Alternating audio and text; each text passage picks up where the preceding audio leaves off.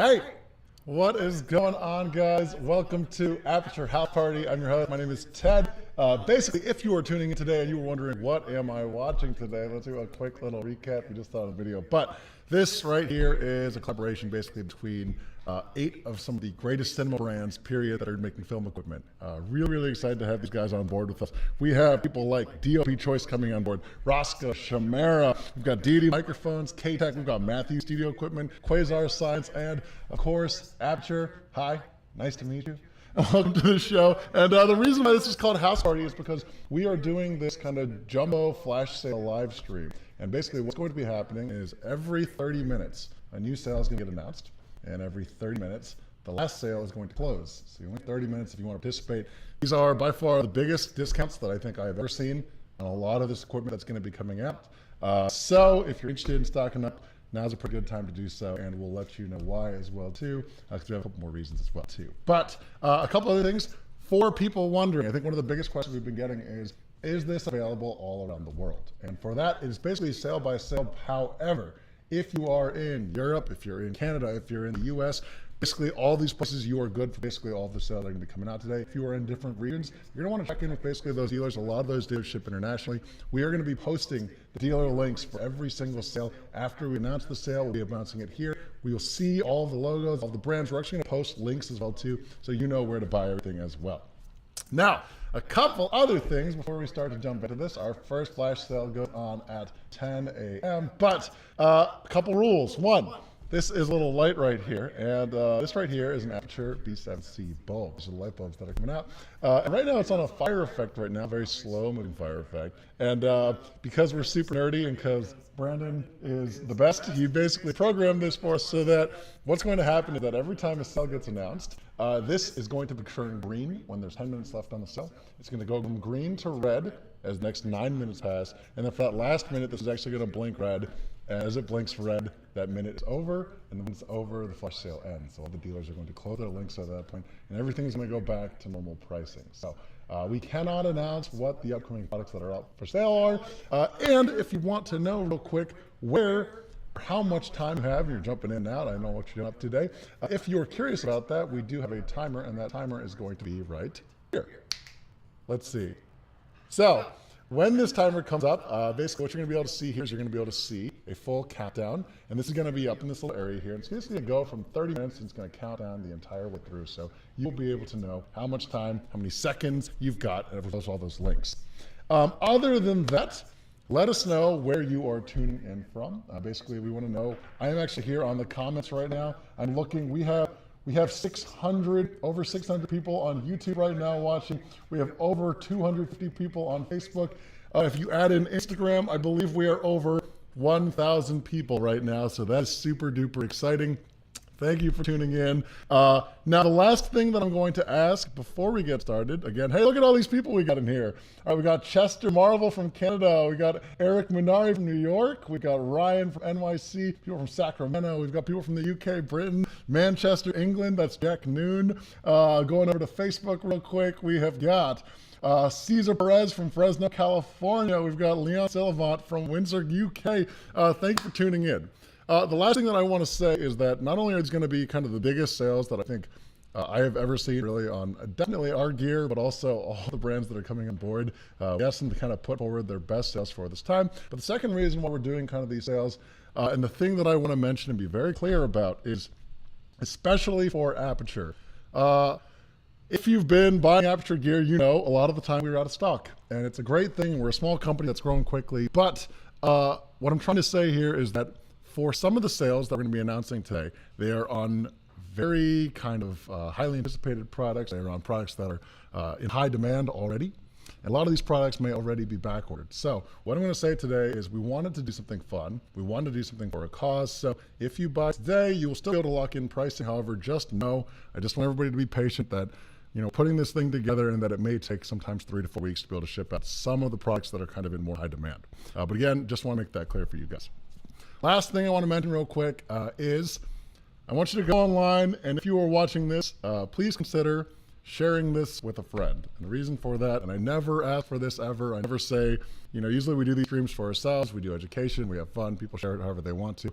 The reason I'm going to say share it with a friend today is because in addition to kind of doing all these sales, one of the reasons we're doing this as well too is we're actually going to be donating 10% of all Aputure proceeds through the Aputure website to Feed the Freelancers. And if you don't know what Feed the Freelancers is, it's basically an awesome NYC group. Adam Rickon's a part of it as well too. He's a part of the filmmaking community. And basically what we're going to be doing is we're going to be donating 10% of the proceeds that we make from Aputure sales here, and that's going to be donated to Feed the Freelancers, which is basically an organization in New York that's designed to help out a lot of creative freelancers and set workers that have been impacted by COVID-19. Now, the good news is that over the past couple of weeks, we've been hearing a lot about, cinematographers and a lot of set workers being able to get work again. It's starting to pick up back a little bit by little bit. Again, everybody has different opinions on stuff, but I think the thing that we can all kind of agree on is that we want to try to be able to help out as much as we can in this time. So if you're thinking about buying stuff, not only is it going to be kind of the best discounts we can do today, but it's also going to be for a good cause at the end of the day too. So again, we're streaming for 5 hours today. That is crazy. I don't know if you know how much work that is to pull together something like this. So real quick, if you're watching this, give a shout out to Benjamin Berg and Brandon Lair right now. They're behind the computers right now. We are putting this whole thing together from all of our brands, houses and studios, which is people from all over the world pulling this together so that we can do this. So give some love to them as well too. And of course, again, please consider sharing this with a friend as we get started. So right now I'm looking at the clock. Looks like we have another 3 minutes before we announce our sales. So let us know where you're tuning in from real quick. We got Matthew Walther from Salt Lake City, Utah. Edward Arthur from Brighton, UK. I'm going to scroll down. There's a lot of comments coming in. Thank you for the love for Benny and Brendan. We're seeing these posts coming in. They're saying thank you as well too. We got Jorge Toledo Hernandez hopping over to YouTube. If you're watching this on Instagram, we are streaming on Instagram as well. However, I cannot see your comments on Instagram because we're actually streaming this through a screen. So if you want to post comments, participate in the conversation there, you guys can have your own secret conversation going on. But if you want to see what we're doing here, join the YouTube chat, join the Facebook chat. Oh my gosh, guys, we have over 300 people on Facebook and over 750 people on YouTube. That is crazy. This might be the biggest live stream that I think in a lot of ways that we have ever done. Check this out. We got Aaron Lee from Colorado Springs. We got Seattle in the house over here. We have all kinds of people. Otter Moore from New York. Thank you so much for tuning in. Also, let us know what products you're hoping to see on sale. They're already set. We can't change them, but there are some really kind of big ones coming up, and I think it'd be fun to see what everybody is doing here. Alrighty. Okay, so real quick, the guys real quick are going to be just tweaking the audio, see if we can just tweak.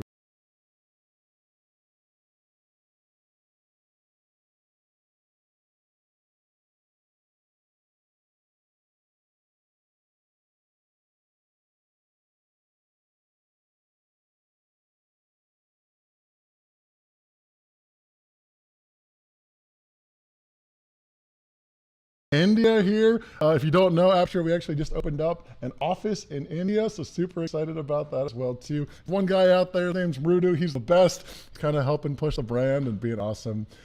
Super exciting. I see people talking about the MCs and D&D microphones. I think a lot of people are going to be excited with what's going to happen today. We got Philly in the house. We got Adam Hrebar over here. We got Max now from the Netherlands. We got Portugal here.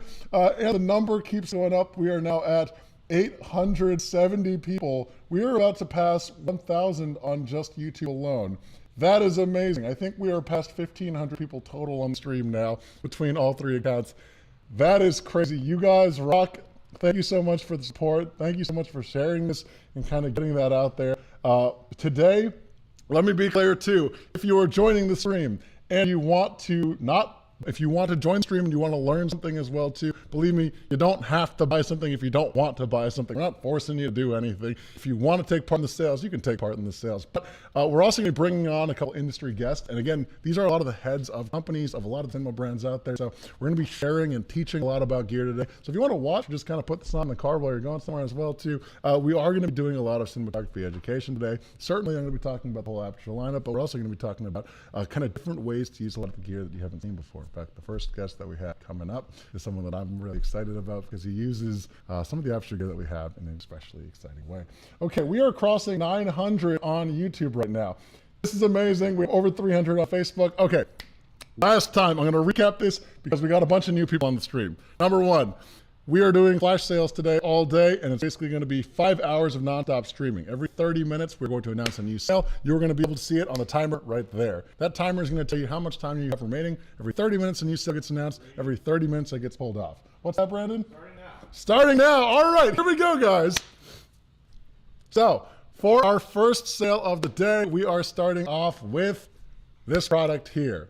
And this right here, Brandon, I'm losing this on the monitor, is the Aputure Spotlight. So we're doing 20% off on the Aputure Spotlight. This includes the 19, the 26, and the 36 degree lens versions of this. So this product is super exciting in a lot of ways. I've got one right here behind me right now, actually. If I roll this over real fast, I'll scoot over. That one comes in. But this right here is basically one of the best products that I think we have going on in the Aputure family. So real quick. The Aputure Spotlight is basically designed to be a full ellipsoidal parabolic, a full ellipsoidal Leica-style attachment that basically lets you control the light as a Bowens mount modifier. So I can shoot this through anything like my 120Ds, my 300Ds. I can spot and project that light. I can put size B size gobos in there. This is by far the most advanced accessory that we have for all of the Aputure lights that we have in our ecosystem. Yes, this takes size B gobos. Yes, this also allows you to cut and trim and shape the light however you need, and you can spot flood it for different degrees of beam angles. Now, one of the most exciting things about the Aputure Spotlight is that it's actually one of the only accessories out there, period, on the market that allows you to project an entirely parallel beam of light. So, parallel beam of light, what does that mean? For that, help me introduce a friend of Aputure and kind of a friend of the show as well too. Basically, we have my friend Barry Tong, who's an amazing cinematographer that's working in Toronto right now. He's done a lot of work for companies like Netflix and things like that. He's joining us right now on the stream. So give a round of applause, hit some heart buttons for us if you're on Facebook, or hit some likes, or whatever the interaction thing is on the platform that you're watching, to give it up for Barry Chong. Hey, how's it going, Barry? Hey, Ted, how's it going? What's up, Brandon? I Good need to see audio. everyone. Yep. Can you hear me? Give me 1 second, guys. All right, so hopefully you guys can hear me and you can hear Barry. I know that the subtitles are coming in as well too. 1 moment, we're getting audio patched in. All right, Barry, can you say something for us? Testing, testing. Can you hear me? No, nothing, Brandon. Nothing? How about... All righty. So basically today, one of the things that I want to go over is Barry is kind of a lot of DPs that I know. He's one of the most creative uses as far as using the spotlight and being able to use full parallel light and being able to shape things in that way. So Barry, oh, hold on real quick. I've got an audio. Wait. Can you hear me? No? Am I coming through? Check for me. Brandon, Check let for me know me. if there's anything I need to do. Yep. Real quick, let us know if you guys can hear Barry as well too. Be able to tune in real quick. Hey Barry, I gotcha. Can you hear me? Yeah, how you doing? Nice. I'm good. Good to see you. This is exciting. Thanks for having me. For sure. Yeah, Thanks yeah, for coming on. So, real course. quick, Barry, one of the things I want to jump into today is I want to talk about kind of the spotlight mount and the way that you use it in particular. So, can you talk a little bit about that and share that for a lot of the people that are watching the stream? Sure. So I was really excited about the Spotlight as soon as you guys announced it. I was, anxiously anticipating you guys bringing it out. I certainly have owned tungsten Lecos in the past. I owned a tungsten Leco. I've used, Joe Lecos, with HMIs. But I was really excited, as I sort of added Aputure product to my own ecosystem of work. To have something like a spotlight, like an ellipsoidal attachment for that fixtures, like the 120Ds, the 300Ds, and mainly what I was excited for, just as you guys were kind of announcing the launch of the product and that you were working on something, I started getting into reflected light. So I was starting to use systems like Lightbridge's CRLS system, which is a series of reflectors.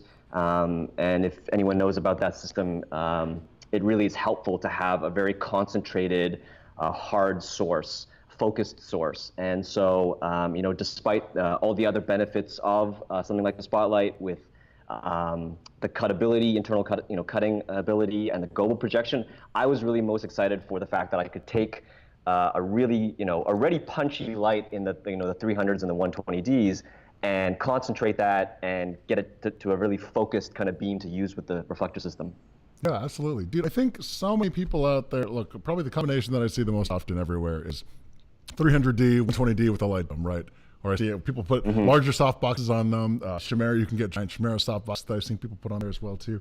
But I think a lot of people don't realize, especially on the indie level, why high-end cinematographers and why really most set period have LECO and ellipsoidal designs. And I think as far as precision lighting goes, there's not really anything else that competes. So I think a lot of people, though, are a little confused on kind of what is the main purpose? Why would I need a extremely parallel light? And I know we've got some photos here of some of the sets that you've been working on, how you've been showing. Right. So can you walk us through basically how reflector style lighting works? And this is, again, for people that are watching, this is just one of the ways that I think a lot of people use spotlights.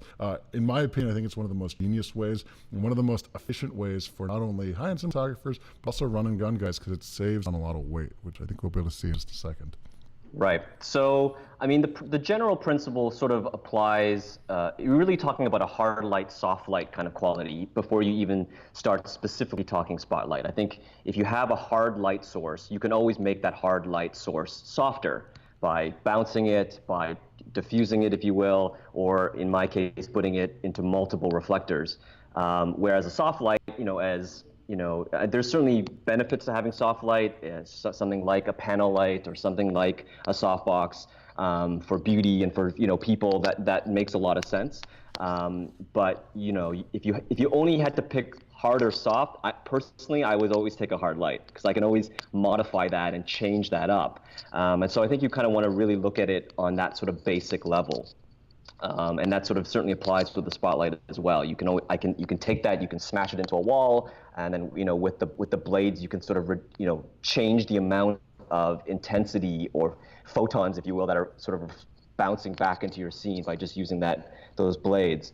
Or being able to take, that hard light also travels further. So especially with the spotlight, it can really travel much further than even a Fresnel. And so you can take it and shine it halfway across a room and not lose too much. You're not going to sort of suffer from the same fall off as you would with a soft light. So yeah. When we think about lighting, I want to kind of push this home for a lot of people. One is that there's hard and soft, right? You've got your size of your light, and I think the reason why Barry's saying again hard light is preferable in a lot of ways is because you can always make a hard light softer, but it's hard to make a soft light harder. The second thing that Barry's talking about here also is fall off, and we're talking about basically how parallel light's coming out. So you can have a hard light that almost like a cell phone just kind of shoots everywhere, right? Super wide beam angle. That's fine, but that's extremely hard to control. So what the spotlight allows you to do is allows you to have a hard light, project it forward, and then, again, there's a lot of ways you can soften light, but one of the ways is you can, again, diffuse it, or you can bounce it.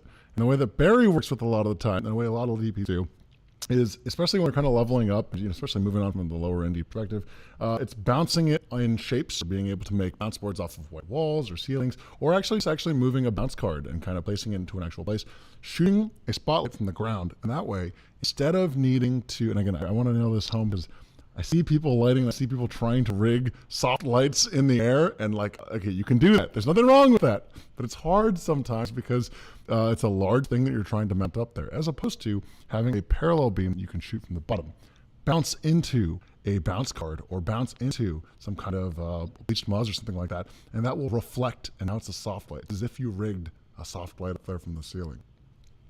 So Barry, can you talk to me a little bit? Let's look at some of these photos. Can you walk me through? Again, I know these are complicated to some people out there, but really the concept is as simple as we just described. It's projecting a light, bouncing into something, and something is special about those reflectors as well too, because they actually have different qualities to them. Is right. Yeah, so in the case of Lightbridge's system or a dado system as well, there's a series of 4 reflectors. So I have some here to show if no one's ever seen them. So they come in various sizes, and there's sort of various sort of finishes to them. So this is like a number 1, which is like very close to a mirror, and then it starts getting like more and more sort of diffused from there. So you've got like a number 2, so that's like a little less reflective, and then it sort of goes down from there. So it's sort of very similar to like how you would think about like traditional diffusion fabric or diffusion gel from companies like Lee or Roscoe. You have you have your 216, you have your 250, you have 251, then maybe you have your opal, and there's like various densities of that, and it's sort of, you can sort of think about it very similarly. Now, Brandon, can Yeah. you go back to that photo? Actually, go back real quick. There's the one with the drawings on it. Barry. So, by the way, Barry does a lot of these kind of breakdowns as far as people using the spotlight. Use some of the most creative stuff that I'm seeing on there. So, there's one photo here that I want to talk about in particular. And Okay. okay, hold on, wait. This is all really good. I'm gonna get to this in a second. Yeah. Brandon, you able to pull up that photo for us? Cool. Any of the photos that have a drawing on there? Oh, that's okay. I'll be able to walk those through with you. If you can hop onto the stream as well, too, Barry will be able to see. So here's a great example. You can pause on any of these, Brandon. So basically, again, we've got a light here on the bottom. We're projecting light into it. Not this one, next one. Go for us, Brandon. Cool. Here's some of the work that Barry's been doing with the actual spotlight mount itself. And then let me know, Barry, when you're on Facebook, too, so you'll be able to see the stream. Yeah. I see the photo now. Cool. Sounds good. Cool. Okay, so not this one, Brandon. Click a little bit further. I just want to be able to see a behind-the-scenes set for one of these. Alrighty. Okay, so move one more, actually. This one's cool. Something like this. So break down real quick what's going on here. So we have one light here from the bottom bouncing into this, and then you said there's different, basically, textures, and that's how the light bridge system works. Is that just in the same way that when you diffuse light, you can pick different types of diffusion, you can actually diffuse light by picking different types of reflectivity. And that'll make it more specular if it's more mirror-like, or it'll make it more diffused if it's more kind of matte and textured in that way. Right. So I think there's a bit of delay on my end with the stream. So you guys are looking at maybe, is it 2 lights going into 2 reflectors? That's correct. Okay, great. So so I've really been using this a lot with backgrounds. A lot of stuff. The 2 main things that I'm shooting are either like talking heads kind of stuff, or I'm doing a lot of tabletop product and food work. And I find the reflectors are a great way to create a lot of texture in the background. It's a very sort of naturalistic sort of impression. You get all the benefits of cheating the inverse square law and various things like that. And really, I have found it to be sort of unparalleled in terms of its texture and quality in reproducing sort of natural kind of sunlight effects. So I think the photo, here was just in the background of an interview we were doing, and we have two reflectors. I think the larger one. So these ones here that I'm showing these are like 15 by 15 centimeters, but they come in various other sizes. And so I think I probably took a spotlight there. I would have used 2 if I had 2 of them, but I only owned 1. So for sure. the other one was a Fresnel based on the photo there. Real quick, so I like this too because so for interview setups, I think one of the questions that we get asked all the time, right? And I know some of the guys from Matthews are on the chat as well too, and we've talked about this a lot because this is a question we get nonstop: is how do I rig a backlight and make sure it's not in the frame, right? And there's a lot of ways you can do this. You can use a polecat, wall spreaders, you can use a menace arm or something like that. You can hang the light behind somebody, but oftentimes when the ceiling is really low and it's hard to be able to get a light back there, there's not a lot of options you have, especially if you're trying to get a soft light back there. So in this scenario too, this sounds like something that you've done a lot of times too, as well as shooting a light from the front. You ping it off of just a little reflector that you rig up back there. So if it was me, you just rig a little reflector behind me, and then you bounce it. And then because the light is shooting parallel into that reflector, it'll shoot parallel back. And it'll create actually as if you were rigging a spotlight up there and being able to create kind of a hair light wherever you need it. So Exactly. Yeah, the stream's a little bit faster on the YouTube if you want to see it, because I know it's a little bit more up to date there. But hey, Brandon, can you pull up some of the food shots that Barry's been working on, and if you have any of the footage too? So Barry, your food photography is just making me super hungry. I literally just ate before I hopped into the stream. Yeah, that's always the tricky thing about shooting food. You're kind of hungry all day. Yeah. So real quick, we just played that little clip, and we're watching some of the broccoli and the kind of pizza shots that are going on here. And I think the thing that I want to emphasize to the audience is you're telling me that none of the light that's coming in here is actual real daylight. It's just lit locally like real day.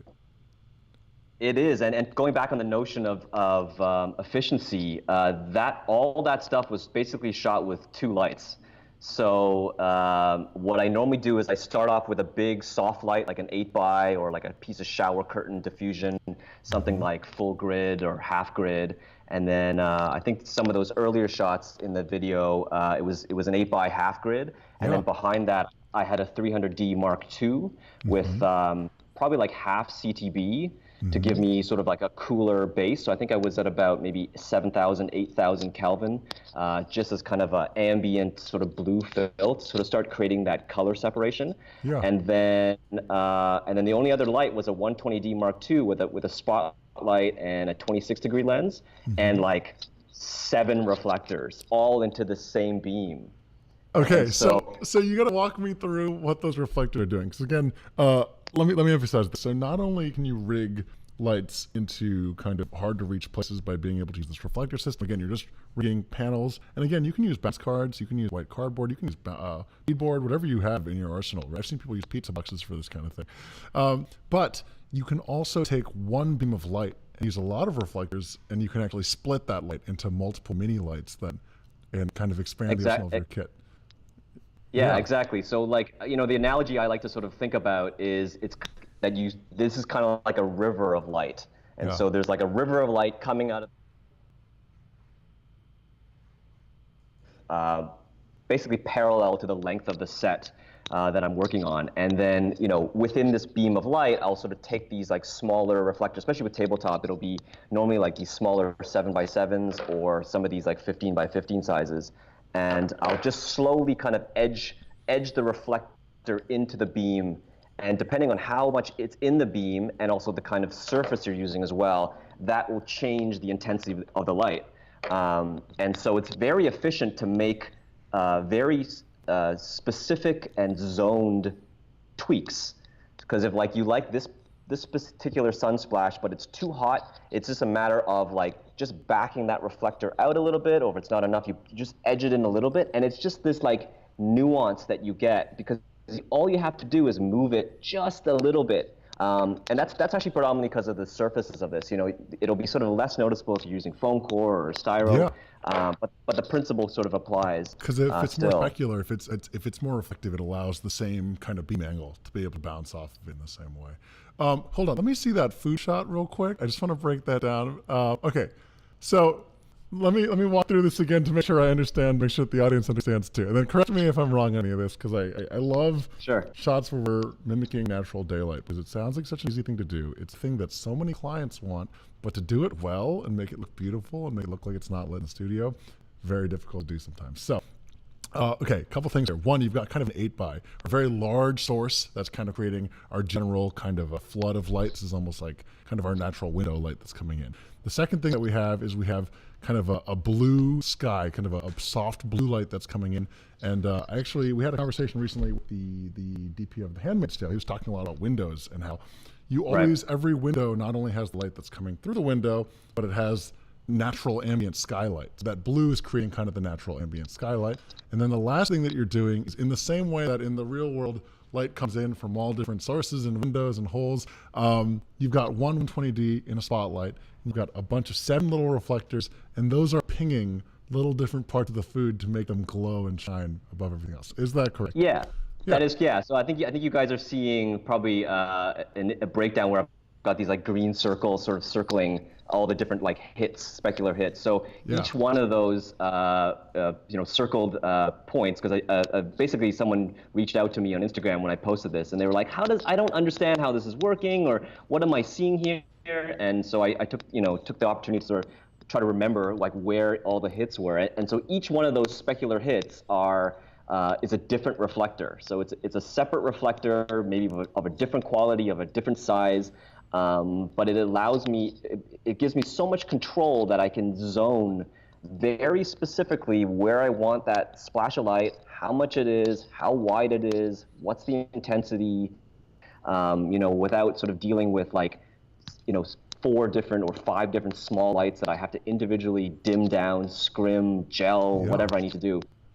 It's for tabletop, especially in product, it's just a marvelous way to work. Dude, it's awesome. And the way that, again, I think the beauty of this shot here is that if you didn't put those circles in, I wouldn't have noticed. And it really does look like it's coming from kind of like, it looks like it's coming from natural nature. And I know so many people that try to do food photography, that try to do nature photography, that try to do, lifestyle content is very in right now.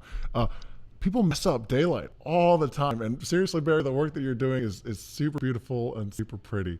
Real quick, Thank you. Barry does a lot of these breakdowns on his Instagram, so make sure you give him some love as well, because he doesn't shout himself out enough. BarryChong.com is Instagram. He's the best. Real quick, I want to play a Spotlight trailer real quick.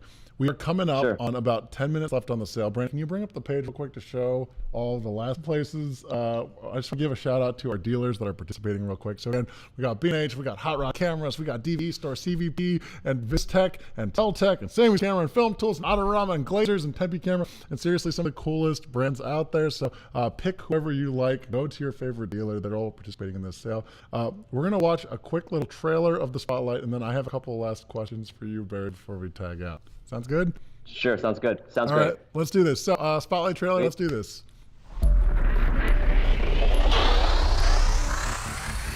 Strike it, soften it, dim, shape, cut. At Aputure, we know the key to great lighting is precision. And now, our most precise tool yet. Introducing the Spotlight, the newest modifier from Aputure. Equipped with not only an industry-standard Bowens mount, but also a handcrafted optical focusing lens, the Spotlight allows you to project the light of your 120D or 300D further than ever before. It concentrates the output of the 120D Mark II by a factor of 10. It challenges even the brightest lights in your arsenal. But it also brings finesse. With your choice of 19, 26, and 36 degree lenses, the Spotlight brings simple adaptability to your lighting lineup, whether you need total illumination or pinpoint accuracy. Combined with laser-sharp internal shutters, the Spotlight is able to cut your light with precision. Just like the traditional stage lights of the past, we've opened up the Spotlight for customization. 3 standard B-size gobos to customize the shape of your light, or the option to cut your own unique designs and implement them now. The optional iris can also be used to control the size and spread of the output, with or without the gobos. Since the quality of the optics matters as much as the control the fixture gives you, we've left the past where it counts. We designed the Spotlight mount to have entirely new optics, glass that works in tandem with our perfected chip-on-board LED technology from the bottom up. By combining the designs of the Fresnel 2X with a new high-resolution front element, the Spotlight mount projects an even light with 0 color fringing. And unlike traditional tungsten or HMI accessories, the Spotlight mount dims from blinding white to total black without any color shift. Finally comes ergonomics. With a dual junior baby pin, the Spotlight can be securely fastened to anything from a C-stand to a combo stand, or even underslung from a lighting grid. Its durable die-cast aluminum alloy body and included hard case make it ready for any shoot. With endless options for control and customization, the Spotlight is a creative tool ready for anything you throw its way. No matter the scale, no matter the subject, and no matter what's next.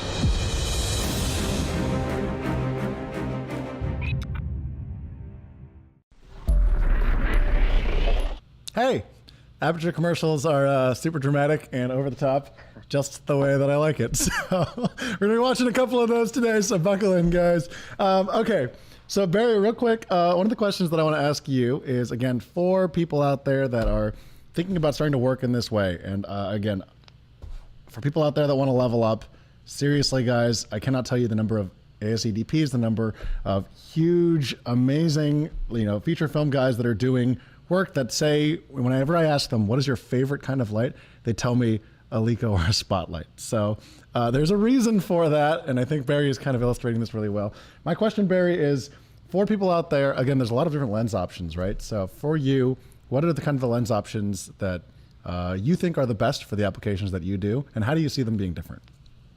Yeah, so when I first purchased my spotlight, I started with the 19. The notion for me again was that I was looking for the most intensity of the light because by sort of manipulating the reflectors, I can change the intensity. So I wanted to start with more. But what I found was, as I started working with the 19, which is great, but I found that the 26 for me was way more useful, especially in tabletop situations where I'm often in smaller studios. I can't sort of necessarily practically back out the lamp, a huge distance.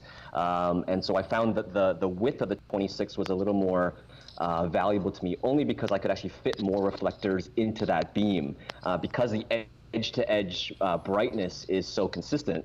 It doesn't matter if I'm putting it in the center or if I'm putting it on the edge. It's about the same. And so the wider beam I found was more valuable, and the difference between the 26 and the 19 was a negligible amount of brightness difference in my sort of experience.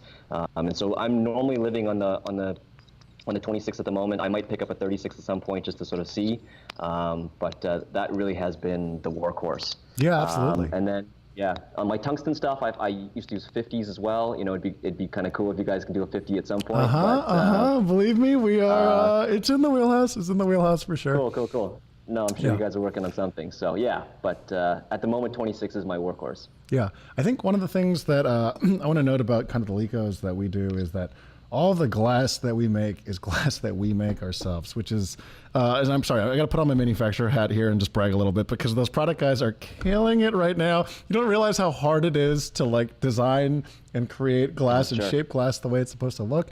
I think there's a guy out there, if you guys know him, Gaffer and Gear did an amazing video where he actually shows the difference in quality. If you're thinking about Licos, again, that technology, it's not new, right? Like it's been around for probably 100, if not, I think it's like 89 or 90 years now at this point, right? It's one of the oldest, most proper kind of stage lighting tools that's ever existed, for good reason, because it's an amazing product. But for the actual glass, right, it hasn't been updated in a very long time. So by being able to use glass that's kind of a better purity, we are able to not only for a lot of you guys out there that are traditionally using a lot of, like HMI spots, for example, you'll see that there's always a blue kind of fringing on the outside or a green fringing, or when it's out of focus or you put gobos in it, you'll see like a little bit of chroma kind of that just comes in. You'll start seeing different colors. Go check out that review if you want to see it. Don't spend too long on it because I think we only have 3 minutes left and then this is going to close out. So actually take your time, go do what you want to do. But seriously, as far as like the picture quality of it goes too, I know we get a lot of questions of people asking, why can't we use standard Lico lenses in kind of the Aputure spotlights? And that's because if we wanted to make something, this thing is getting red. Actually, Brandon, I stand corrected. This is pretty cool.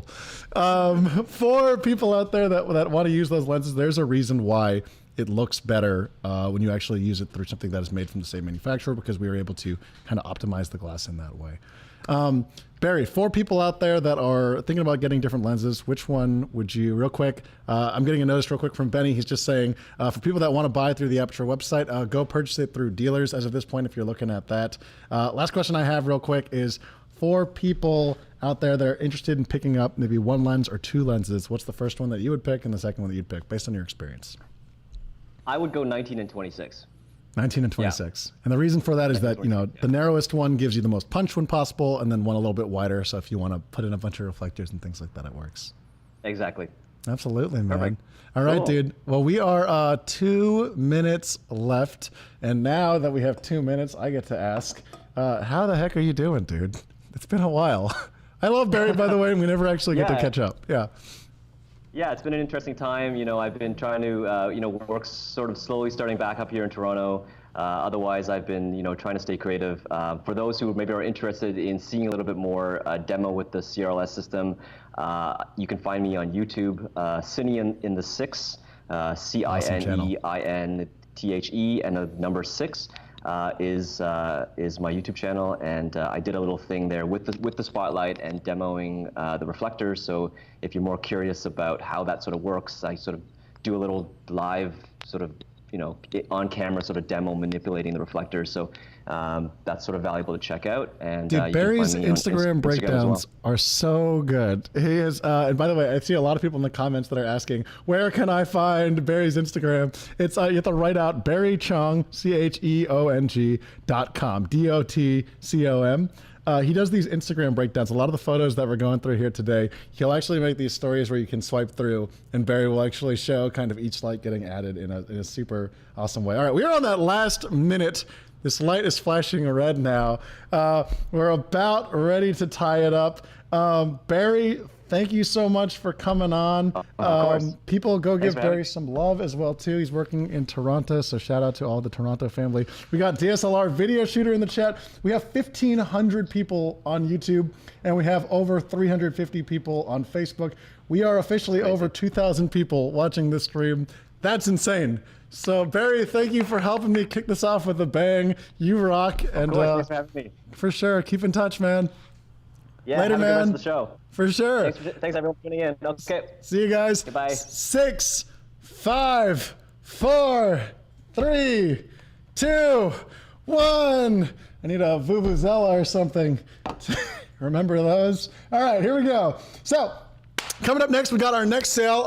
30 minutes on the clock again for our next sale from Aputure. Real quick, let me introduce this. The next sale is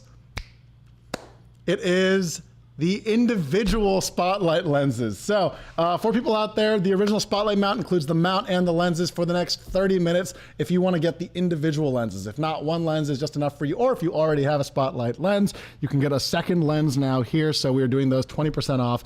Here are the dealers that are participating. Let's see those real quick.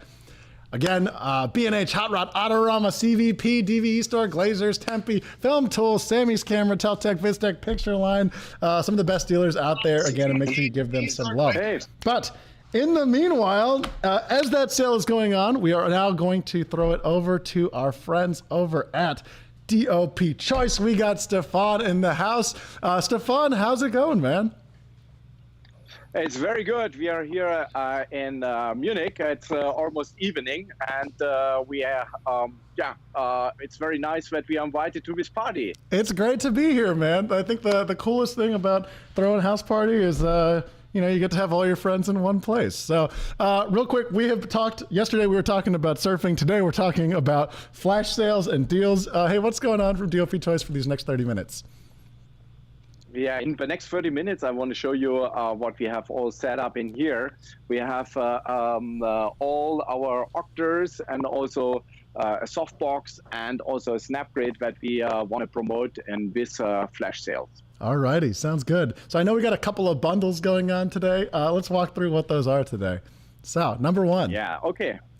So number one is first where do you find more information? It's just like if you go on dopchoice.com, where you will see on our homepage. If you click on our homepage, you will end up here on this nice banner that we have created. And when you come on our special Aputure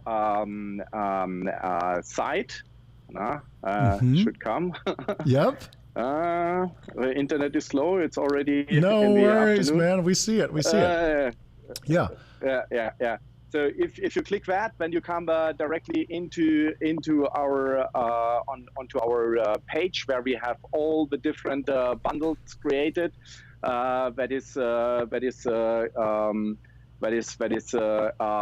quite well because of the different kind of soft boxes that we have right now. So with the first bundle that we have in here, which is our Octa Free. So the Octa Free is a very good light that you're using for the. I just have a quick something is going wrong. Perhaps you can go on the. We can hear page. You clearly. So real quick, the Octabank, real quick. This is a beautiful Octabank. Yes. It works with the rabbit ear system. So the rabbit ear system is like the standard DOP choice system to mount all softboxes, all modifiers. Yeah. So we have this rabbit ear system. The rabbit ear system is quite nice because it It can be adjustable or adjusted on as many different lights.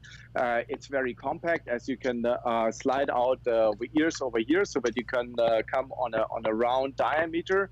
What is quite cool, for example, when you're using it here with all the soft boxes that we have in here. If you will come up perhaps in the future as Aputure with a bigger light, we can just exchange with or adjust with adapters as well. Yeah. So it's quite a flexible system and it's future-proof. Yeah. So what is also the difference on the with soft boxes is also that in the past you always had the problem like with struggling with the poles. So you had to get the poles into the rod into the holes. And, it's such a pain. It's such a pain. It's the worst. Yeah. So what we have done in here is kind of basically you release the fabric, and then there is less pressure on these little rods, and this is helping you to set up this softbox really, really quickly. And this helps you, you know, like to not struggle to get all these poles into the rods, and it's quite easy and simple. Yeah. So I know we have like 2,000 people watching this. This is awesome. It's so cool to see this many people here. Real quick, so Nova users out there too, people that are using the Aputure Nova, the rabbit ear system has an adapter, and that rabbit ear system works for all of their softboxes. So if you already have DOP Choice softboxes, or you already have Nova stuff, this is really like the name brand, like cinema standard. Like this is the softbox that everybody dreams about and loves about, and it's very easy to see why. We're actually using this one right here, the Octa 5, on this set, and that's what's giving me the crazy beautiful light. So tell me about the second bundle that's coming up. So the second bundle that we have is exactly the same. So you have a rabbit ear system with the adapter, as well that you have also the Octa 5. So the Octa 5 is very nice if you have a larger scene. As you can see, it's filling out the softbox very evenly. So it's really perfect to use this as well. And you know, it's kind of a nice thing that we have made a special price. I can just show you in the first bundle. Yeah. That we have. Is kind of, we have decided to make a 25% discount. So that means like we are selling it off to 657 euros, or in the US, $768. So which is kind of a great deal. And if you go on the bundle number 2, you can see we have 819 euros. So again, 25% off. Huge discount. For the whole bundle. And in the US, 963. Yeah, and you got free shipping too. It's free shipping too, exactly. That's awesome, man. This is, I think, something that is especially depending where you are. In the US, we have our partner company, the Rag Place, TRP, classic. Worldwide. And it's also teamed up with B&H and also with Under Armour. Very cool, man. So again, guys, you guys can head to a couple different places to get those sales. B&H, Adorama, DOP Choice. Make sure you go participate in that stuff. There's 2 kind of giant bundles here. So again, you've got the 3-foot and you've got the 5-foot, 2 different sizes of the soft boxes. But that's not it too. There's actually a 3rd and 4th sale as well too. So let's walk through what those are.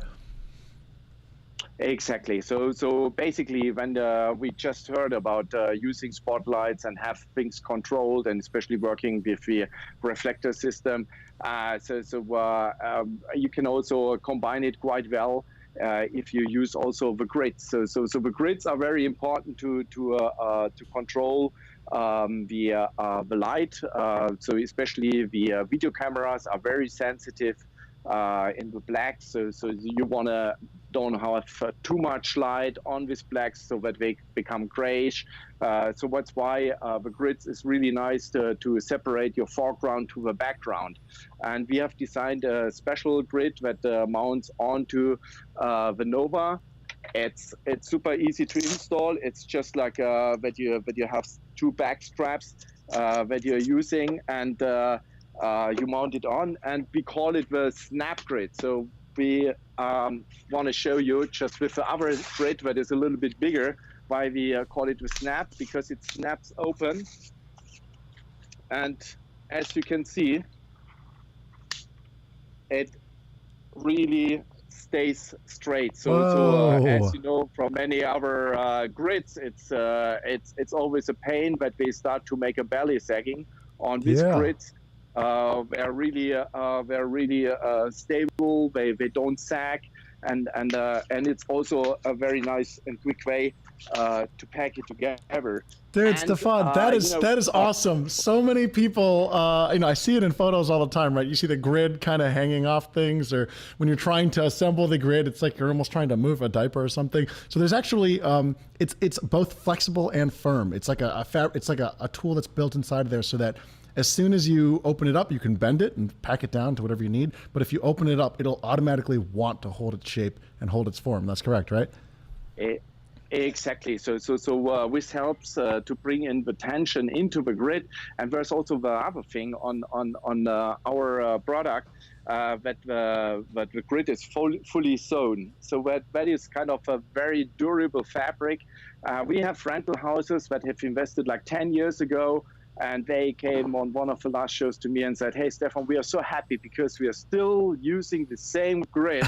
We rent it out so super often. So this is really a durable, or this is our goal, like producing something that you don't trash after 1 year. Yeah. It's kind of something that really lasts forever. Has a very long lifetime. Yeah.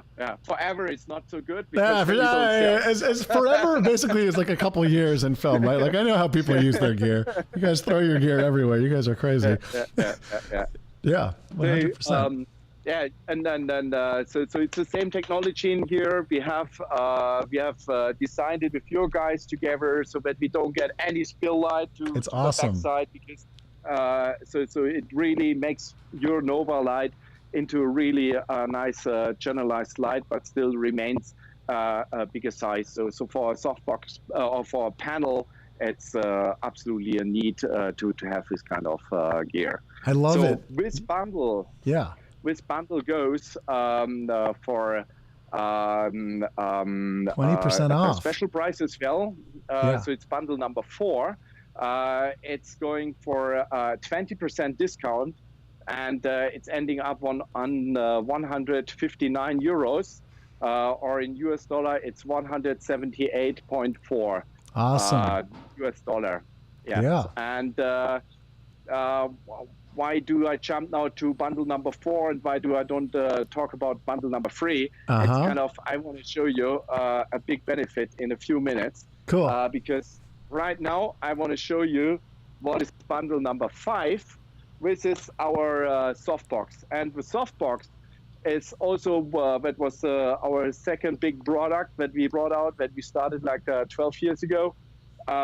Is also the same idea, to be quick, to have something that is very durable and very useful. So I know these two things here, this is made for people traveling a lot, and they need to have something that they need to pack compact, and that they can use it everywhere. And therefore, this softbox packs up like that. That's super small. And you just open it. Yeah.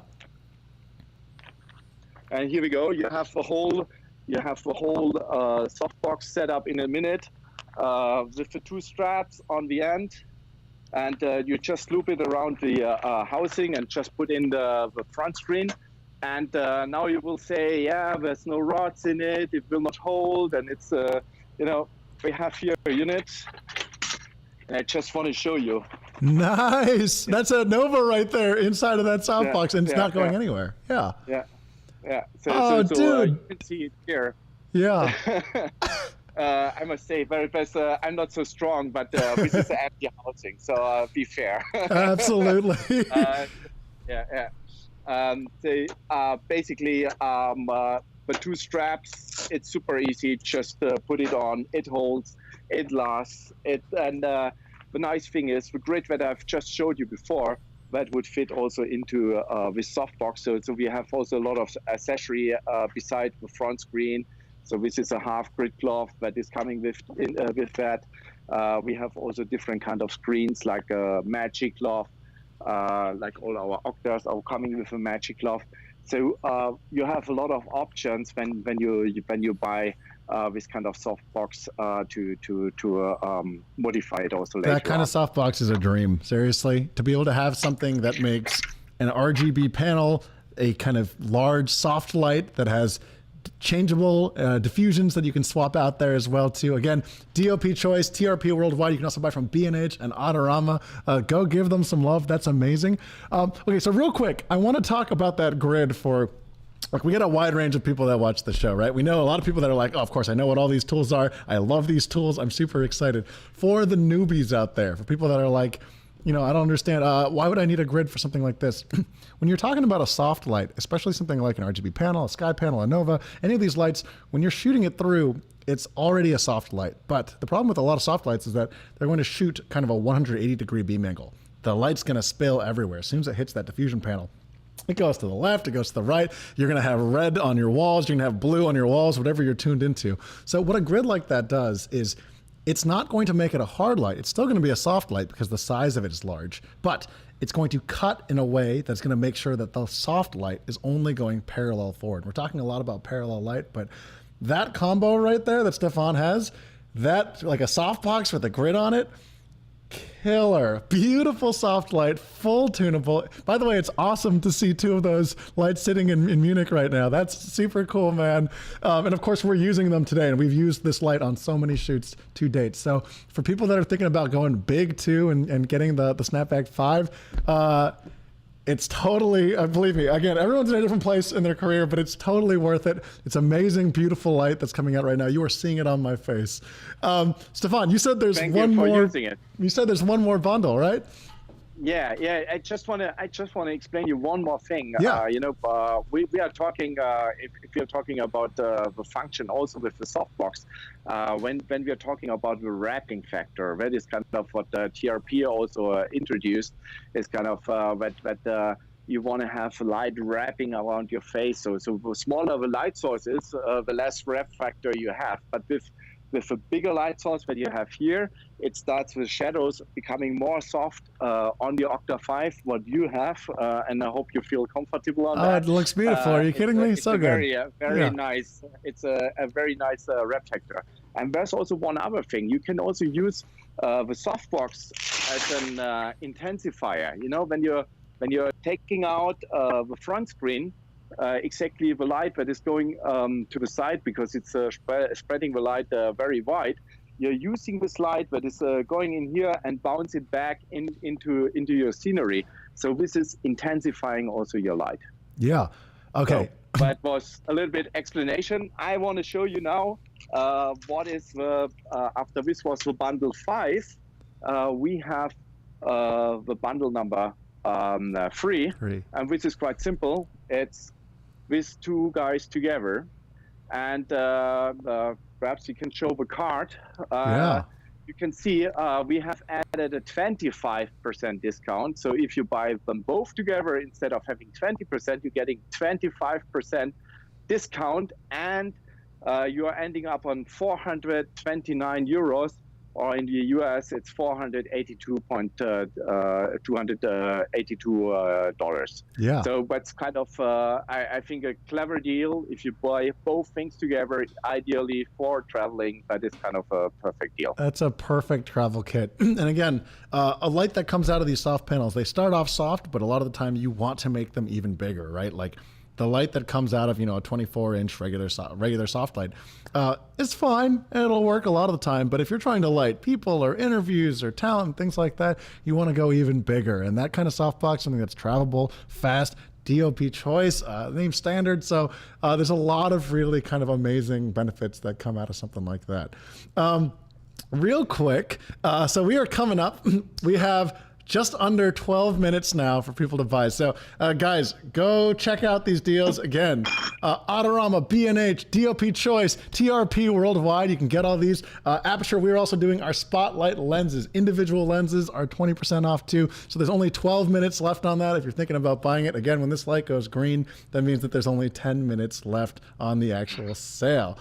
So again, real quick, you were talking about basically being able to do intensifiers with light too. That also applies for the snap bags and kind of the octasize shapes as well too, correct? Mm-hmm. Exactly. So it's also a nice match. For example, as you have over here this hard reflective material, which is helping you to use the soft light that is spread around everywhere to channelize it also. This is why our light modifiers, our softboxes, are much more efficient, and especially for panel lights, and so this is helping a lot. And you have also the other option that you can also use different kind of diffusion materials. We sell the products with the TRP magic cloth that they have invented. Beautiful. That is really beautiful because it's wrapping really nicely. But sometimes you want to have a little bit more direct light or more focused light, and therefore the half grid cloth or a quarter grid cloth is a very nice option, you know? Yeah. Okay, so we're seeing a lot of DOP Choice love right now on the stream. Again, we are still looking at approximately 2,000 people that are streamed in. So that is crazy. A lot of people are, Tommy Calloway's in the chat. He's like, this is like Home Shopping Network, but actually amazing. That's hilarious. We've got all these people tuning in from different parts of the world. One of the things I want to ask real quick, if you guys are watching the stream and you have questions for Stefan, head of DOP Choice, make sure you ask questions here as well too. Let us know so we can be able to tune these in as well. My question is for these soft boxes, you were talking about different types of diffusion. Can you talk about kind of the different types of diffusion that are available for these lights? So Magic Cloth is one. Yeah, magic cloth is one. Then we have full grid cloth, half grid cloth, and quarter grid cloth. So we name it here in Europe. I think you name it more in America with the numbers. Mm-hmm. I'm not so familiar with that. Don't worry about that. You don't need to worry about that. We do Fahrenheit. I don't know. We're just stuck in the past or something. Yeah. And so that's these are the options.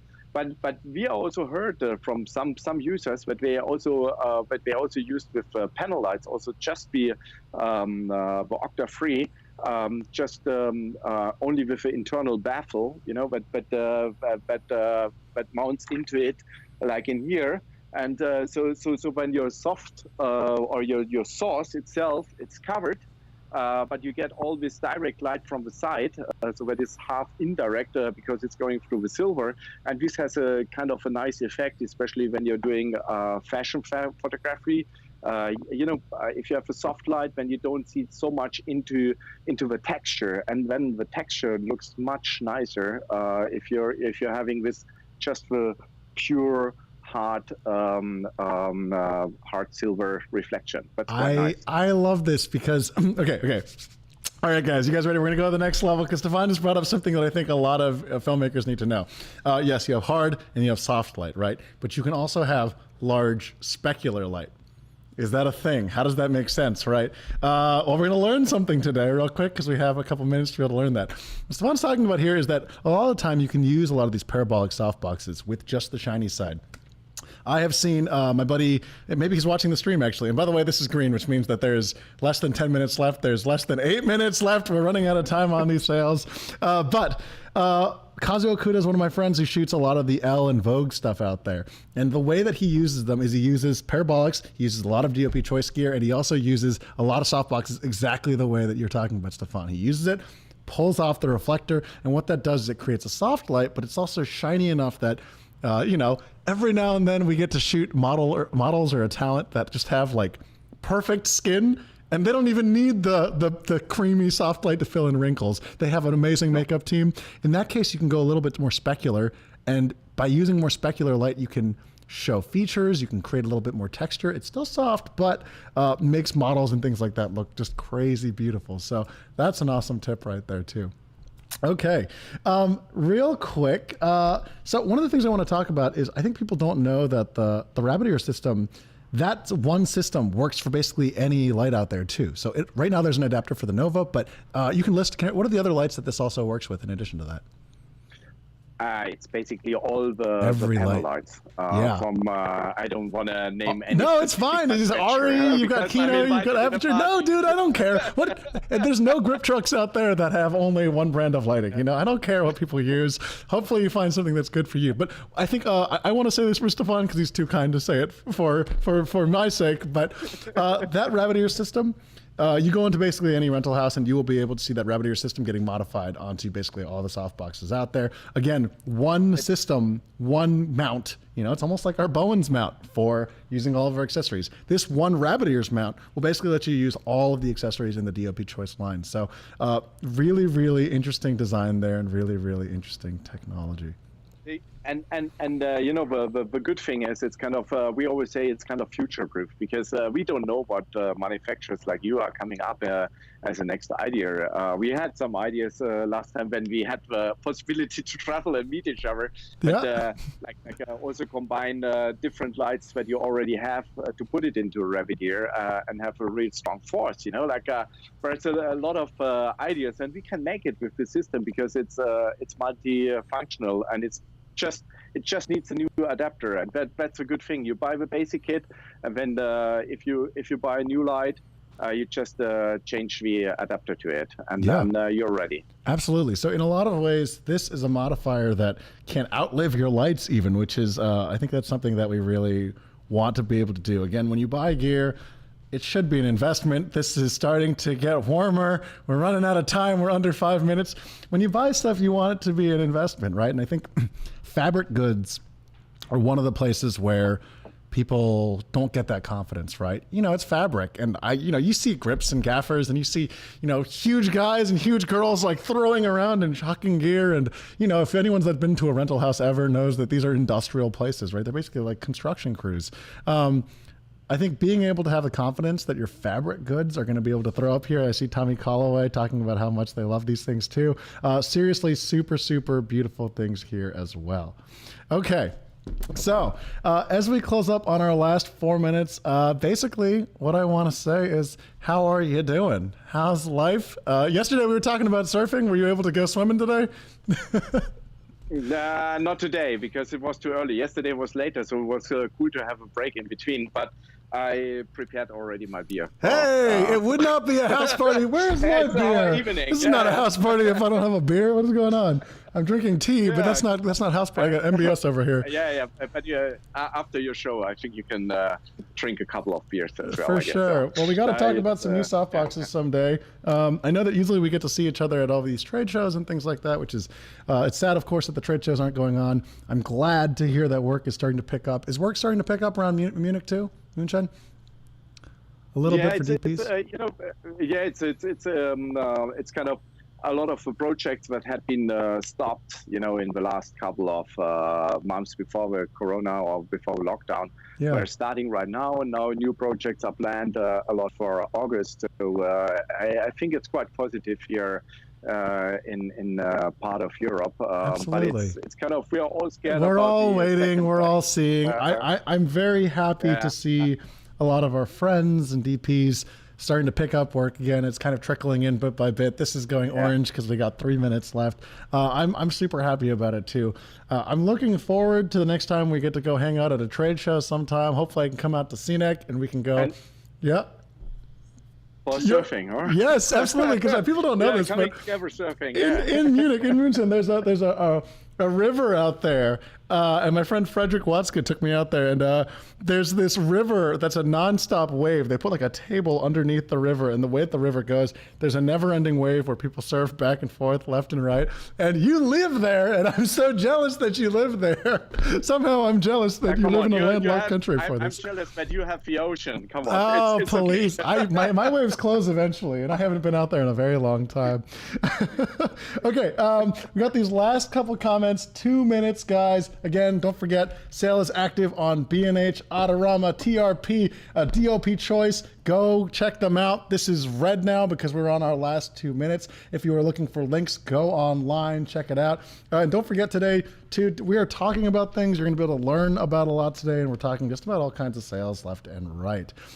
Okay. And we just want to show you, because now our page is running again. Let's Brandon, can you open up that page for them? As you can see, so on the page you see all these bundles, and there's also an order form also over there. So be quick and fill it out, and perhaps you can extend a little bit the time, as our web page was yes, through so many orders. go guys, go. This is the last minute.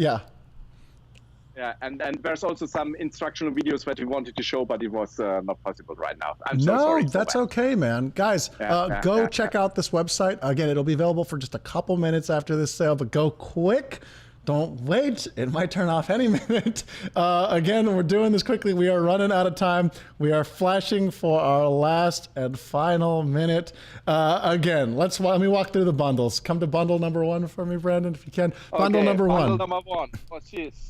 Number 2 was this. Yes. Number 3 is 3 was these 2. 4 and 5. Yes, and again, we're talking about the 3 Octabank, the 5 Octabank. We have the grid, the softbox, and the combo, which is really kind of the perfect travel kit. And again, DOP Choice, if you guys don't know them already, which you should know them, what are you doing? Make sure you go give them some love. Stefan, thank you for joining us on this show. It's been great to have you. Thanks for coming to the party, and hope to see you soon. All right? Thank you so much to be invited. Thank you so much. Have a Sounds good. See you later. Everybody give some love to Hit Stefan.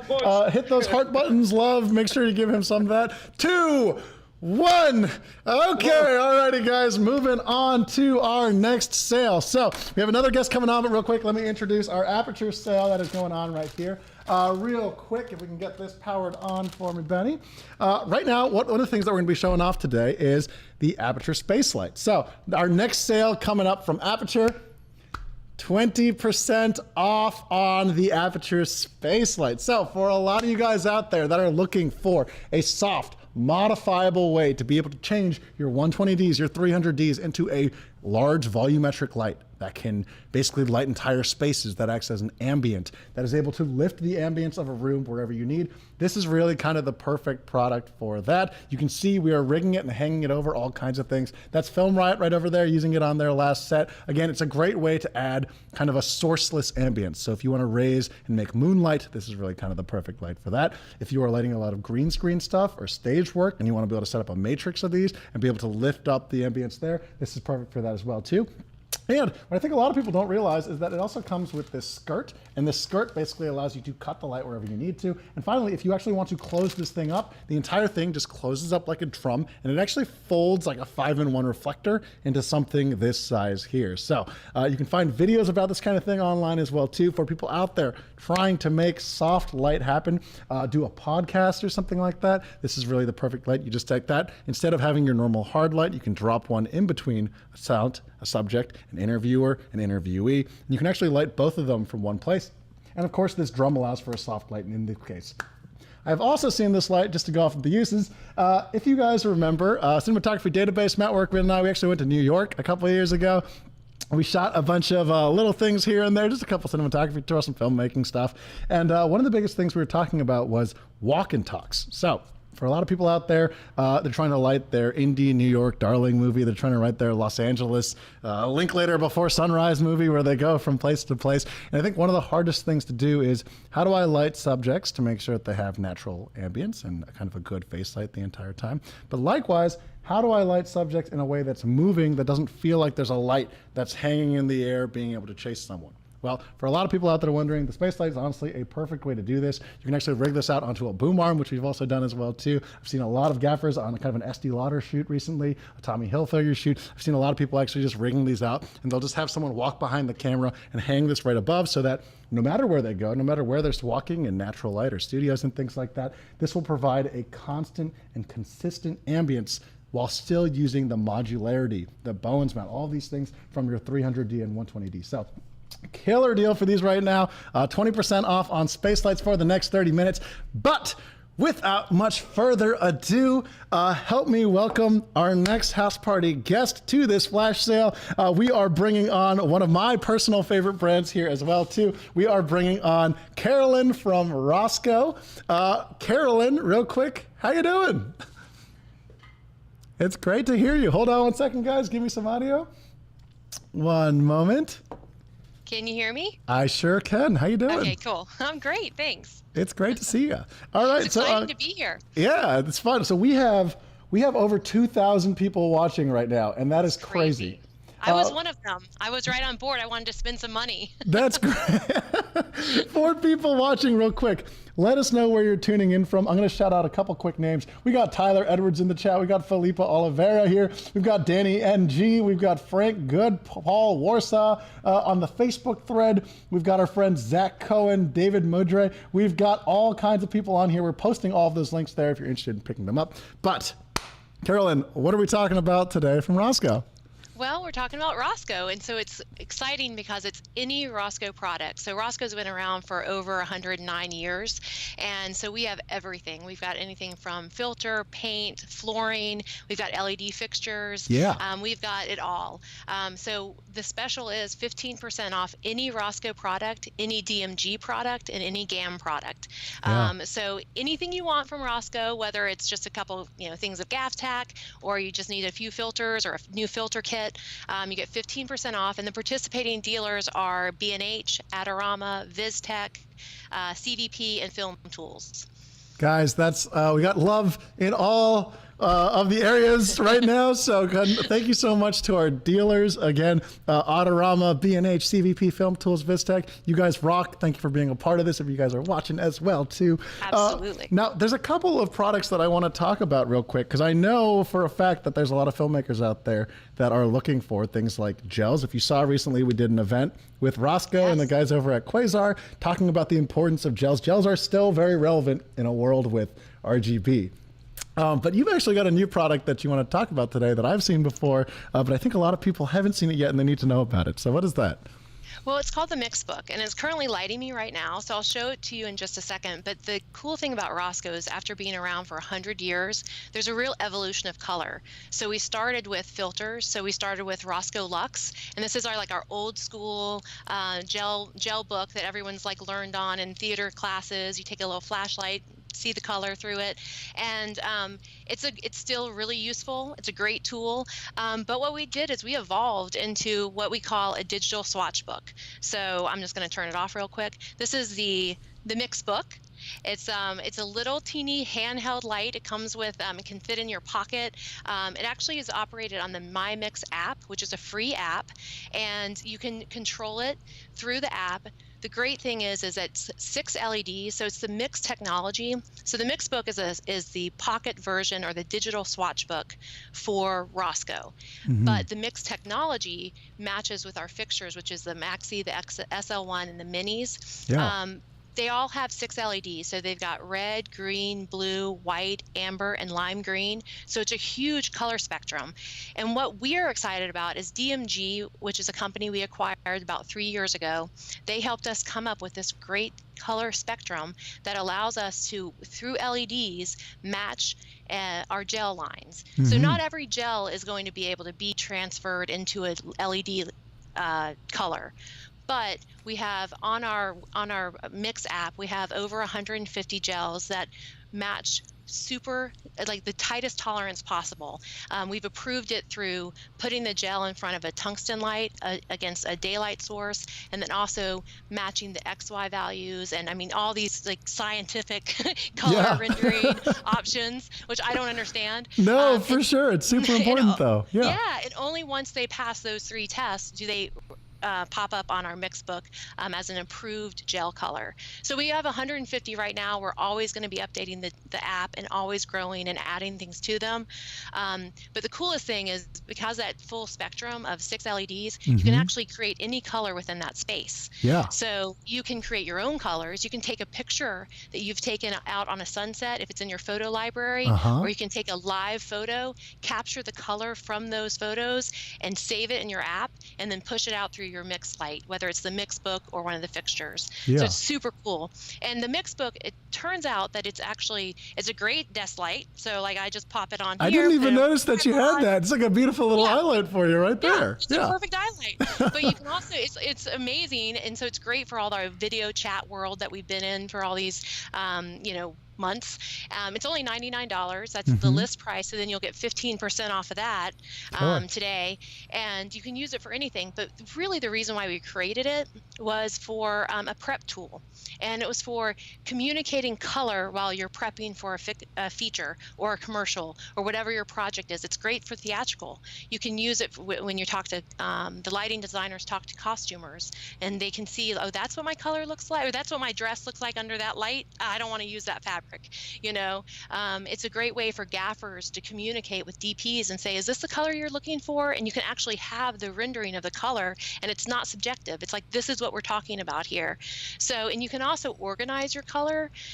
So if you are working on a commercial and you want to save that, if you're going to go back for reshoots on a show you're shooting on, you can save all the colors you've done in different files. So it makes it really a great organizing tool and a great way to understand color if you're not currently working. Guys, but this is the perfect time. Work is starting to pick up, which again, I'm grateful and so happy to see a lot of our friends starting to get jobs here and there. For people out there, I think you said it best.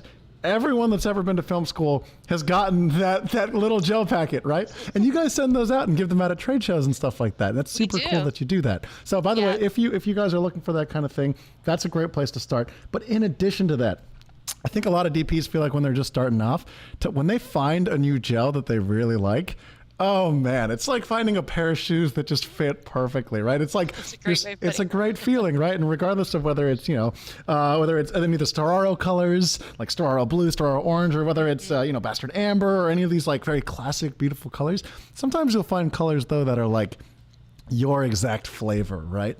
And like that's when it's the best. It's like, I found this gel, I use this gel all the time. Not a lot of people know about it, but this is my little flair.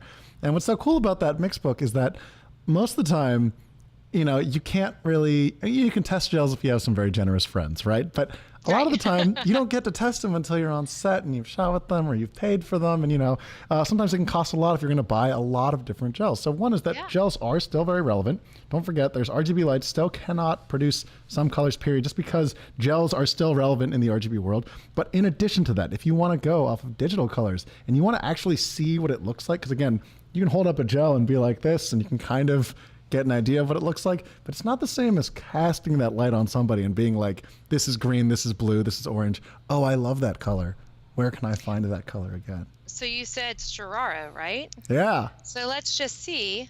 This is Storaro Orange. Classic. From the mix book. Classic. This is Storaro Cyan, and this is Storaro Violet. And so I just did that just through my mix book. Yes. And my mix book app. For anyone that likes, that's looking for gels, definitely check out the Storaro line. Vittorio Storaro, of course, master cinematographer, probably one of the most expert leading voices, period, as far as color goes. And the fact that you guys were the ones to produce and be able to work with them and make those colors a reality for a lot of different types of filmmakers, super, super cool. Okay, beyond the mix book, real quick, can we talk real quick about hazers? Because I see the comments, guys. I see a lot of user group people talking about, oh, look, people are already talking about their favorite gels here in the chats. Oh, cool. I love That's to hear that. super cool. People are talking about all their favorite kind of Roscoe tools here. They're talking about the mix book. Tell me real quick about Roscoe hazers, because we get asked for this all the time. Where can I find a good hazer? Sure. So Roscoe has been in the fog business for quite some time. We actually won in 1984, we won an Academy Award for our fog fluid. Yeah. So it's just crazy. We've won 4 Academy Awards. Yeah. One was for Cinegel, one was for CalColor, and one was for the fog, and then another for a backdrop, day-night backdrop. But so our fog, we came out with a new line a few years ago, and it really kind of synchronized and made fog a little bit better in terms of maintenance and the machines, just making them run a little bit easier. So we have a mini V, which is a great small source. We've got a Vapor, which is it's a workhorse. It's a great theatrical fog machine. Mm-hmm. And then we've got a Vapor Plus, which gives huge plumes of smoke, kind of like what you would see at a concert or a football game or something. And then the V Hazer is just this beautiful light haze that goes out. Haze is kind of like a smoky bar effect. So it gives you just a nice texture in the air that will capture your lighting. So it allows you, if you are doing a lot of moving lights, the audience can kind of see what's happening. It adds just a really nice flavor to whatever venue you're working with. Yeah. So the V Hazer is really I think one of the best hazers out there. It's pretty quiet. Hazers tend to be very loud, so I like to say it's quiet. Other people might not think it's quiet. No, for sure. It's like you're literally creating like particles into the air. You know, I got to be honest, film industry, some of the things you ask for, it is our job to try to make these things a reality for you, but some of these things they're not easy, guys. They're really not easy. Real quick, so first of all, I've used the V-Hazer Plus before, and that is a beautiful one for people out there that are trying to shoot like I think we fogged up an entire field, and we made that kind of like hazy, like smoky haze that comes at night when you're looking at moonlight in the distance. Yes. Beautiful tool for that. On the indie stuff, again, you guys probably see this on Formative Film School, the tutorials and stuff that we do, or on Mogul. We're always using hazers and fog machines so that we can shoot light through them and create beams of light. With the Spotlight, for instance, which was on sale, that's no longer on sale, you can create shafts of light that are coming through things like a zombie apocalypse movie, the bullet holes. You get those parallel those shafts of light that come through. It's gorgeous. For people out there that don't know the difference real quick between fog and haze, can we break that down for them if they're trying to figure this out? Sure. I mean, the most simple way for me to put it is really like, for me, fog is a quick effect. So you get like a plume of smoke and it dissipates. Or let's say we have a couple different types of fog fluid. So the one we won the Academy Award for is just Roscoe fog fluid. And it kind of, it has a nice thick fog. It does have a good hang time. So if you wanted to create a train going by that has like a little plume of smoke coming out of it, that might be a good use of a fog. If you wanted to use a lighter fog that dissipates quickly, and you can do that. So we have something called the light fog fluid. And then we've got stage and studio fog. And it really does quickly dissipate, but it's also great if you want that low hanging fog for when used in a chiller. So different fog fluids create different fog effects, but then you only have one hazer fluid, and that hazer fluid is used in the hazer, and it creates a long, consistent, continuous fluid coming out that turns into just this mist. It's not wet or anything. No. I know exactly what you're talking about.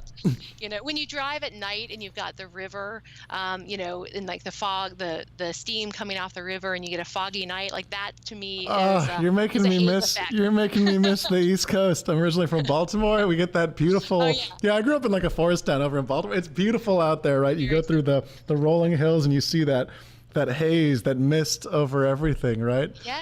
And it's really important effect too. Like it creates a really important effect for lighting. And I think one of the things that we forget when you're trying to create light, like we can't see light if there's nothing in the air. Like if there's no sort of like particle in the air, then you can't see what your light's doing. So to be able to have a little light, something in the air, the haze is perfect for that. And it captures it and just makes, the lighting designer look even better. I have one of my friends, I was trying to explain this for a lot of newbies coming on board too. My buddy Justin Jones, a great cinematographer, he comes onto the show all the time. We talk about things. One of the things he always talked about was, a lot of the time when we're lighting things, you're adding things layer by layer. And after you add all of the layers, you can do it or you can not do it. But it's always nice to have the option to put a little bit of haze that finishes the image, right? It's like when you're trying to craft like a chair or something like that, right? Yeah. You have the finish that just kind of blends everything together, holds all the particles together. It softens the image. I think nowadays we have these digital sensors. They're so sharp. And for people out there that want a more filmic look, again, don't go overboard with it. I'm not saying go overboard with it, because some people definitely go overboard with it, and you may or may not know if that's you.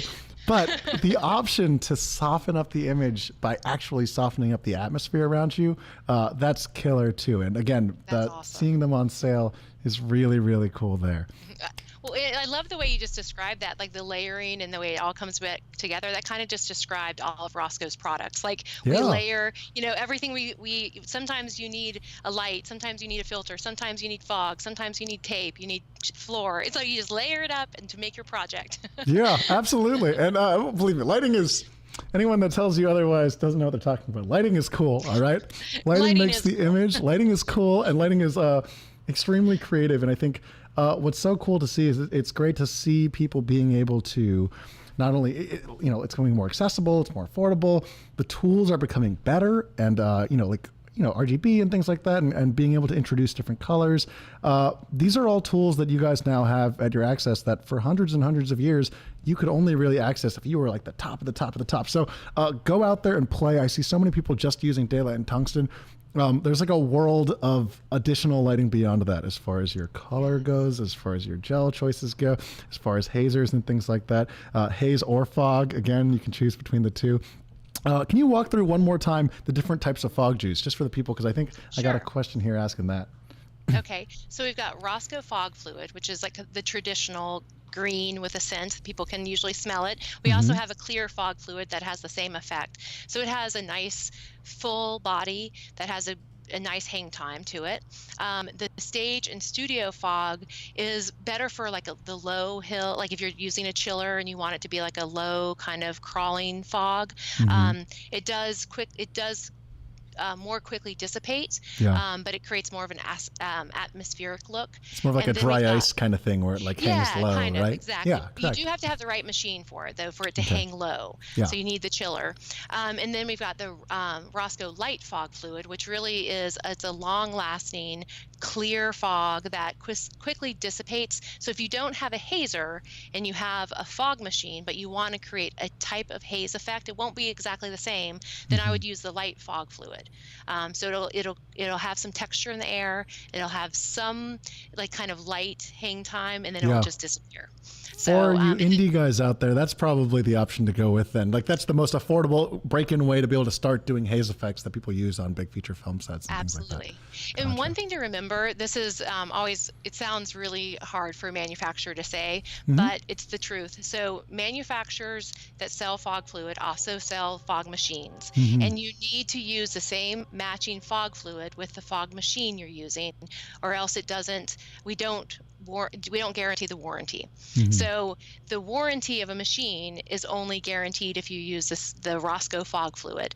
And we do that because we don't know what's in other people's fluid. And a lot of times that's what causes problems, because the jamming up and everything that chemicals. happens. It's literally chemicals that we don't know what's getting put in and pushed through the machine and percolized. Yeah. Yeah, and we have a really nice, light, well-made fluid that you actually now, this fog line, you push air through it. So it's really super easy to clean. You just pop air. There's a little valve in there. You pop it through and you clean out your machine. You should do it every time you use the machine just to keep it flowing nicely.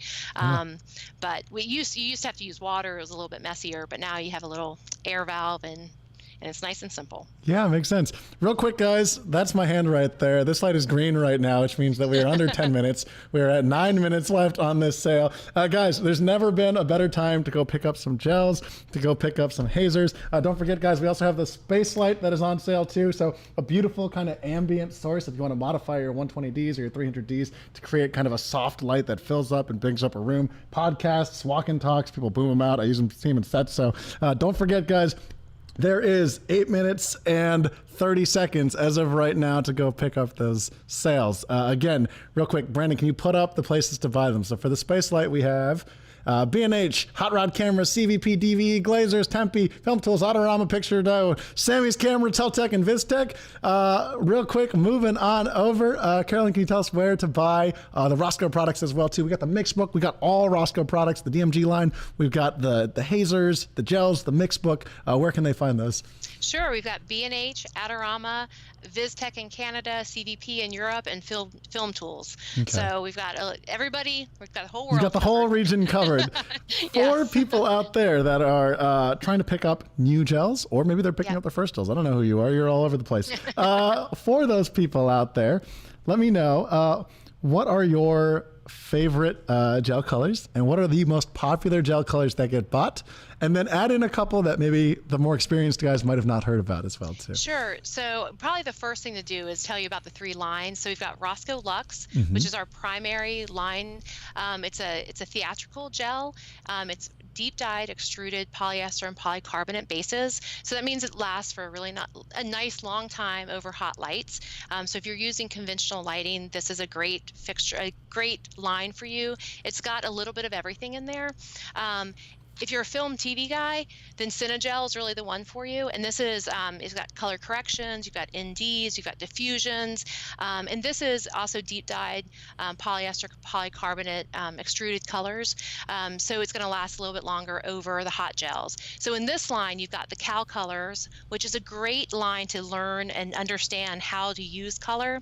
So Cal Color is the one we won the Academy Award for.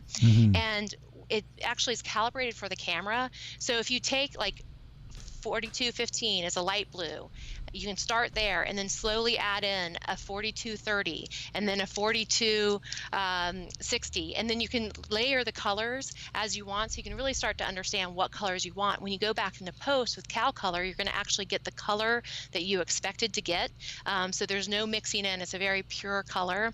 It's really cool to use. It's also a great use if you use Cal Color with green screen, and you want to put green gel in front of your fixture if you need to make that green screen pop. If it's not, if it's just being a little sensitive, and if you're getting a little bit of bleed through, you want to put magenta in the backlight with the Cal Color, because again, you're only adding in that color, so you're not getting anything messy. So it's real easy to key out. So if you want to backlight your talent with a magenta, you're not going to get that kind of green bleed through the hair or whatever. So it's a much easier key if you use a little Cal Color. Guys, are you guys taking notes on this? Do you realize that we have like the best people from the best companies? First of all, that tip was you said that so casually that, guys, please make sure that you remembered that, and I want to see that on some sets if possible. After we did that event together with Roscoe and with Quasar, and we talked about, again, if you're watching this and you're new and you didn't come to the event or you didn't see the video or things like that, there's a video that we did online with Quasar where we talk about, the problem with RGB fixtures and why gels are still relevant in today's world, and they're very, very relevant. So please look it up. It's something to be kind of wary about in the first place. And again, all the creativity that still comes out of regular picking gels and stuff like that, amazing, and good place to start on that. So the tip that Carolyn just dropped, and this is getting more red as we speak. Again, when this turns red, we are out of time. You're talking about basically using green gel to backlight a green screen. And again, what that'll do is that'll only allow the green spectrum of light to come through. That's going to make the background pop a little bit more as far as the green goes. But more importantly, it's going to make sure that other wavelengths don't get put into that green background. And it'll make sure that, again, in the I'll get into the science weeds for a second. In the world of lighting, you get a red, but that's not just red. There's always a little bit of white and blue and other things and other molecular things inside of here. If you're shining a white light on here, those lights will bounce back and it's hard to key. So if you shine just a green light onto a green screen, it's only going to reflect back green light. And what that's going to do is it's going to make the key a lot easier. So that's a killer tip. Thank you for dropping that for people. No problem. I wanted to mention e-color because I think the numbering system in gel is like a language. So a lot of people speak the Cinemoid language, which is a 3-number system. So if you're used to 216, then which is a diffusion, it would be in the e-color line. If you're used to a 4-number for diffusion or for any color, it's in the Cinegel line. So that would be 3032 or 201 for CTB and e-color. But the e-color is the full cinematic line, Cinemoid line. You can see how thick this one is compared to Cinegel. So you get a lot more gels out of it. It is a coated gel, so it's not going to last quite as long as some of the deep dyed extruded gels, but it is less expensive. So if you're trying to experiment with some color and try and understand kind of what your palette is and develop your own message with color, then e-color is a great place to start. 100%. Oh, a couple names of some gels that you love. Well, we got a couple minutes. Oh, yeah. Just a couple that you really like. actually Henna Sky is my favorite. Okay. Some people say it's like a Coca-Cola red. Yeah. And then I love Surprise Pink. And the Yeah. reason why I love that is because when you look at it, it's a lavender. But when you put a light behind it, it's pink. And it's actually a great light for every skin tone. So if Yeah. you need to add a little bit of depth or pink to someone's skin because it's just kind of looking ashy or it doesn't look great, then that's a great one. I also love chocolate. Yeah, I love of course. chocolate. Sometimes you got to pick things for reasons that have nothing to do with That's right. filmmaking, you know? But it's another great skin. It's a great skin one for, especially for women, because it adds a little kiss of like bronzer to you. Yeah. So I know when a DP told me that was his secret to lighting kind of aging women. So chocolate is a great one. Chocolate, because it adds in a little bit more of like a skin tone kind of color that makes people look a little bit warmer. That's Yeah. fantastic. Yeah. So those are my favorites. Okay, so people out there, there's a couple of new names of new gels that maybe you haven't heard of. Of course, Roscoe has all the classics as well too. So we need CTB, CTO, all these kinds of things. CTS straw. If you want to find all these, Roscoe of course has all these. But I think she's pulling up a couple of colors right now. That's chocolate. Is that chocolate right there? That's chocolate. That does look good. That actually, yeah, it kind of smooths out everything. I mean, you look great. That's awesome. Yeah, and then this is Surprise Pink. So Okay. I think it's a nice little subtle one. And then I'll just show you Henna Sky because, it's my favorite. Yeah. How do you spell that? Henna Sky for people. I think I saw a Yeah, comment real quick. It's 325 and it's HENNA Sky, SKY. Okay, Henna Sky. Got Yeah. it. Sounds good. It's not really a great skin tone one, but it's pretty cool. Yeah. Okay, so guys, real quick, if you're watching this, there's less than a minute and a half for 15% on all Roscoe products, which is amazing, guys. Go pick up a hazer, pick up some gels, go get a mix book. Seriously, we talked about a bunch of really cool tips here today. We went through a bunch of features. This thing is red right now, so we are running out of time. We're coming up on our last minute. Real quick, I don't want to send too many people to you because I know how people on the internet can be sometimes, but the swatch books are amazing too. So go find them at a trade show. If they have enough and they're willing to give you one, you should definitely pick one up. Feel free to, I think you can order them online. Like we do charge shipping now for you can get them on the Roscoe website, but most of our dealers have them. So if you're in any city that has a Roscoe dealer, you can call them up and most likely they have a swatch book to give you. Guys, because it's a tool. It's not really something to, light your whole set with. So it's a great way to understand and use it. But the mix book is $99 list and you can get that from any of the dealers that we've talked about today with the 15% off. So that's a really special deal. Okay, we're running out of time. We're coming up on the last 15 seconds.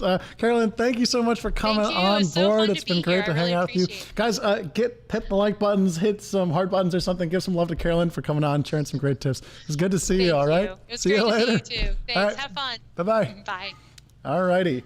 Guys, this rocks. Thanks for coming on and being sweet and cool. I see Matthew's in the comments as well, too. Matthew's studio equipment is coming on in a little bit. They're not next, but they will be coming on very soon. They've got some amazing sales, like really, really good stuff coming up. I see people are already going in on the Roscoe deals, so thanks so much for buying this. 30 minutes is on the clock, so I cannot wait. I'm going to start going right away. So from Aputure, what we got for sale is we have the LS1 and the LS1C. This is super exciting, 43% off. That is a huge, crazy discount. It's definitely the biggest discount that I think I've ever seen, period, on a lot of our products here. You're seeing it right here in the photos and in this video. Shamera, who is going to be coming on in just a minute, actually made a softbox for this light here. So if you want Shamera cloth or being able to use different types of diffusion, there is industry standard diffusion, industry standard softboxes for this as well. Let me walk through real quick while the light works. This right here is about the size of a 15-inch laptop or a MacBook Pro, so these slip really easily into a backpack. I've seen a tremendous amount of ENG shooters shooting with these kinds of lights. I've seen a lot of people being able to use these lights on run and gun sets. Part of the reason is because unlike a 1x1, we were able to compress the size of the light, and we were actually able to compress it by doing a honeycomb pattern of LED fixtures. What that does is that makes a brighter light in a tighter amount of space. This gives out approximately the output of about a 1K tungsten light. There is a bicolor version. If you're in the UK, which I know a lot of people that are watching are doing that right now, I've seen these get used nonstop on BBC shows. I've seen these get used by NBC in the States. I've seen these on, one of my favorite things to do is watch like a sportscast or something.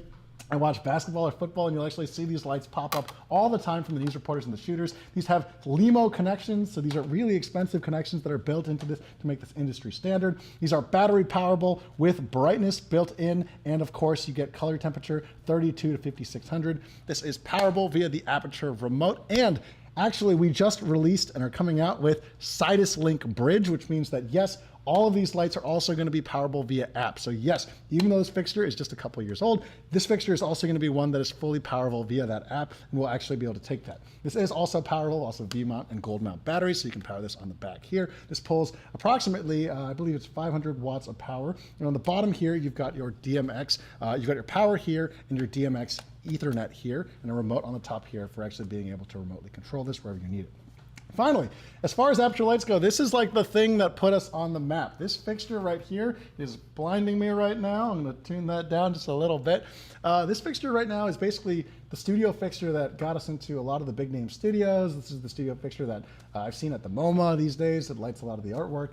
Beautiful, beautiful, high color renditioning out there. Really, really good output. So this is a fixture that exists. And of course, we do have a Chimera softbox that can actually slip on directly to this light as well. So without much further ado, guys, this is 43% off for the next 30 minutes. Help me welcome our friends from Chimera, one of the best damn lighting modifier companies out there.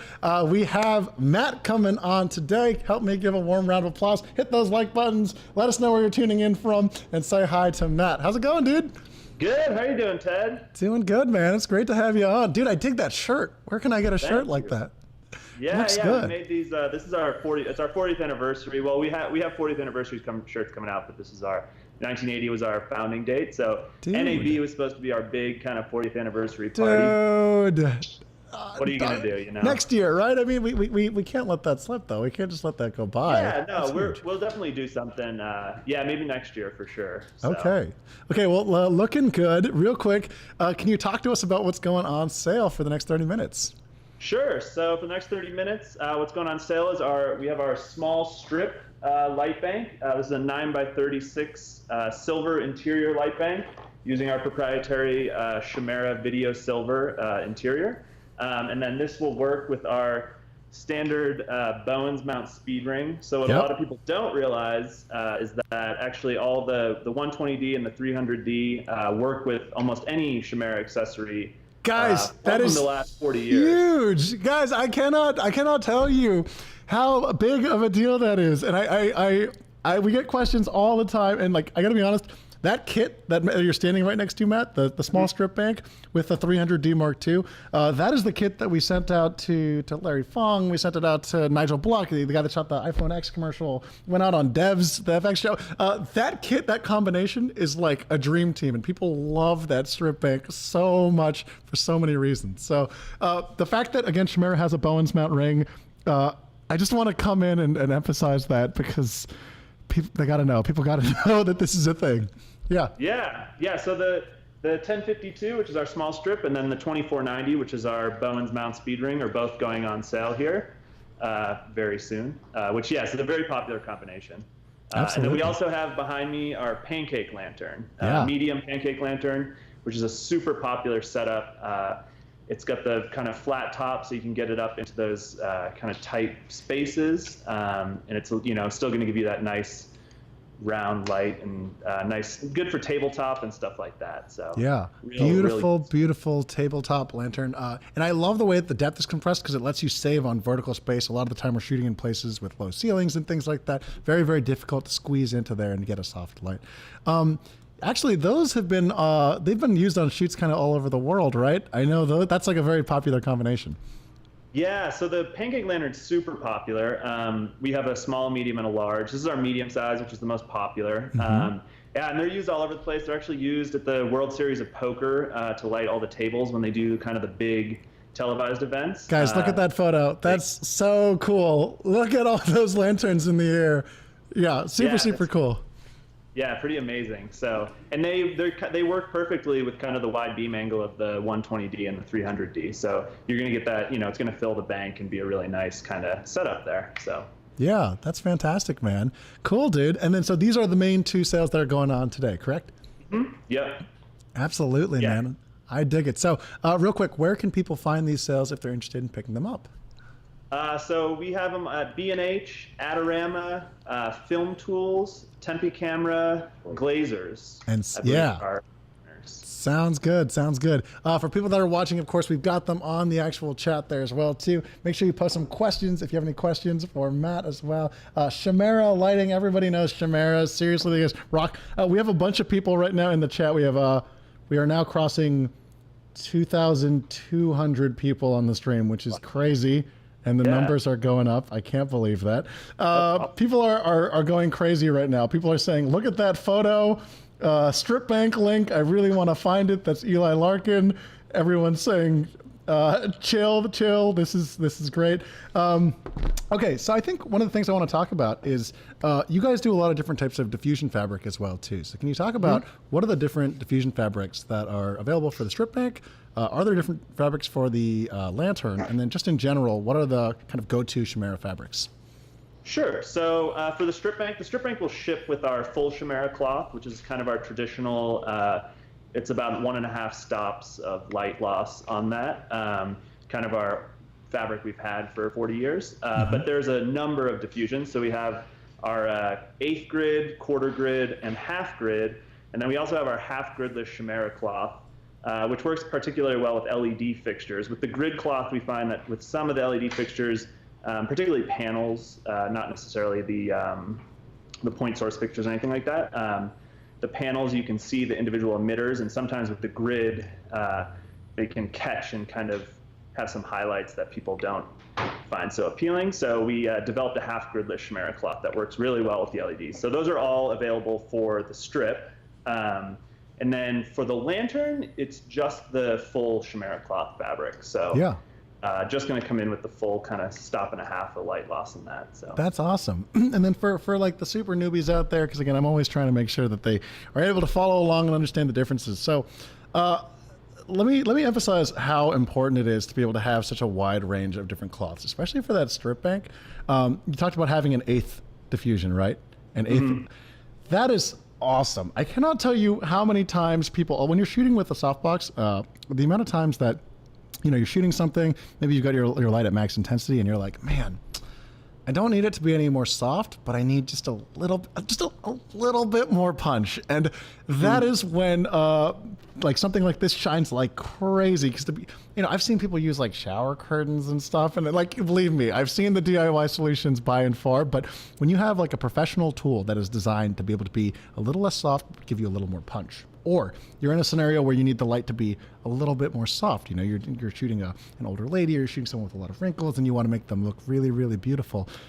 Being able to step up to like a 2.5 stop reduction loss, you get that crazy creamy light that comes from things like your Shamara cloth and things like that. So really, really beautiful there. The really good thing is that all of our banks also, you can put an internal baffle in there. So if you want to get that even softer, you want to play around with your diffusion levels, all that, you can. So that's another 100%. Kind of useful tip. So. Yeah, and then what's also cool about the strip bank too is I think we talked before a little bit about kind of hard and soft light. You can also remove the diffusion entirely, and if you wanted, this will act as like a rectangular reflector in a way, right? Yeah. Yeah. So the interior is just our traditional silver interior. Yes. I don't know if you can see it there. It might be a little blown out, but no, we can see it a little bit. I think people in the comments are saying they can see it a little bit. Yeah, so it's not a hard silver. It's kind of a softer silver, somewhere between our traditional still white and our kind of harder still silver, which actually we don't have anymore because the fabric we can't get. But yeah, it's a nice kind of soft, even light. Yeah, it's kind of beautiful for that soft light you want from a Shamara. Dude, that strip bank, again, I just in case people didn't hear it, I cannot tell you how many like ASC DPs we've sent out. Some of them are going on to shows that we can't talk about right now, but people love that strip bank so much. And again, for a lot of people that are wondering too, if you've ever been in a situation where you've got a softbox and it's just too damn big and you can't like slip it into somewhere you need to go, this is cool. We're looking at a photo right now that you guys sent us of the female athlete, and she's got two strip banks on her side. That shape is so good because part of what it allows you to do is you can light an entire body if you're going vertical, and you're not going to get any spill on the sides or the background or something like that when you're shooting these tight shoots. But secondarily, if you're shooting a scene like a tabletop, or you're shooting like two people talking in a room, and you're trying to slip a light back up there to get a soft backlight that's going to hit both people, you can go wide and you don't have to worry about the vertical drop, and you can light people in that way. So guys, I can't tell you how useful something like that is. And again, it does work on 300D. So if you guys already own that stuff, definitely like a solid investment there as well. Yeah. Yep. And if you already own a Chimera speed ring, we do also just sell the inserts to our speed ring, so you can swap those out to a Bowens mount. So if you have older Chimera speed rings that you've had around for, 20, 30 years, and you just need to swap it over to the Bowens mount, you can do that too. Yeah, so no matter what mount people are kind of moving towards, if they're switching from because your stuff also works on a lot of still stuff as well too, right? If they want to use strobe lights, you can also use Chimeras. It's not a problem. Yep, absolutely, yeah. So we have speed rings for every stills strobe fixture on the market, and most every, continuous light fixture on the market too at the same time. So wide range of uses. And the nice thing too is that the sizes and the styles have stayed the same for about 30 years. So even if you have one of those older banks and you don't have a ring, or you have a ring but you don't have the bank, they're still going to work together. So there's a lot of stuff out there that'll still kind of function together.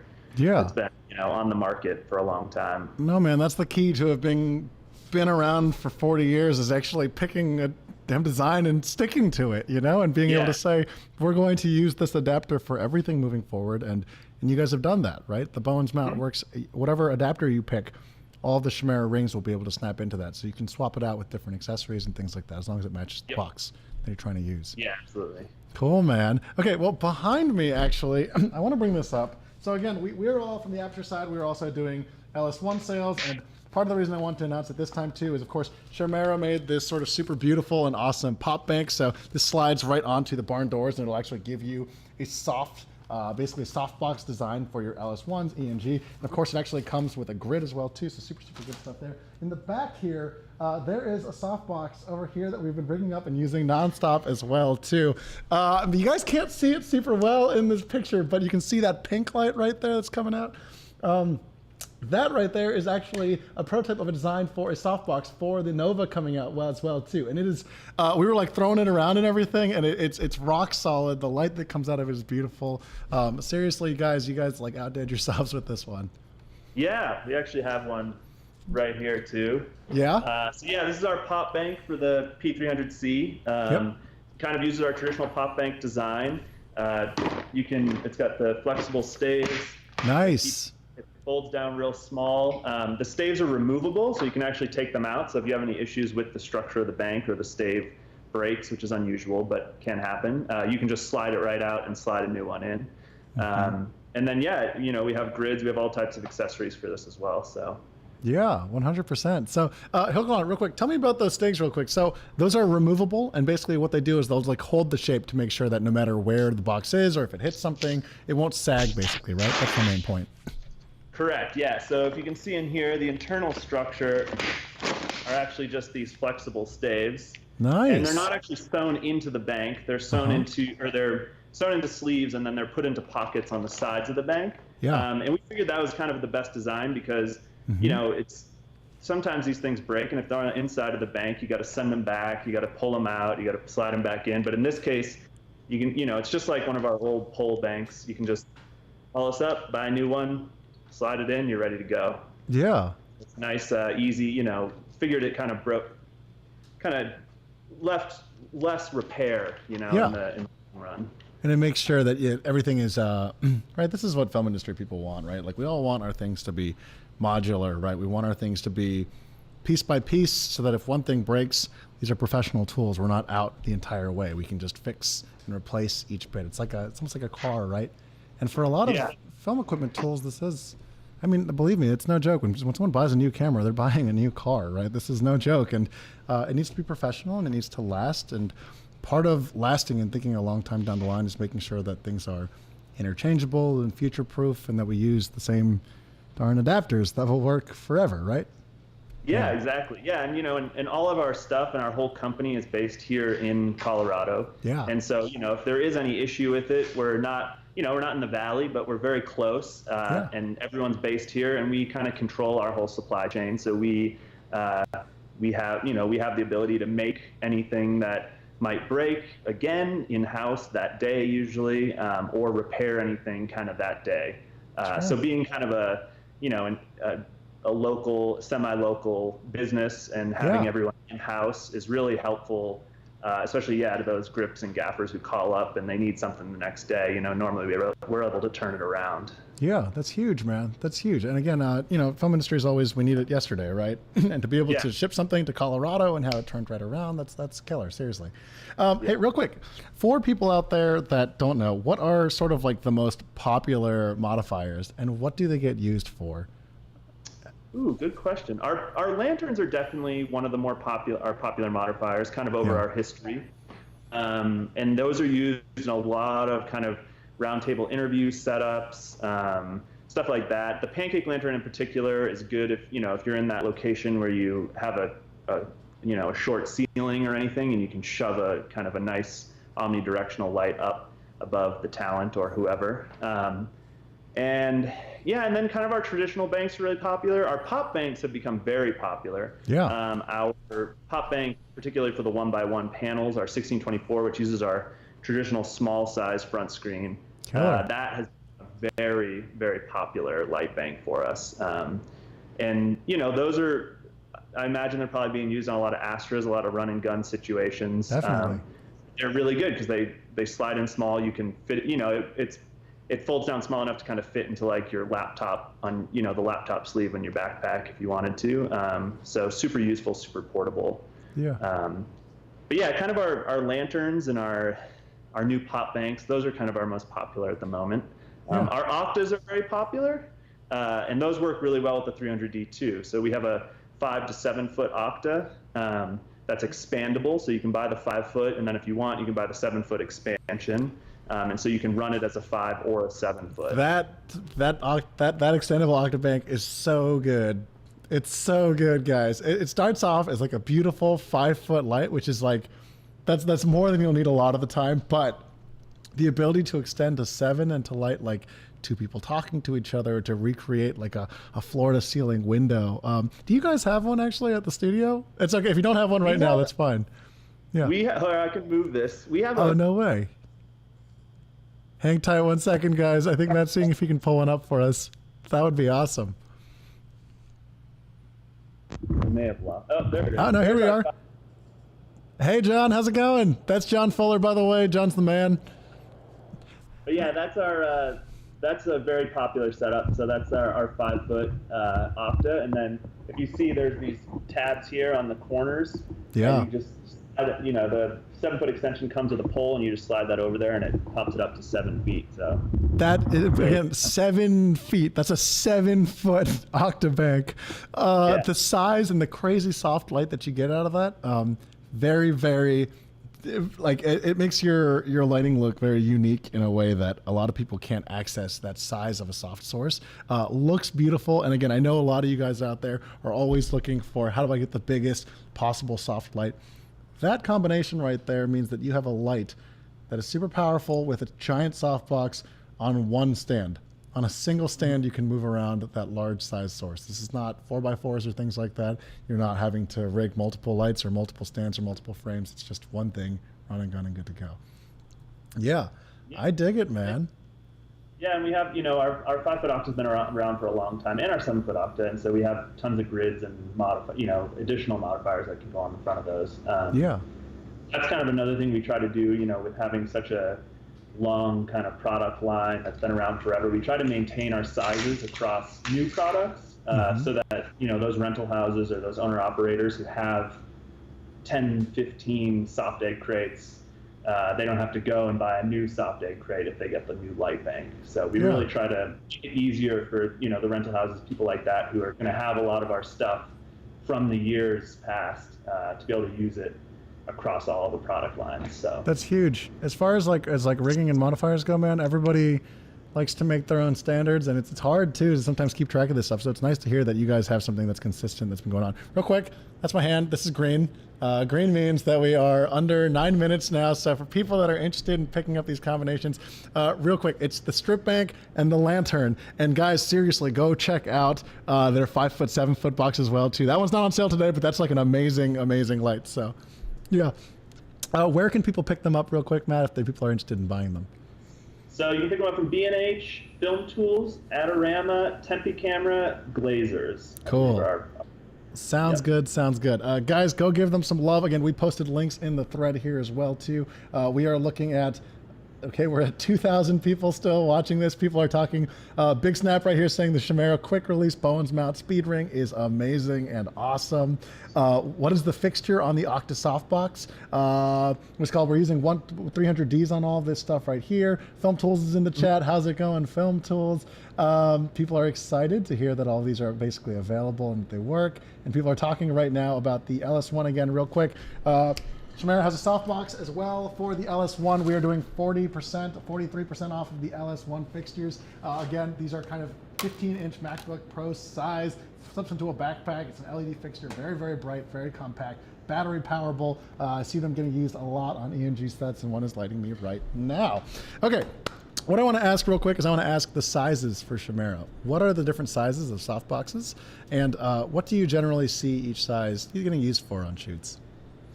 Sure. So in our strip range, I'll start with that because that one's on sale. Our strip bank's the 9x36. That's our small. Mm-hmm. We have a 14. I think it's like a 1.5 by 4 foot, and then we have our. I think it's 20 inches by 84 inches. So that's the one you see. Yeah, that's the one you saw in the image with the female athlete. Yeah. And that's a really popular bank for fashion because you get that, you can cover a full human, even someone like me who's like 6'5", you know, you're going to get that full coverage on that person's. But yeah, those are very popular. We see these in a lot of fashion applications because, you know, you get that nice control, you know, you still get the soft light, but you get that kind of harder edge on it.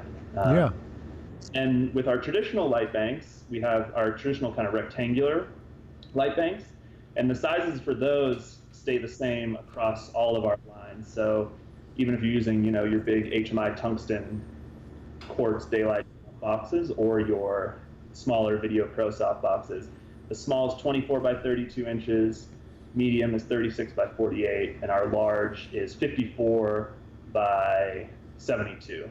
Yeah. So. And the different applications, do you find that like a certain type of shooter gravitates to one size softbox for the rectangular ones, and then a certain size shooter gravitates to the larger ones?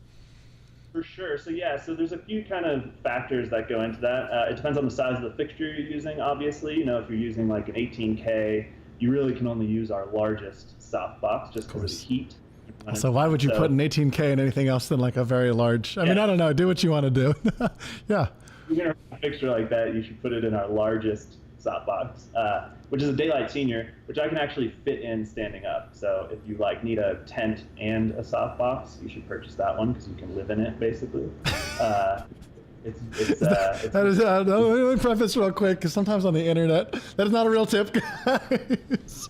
Yeah, that's an actual tip. Although our designs are based off high altitude tent designs, so our founder was a big outdoorsman, so those designs are all based off kind of high altitude, high range tents. So you might be able to live in it, but probably not. So I love it. But yeah, so you use, you know, and then, you know, once you get down to the smaller fixtures, our medium is really kind of people's go-to for a lot of interview setups, stuff like that.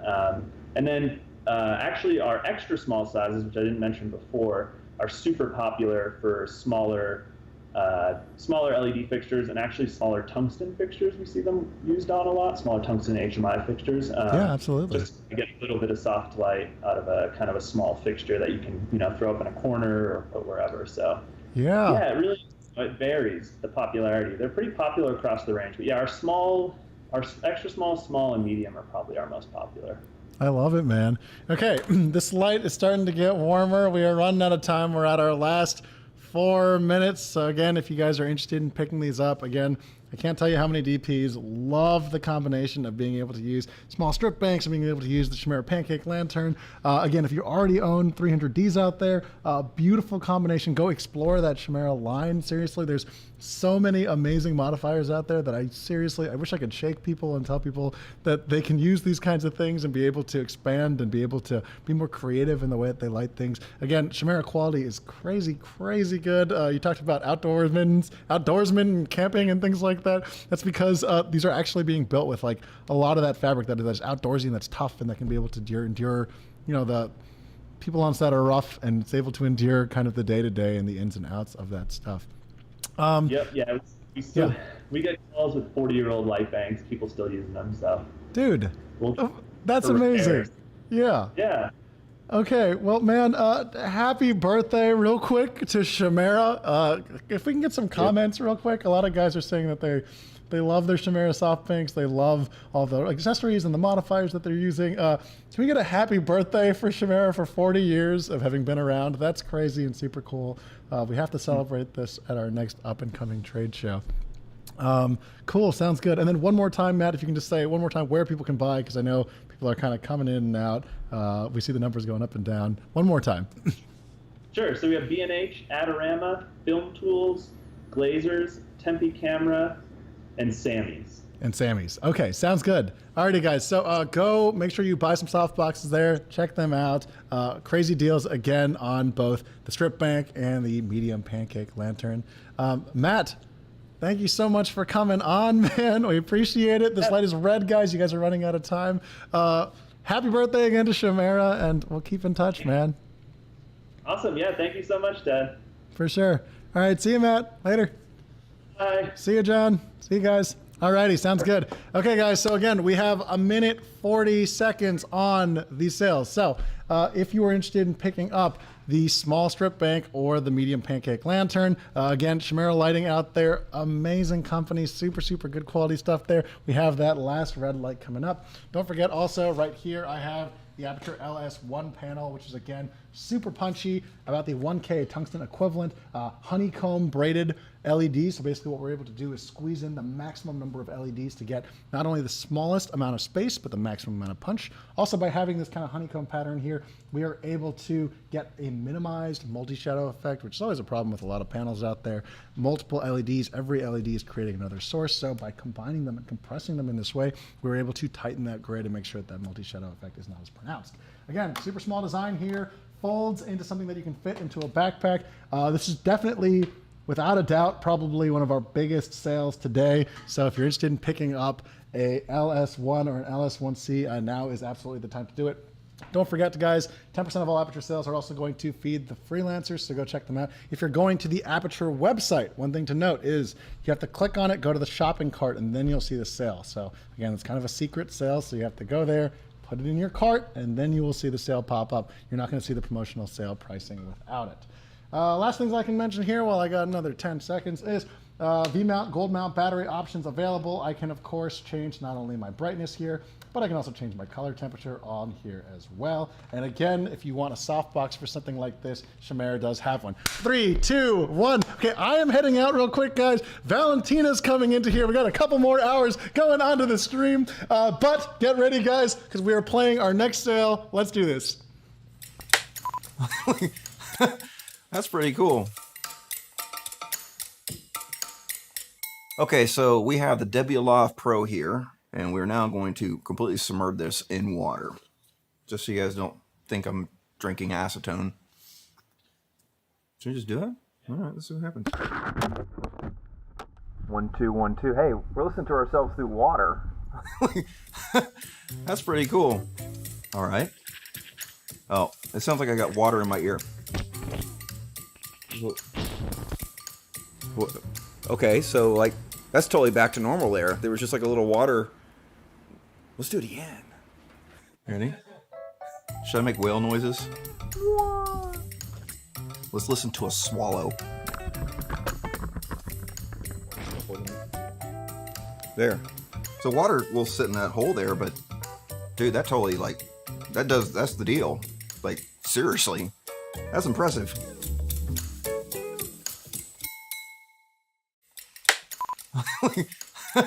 That's pretty cool. Okay, so we have the Debioloff Pro here, and we're now going to completely submerge this in water. Just so you guys don't think I'm drinking acetone.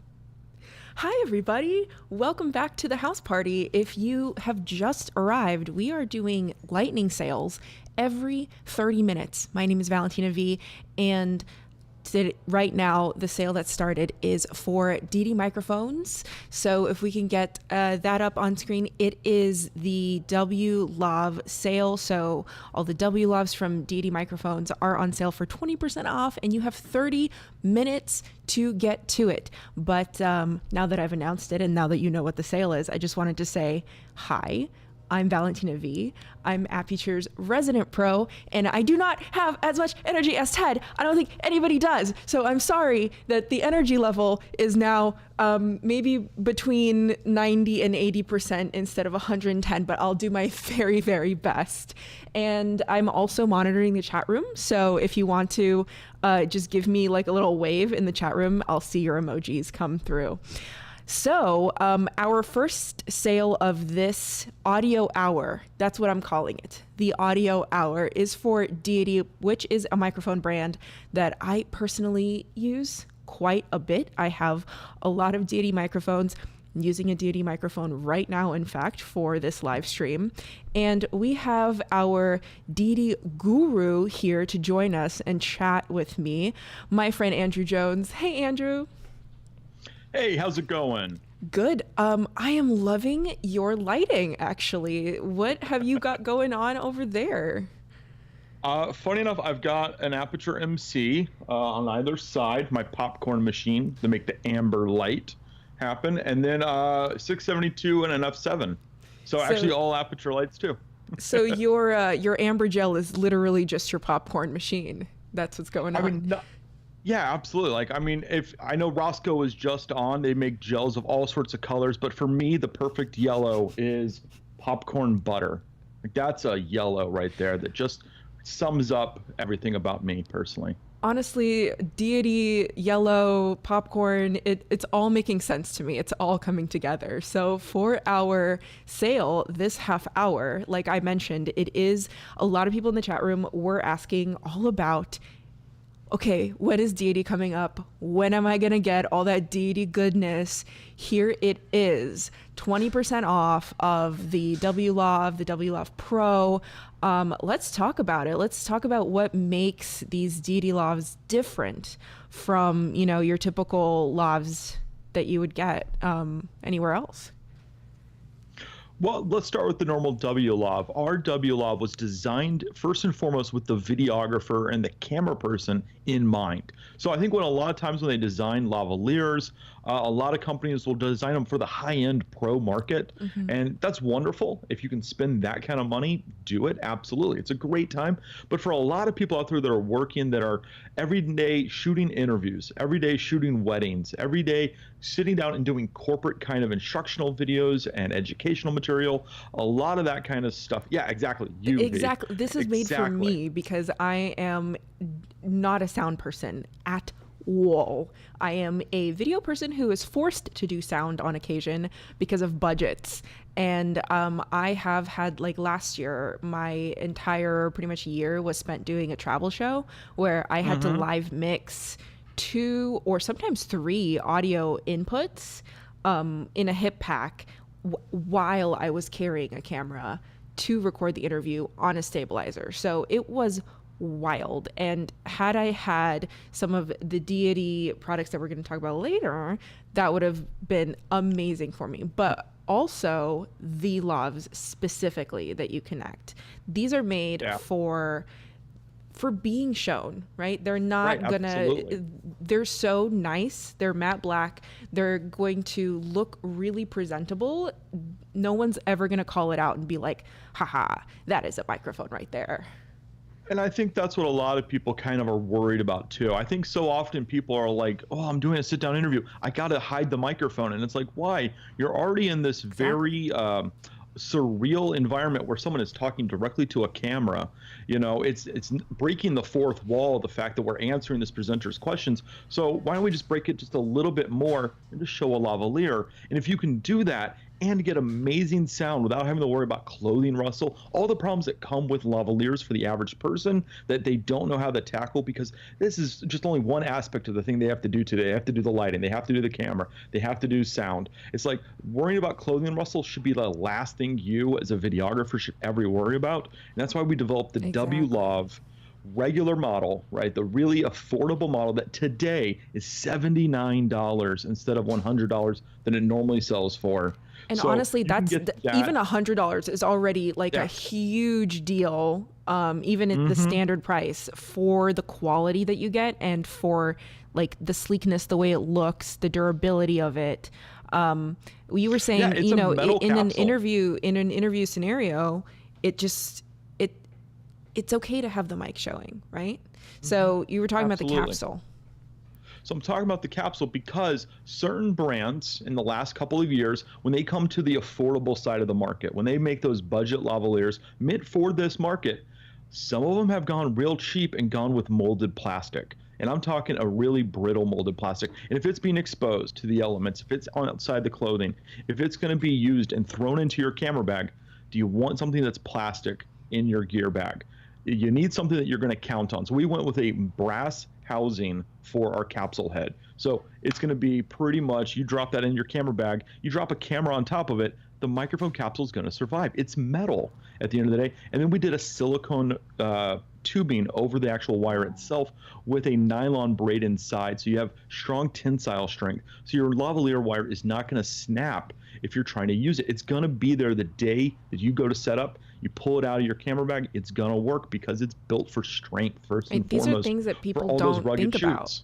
You know, they look at the Amazon listing for any old mic and they're like, well, there's a mic and there's a cord, and they don't care what it's made of, what's inside. I mean, you said it's braided inside. So that is for strength, that is for durability right there. Yeah, absolutely. I think a lot of people think of sound as the last thing, which, you know, if that's you out there, if you are someone out there who's buying your camera first and then you bought your lights, today is the day to buy your audio because you're not going to get a better price throughout the whole year. This is the biggest sale we've ever done in Deity's history. So 20% off the WLAV, 20% off the WLAV Pro, which is our brand new one that just came out this year. Let's talk about the Pro. Yeah. The Pro is waterproof. I don't know how to explain else other than saying, take this lavalier, dunk it in a glass of water, pull it out, as you saw in the commercial, just blow out any kind of residual water that you may have, or just shake it off, and all of a sudden it still works. What more could you ask for from a lavalier? Especially when you're mounting it, say you're like, I'm not going into the water, I don't want to go near water, that's not one for me. Okay, what about body sweat? What about you have it in your kit and you accidentally spill some water somewhere? Like that could 100% happen, and now all of your nice gear is completely unusable, right? Not with this.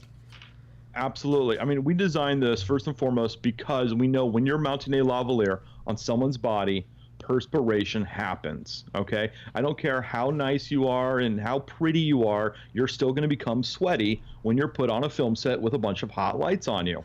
So this is going to just ignore all that.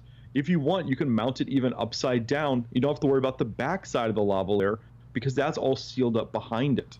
So the whole capsule is completely IP57 waterproof. I mean, some cell phones out there don't even have that kind of rating. So this is really fully submergible. It's perfect, and it sounds great. As you saw in that clip with Eric Ballou, who has been doing professional sound for 20 years, he loves just how well this sounds. Well, let's take it back for a second, because I feel like a lot of videographers, maybe they're starting out. Certainly I did this 10, 15 years ago. Oh, why do I need a lavalier at all, right? I got my shotgun mic on my camera. I'm good to go, you know, especially for documentary situations.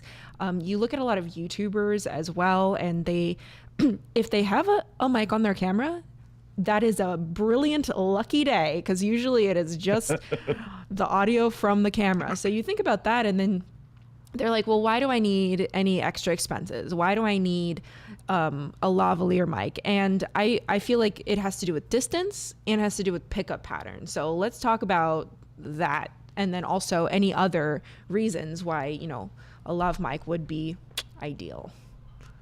So let's talk about the first one. You're a videographer. Let's say you're a camera operator, and you have that shotgun on top of your microphone, shotgun microphone on top of your camera, and you go to do an interview, right? That classic sit-down interview that we all have to do sometime in our career.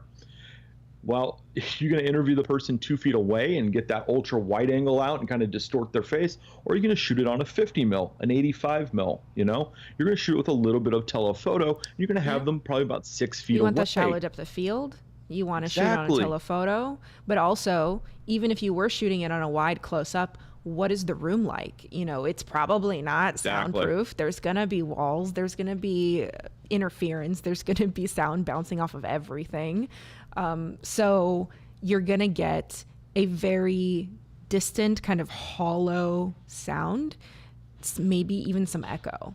So having the microphone closer to you, as close as possible, is going to allow you to get just like a cleaner, more fresh feed. I mean, even us, we don't have lavaliers, but we have our mics as close as possible to our faces.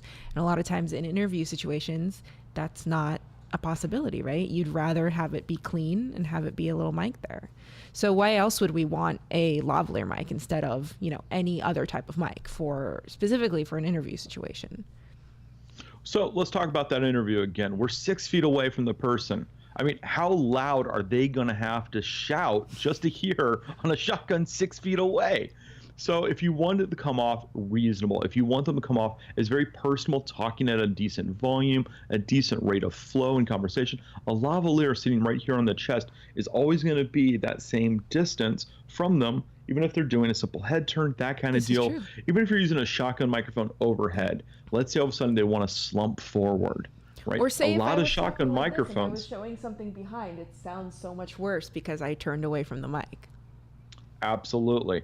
So a lavalier sits right there on the chest, and it's a beautiful thing because it's always going to sound the same. And a lavalier, especially something as tiny as this 4mm lavalier, I could also mount this up in my hair. Mm-hmm. I can make this disappear in so many different ways for wardrobe. A good lavalier will get great audio, honestly. Despite a lot of situations where a shotgun may not, especially if they're doing something where they move their mouth inward and all of a sudden you get the top of their head with a shotgun. Well, if you did have that lavalier mounted up there on the forehead or right on the ear, the distance is still the same, even if they mount their head away. And you can get that kind of pristine audio for every single shoot. Yeah, and I will also say that, the one that you were showing right there is beige. Usually lavaliers, as a rule, are always black, and I never understood why that was. A lot of people, when they're starting out their careers as filmmakers, they, for example, do a lot of weddings. I have definitely done some weddings back in my day, and let me tell you what a pain it is to be attaching a lavalier up the seam of a wedding dress and then covering it with white gaff tape because you don't want the black cord to show against the white dress. So I think having beige options is just like a huge deal. Well, let's just talk real fast about the idea of a white button-down shirt. I mean, there's a reason why they make certain colored bras for women when they wear certain shirts. And the idea is the same for lavaliers. I mean, if you have a white cotton shirt, just a t-shirt, and you have a black wire underneath it, I can guarantee you, you're gonna see that. And at the same time, you also don't put a white lavalier underneath it because that just pops too. So sometimes a more tone kind of lav, like a beige, is a perfect kind of lavalier for those situations where you really need to hide a lav and truly have it just disappear. Or you got an Oxford shirt and they're trying to run it up the side. A black wire can definitely be seen under an Oxford. It's just hard to hide. So a nice beige is a great option. A lot of people, they have the black lavs too. You may not have a beige lav in your kit, and you really should have at least one or two. I would also say, what if you have blonde hair or light colored hair and you are trying to lave through the hair, or maybe you're making like an ear mic around the ear? This will allow you to hide it a lot more as well. That is actually a tip that I learned from your YouTube channel. I'm a huge fan of the DD Microphones YouTube channel. I'm always commenting on there, and you have a lot of really, really great tips for how to hide a lave if you feel like hiding a lave, or, you know, any type of lavalier situation. So this lave, as I understand it, it is just the lave, right? And then it has a 3.5 millimeter out. So could you maybe explain how, like the entire process of how a person would connect it? Absolutely. So all of our lavaliers terminate to something called microdot. So I'll just hold that up real fast so you guys can see what that looks like. Never mind. So it's microdot. So you take your connector, whatever connector you have, which is a microdot connector, and you just screw it right on. So let's say today you're shooting with a DD Connect. So you're using 3.5 millimeter. So you take your 3.5 millimeter and you just start using it, right? You get to your shoot the next day, and maybe you're doing a live setup at a hotel, and they have a built-in wall system that's already set up for you. You just show up. Well, let's say they're running on a Shore system. It's a very popular system for live events in hotels. I'll just grab my Shore adapter, and now I just screw it on. That is and brilliant. I continue the work. So if I'm working with other people, often I don't know what wireless systems they may have. Or if I'm working with multiple brands of wireless systems because I'm renting a lot, this will allow you just to adapt the lavalier you have to whatever you need it to adapt to. So what does that connection look like? Is it you screw it in? Yeah, it's merely just a kind of like a little simple coax cable, kind of like you would with a TV connector. That and is you just brilliant. take one, take it, and just screw it in. That's brilliant. I really like the screw in. Something that I have trouble with all the time is connecting my 3.5 millimeter connectors to XLR inputs. And they do make XLR, you know, to microdot. Yeah, they make all sorts of things, but it's hard because sometimes it comes undone. So having something secure like the microdot connection that you can, you know, you can really rein in there so that it doesn't fall apart, it doesn't come apart.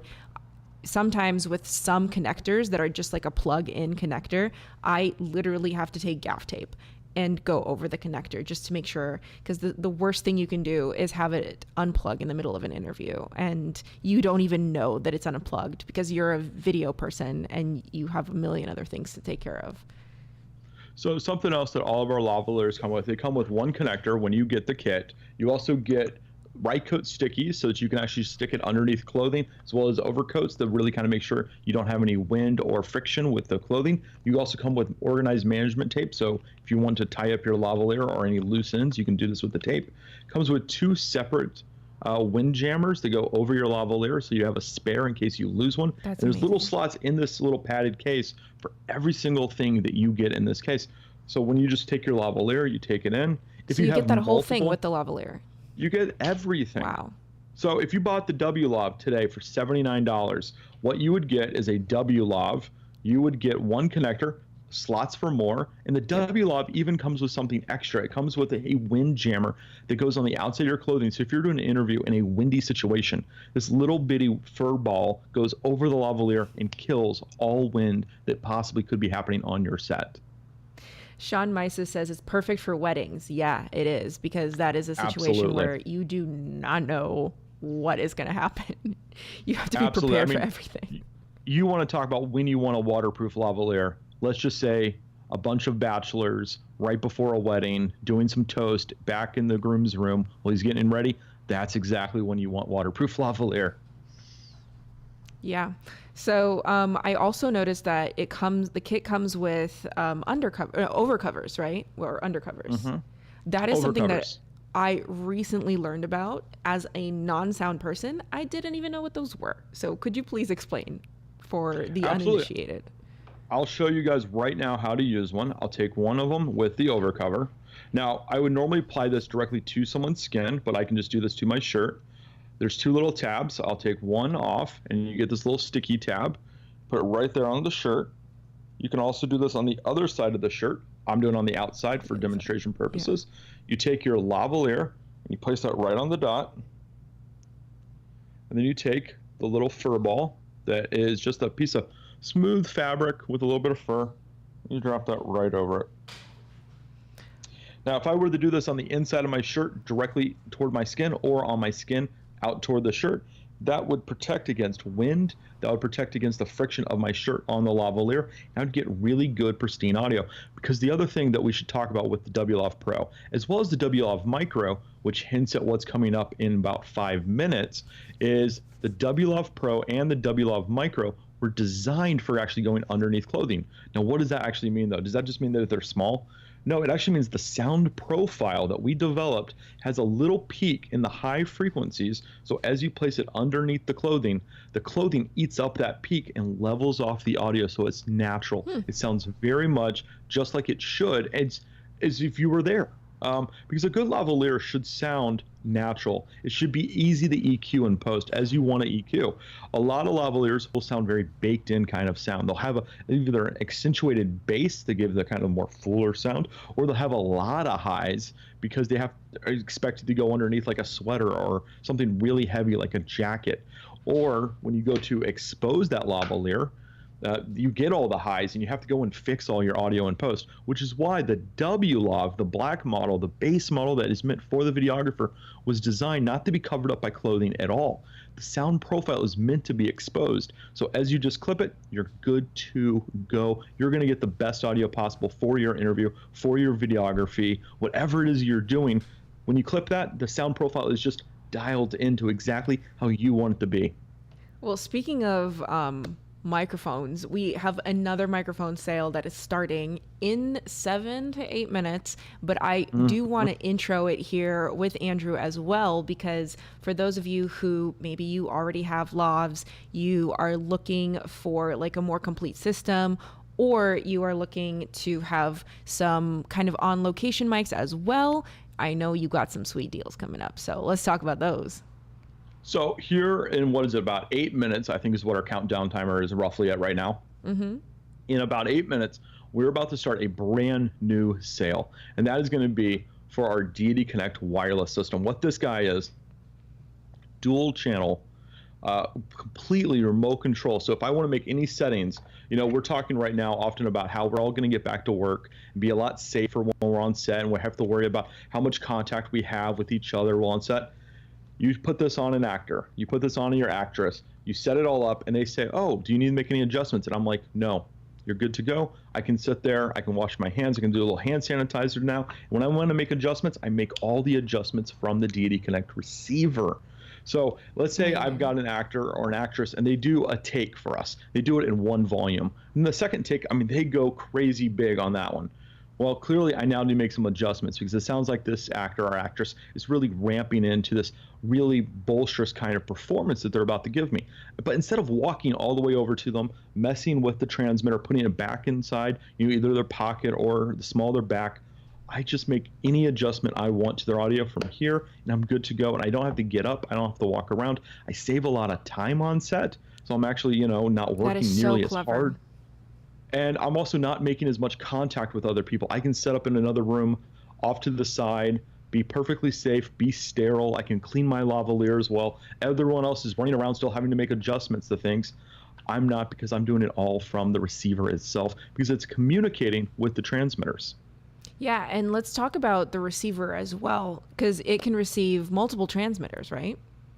Absolutely. It can actually receive two transmitters, either our HDTX, which we just came out with, or the kit that we have going on right now. And I mean, you want to talk about a big savings deal. This is 20% off. It's a 669 kit normally. Today only, for the next half hour, $535. That's it. And you're going to get two transmitters. You're going to get a waterproof hard case, two lavaliers, all the accessories needed, as well as this dual channel receiver that's perfect for either going on your camera with this cold shoe or going in a sound bag with the screen facing perfectly up so you can see everything that's going on. If it goes on your camera, so often out there, a lot of receivers will put the screen on top facing the ceiling, and it's like, cool, how the heck am I going to see that? So we put the screen right on the back, so when you're facing it, if you're looking at the LCD screen of your camera, you're now looking at the LCD of your receiver, because of course you should. That's just how things should work. This is a brilliant product, and I know that we use this kit for 4-Minute Film School on the Aputure channel. So if you want to see it in action, you can go and see it over there. We also have a couple of other sales. I know the big flagship, Deity S Mic 2. We have a huge sale going on. It is 28% off. If you have ever seen any of my live streams that I do from my bedroom, I use the first generation Deity mic for those. Can you even imagine how good this sounds if the first generation sounds that good from my bedroom? It's insanity. So let's talk about the Deity S mic. So the DDS Mic 2 is currently the one I'm using right now for you guys. It's our flagship. This is the one that put us out there 2.5 years ago. When we came out with this, we shook everything up. People are like, how do you make a microphone that normally retails for $800 to $1,000 for $359? And then this sale right now, we are giving it away for $100 off that price. $259 is the retail price for the next half hour. Just letting people know, by the way, it hasn't started yet. The sale hasn't started yet. So those in the chat room that are concerned, this particular sale has not started yet. It is actually starting in about 4 minutes. We just want to tell you about the products first so that you have time to figure out what you'd like to jump on. The current active sale, there's only 2 minutes, 50 seconds left, are for the lavaliers, the W Lav and the W Lav Pro that we were talking about earlier. So if you want to go get a jump on those, we have a bunch of dealers that are offering these discounts. So they're up on the screen: B&H, Adorama, CVP, Film Tools, Teltec, DV Store, Gotham Sound, and of course on the Deity website as well. Some of these require you to put the item in your cart and then go to the checkout to see the sale right before you check out. So that is really important. We also have the D3 Pro location kit coming up as a sale, and Andrew has it right there. So this is a really, really handy mic right there, and you get the full location kit too, which is awesome. Yeah, absolutely. So you get everything the D3 Pro would normally ship with, plus you're getting the Rycote pistol grip, which is like an $89 value by itself. You're getting the DXLR, which is a $24 value by itself. You're getting all of it, which normally retails for $288. So this already is normally about $24 off if you were to buy all the stuff separately. Today, you are getting all of this for $216. I mean, this is the cheapest price we've ever offered any of this ever before, 25% off that. And then I've got one more deal, and that, of course, is the WLove Micro. This one, I don't even know if the camera is going to be able to pick this guy up. This little guy right there, I'll put it against my black shirt so you can kind of see what it is. It is 3 millimeters small. The smallest mic I've ever seen in my life. Like, you can't. I love this. This is the Beauty Guru display. The Beauty Guru. I'm trying to get the focus on my hand so that maybe possibly it can find this 3 millimeter object to focus on. But I mean, if you're trying to hide a lavalier, if you've ever had an issue with your lavaliers were too big, let me tell you, this little one is never going to be an issue for you. It's also got a 1 millimeter thin cable. I mean, this is just like spaghetti that's just been overcooked, and it's just going to dangle like that. So you can secure this on a moving object. Like if someone's really being animated, this cable will flow right there with them against their body perfectly, unlike anything else. It's not waterproof, but at that size, you should be able to hide that any place perfectly safe, no problem. All right, our previous deal is about to end in 25 seconds. We got the light flashing over here. So if you didn't get the WLav or the WLav Pro, don't worry about it, because you can still get the WLav Micro in the sale that is coming right now. So those sales are now opening up, along with the Deity Connect, which is, again, the way that you connect the lavaliers to your camera or to your recorder. The Deity S Mic 2, which is the big, production boom mic, perfect for all of that. The Deity 3 Pro location kit for your shotgun needs, and then the WLav Micro. Anything else that you'd like to say right before we say goodbye to you, Mr. Andrew Jones? No, I'm just having a great day, and I just want to say thank you guys for being here with us. Oh, well, thank you for tuning in. Thank you for being my first guest. I love you. You were amazing. And I'll see you later. Bye. Bye. All right, so everybody, these are the sales that are going on right now. Now, when we talk about filming for, interviews or for weddings or for anything where you are in a run and gun situation, documentaries, anything where you don't have a dedicated sound professional on set, I think having audio is incredibly, incredibly important. Do not neglect it. It's always super important to monitor your audio. It's super important to make sure that all of your audio is at the highest quality that you can possibly get it to. Of course, if you can get a sound professional on your set, that is the ideal situation. But if you are like me and you started out with an obsession with cameras and then you got obsessed with lighting and now all of your video looks amazing, but the sound is tinny or the sound is just not where you want it to be, you can always increase your production value. You can make it sound better. Think about all of those YouTube videos and all of those Facebook videos that have, hundreds of millions of views that look like they were shot with a potato, but the audio's still good, right? And they still get the views and they still get the engagement. Audio is incredibly important. Dare I say it is as important as a video? I don't know. If you're like me and you're super, super nerd and you're in the Movie Set Memes Facebook group, they had a March Madness bracket where they tried to figure out what was the most badass department on a film set. And guess what? The Soundies won every time, and I'm not even mad about that. Sound is super, super important. So speaking about sound, we have our friends here from K-Tech who are gonna tune in and talk to us. So let's get them up here. Hi, everybody. Hi there. Thanks for having us. Hi, Tino. Oh, I'm so happy to have you. If you could scooch to your right a little bit, because our audience sees me in the bottom right corner, kind of a little bit more maybe. I know you're trying to show the hat. The hat is the goods right there, but I'd also like to see your face, your beautiful face. How are you? Thank you. So I'm very good. Thank you very much. I have a surprise guest here today.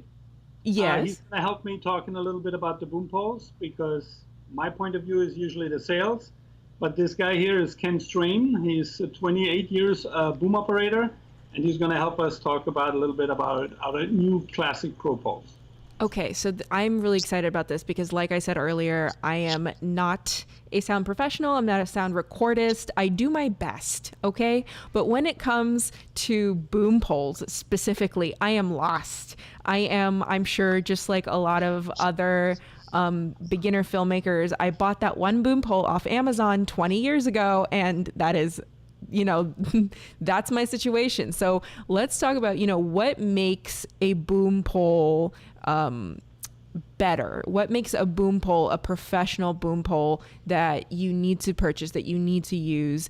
I'm assuming part of it is the weight, because I'll tell you what, holding my heavy plastic boom pole is never fun. That's a good question for Ken here. It's true. Like, lightness is a huge factor.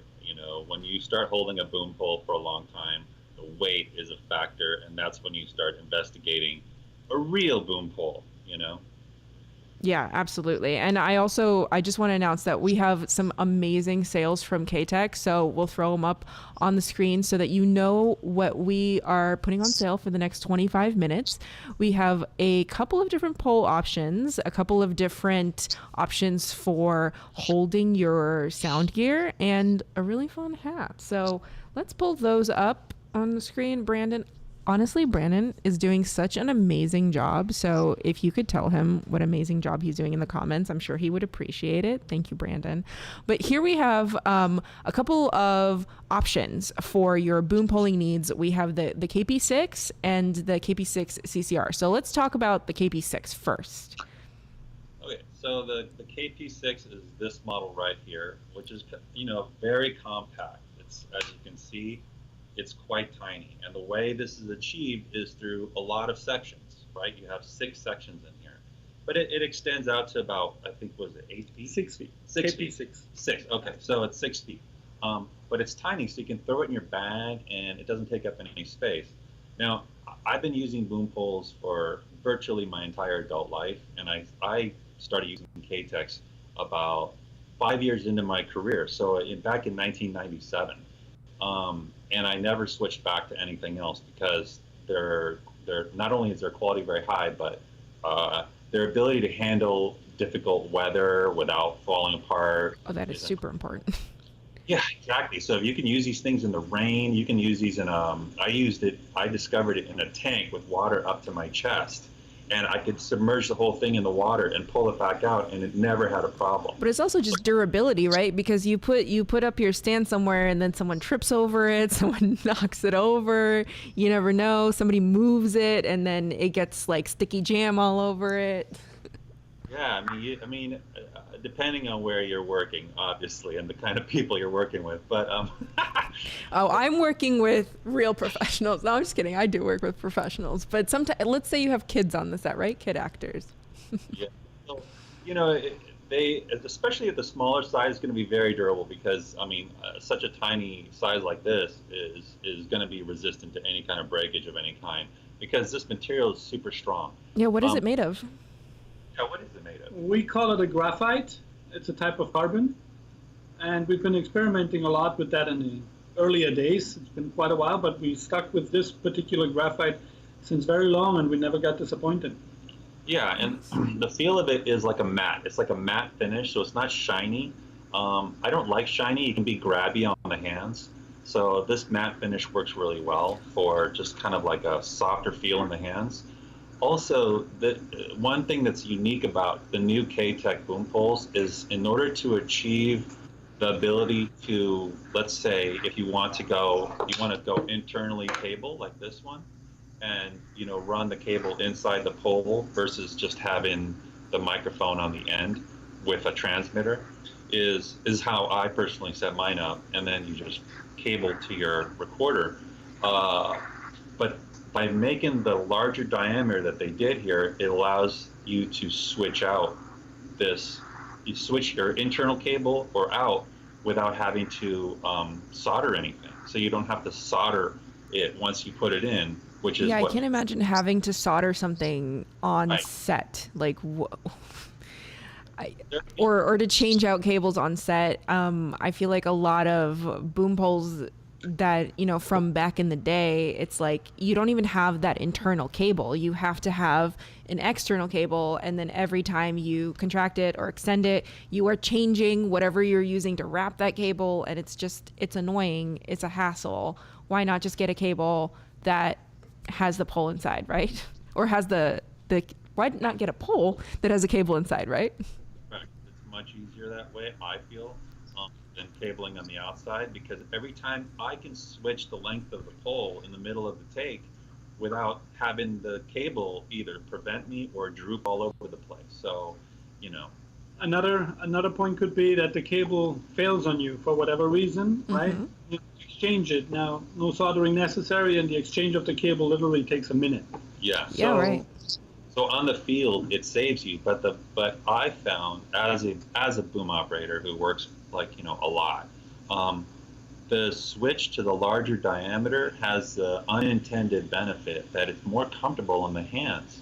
So the weight gets distributed across the hand, and it's just more comfortable because we're now faced with very long takes on film sets, or you just have to hold it for a long time while working.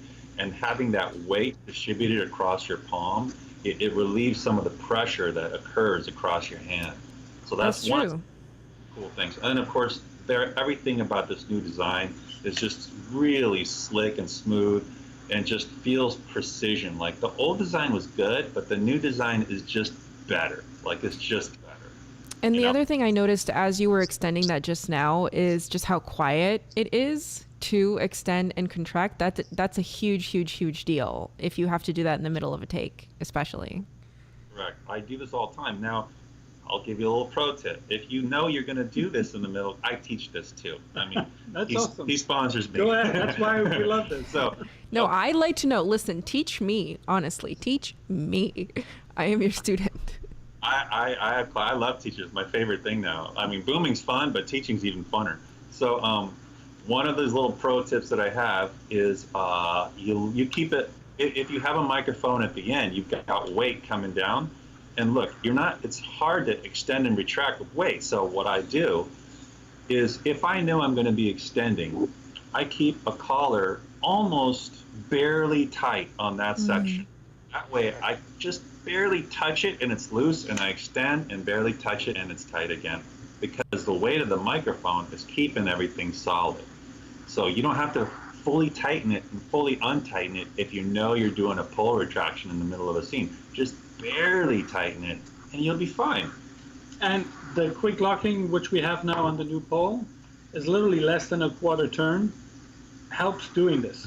Right. That's true. Yeah, the throw distance kind of like it's kind of opposite of what you want on a cinema lens, because on a cinema lens you want that throw distance to be as long as possible, to take as long to make that precise focus connection. And here it's like, no, you want it to open, fling out and close fast.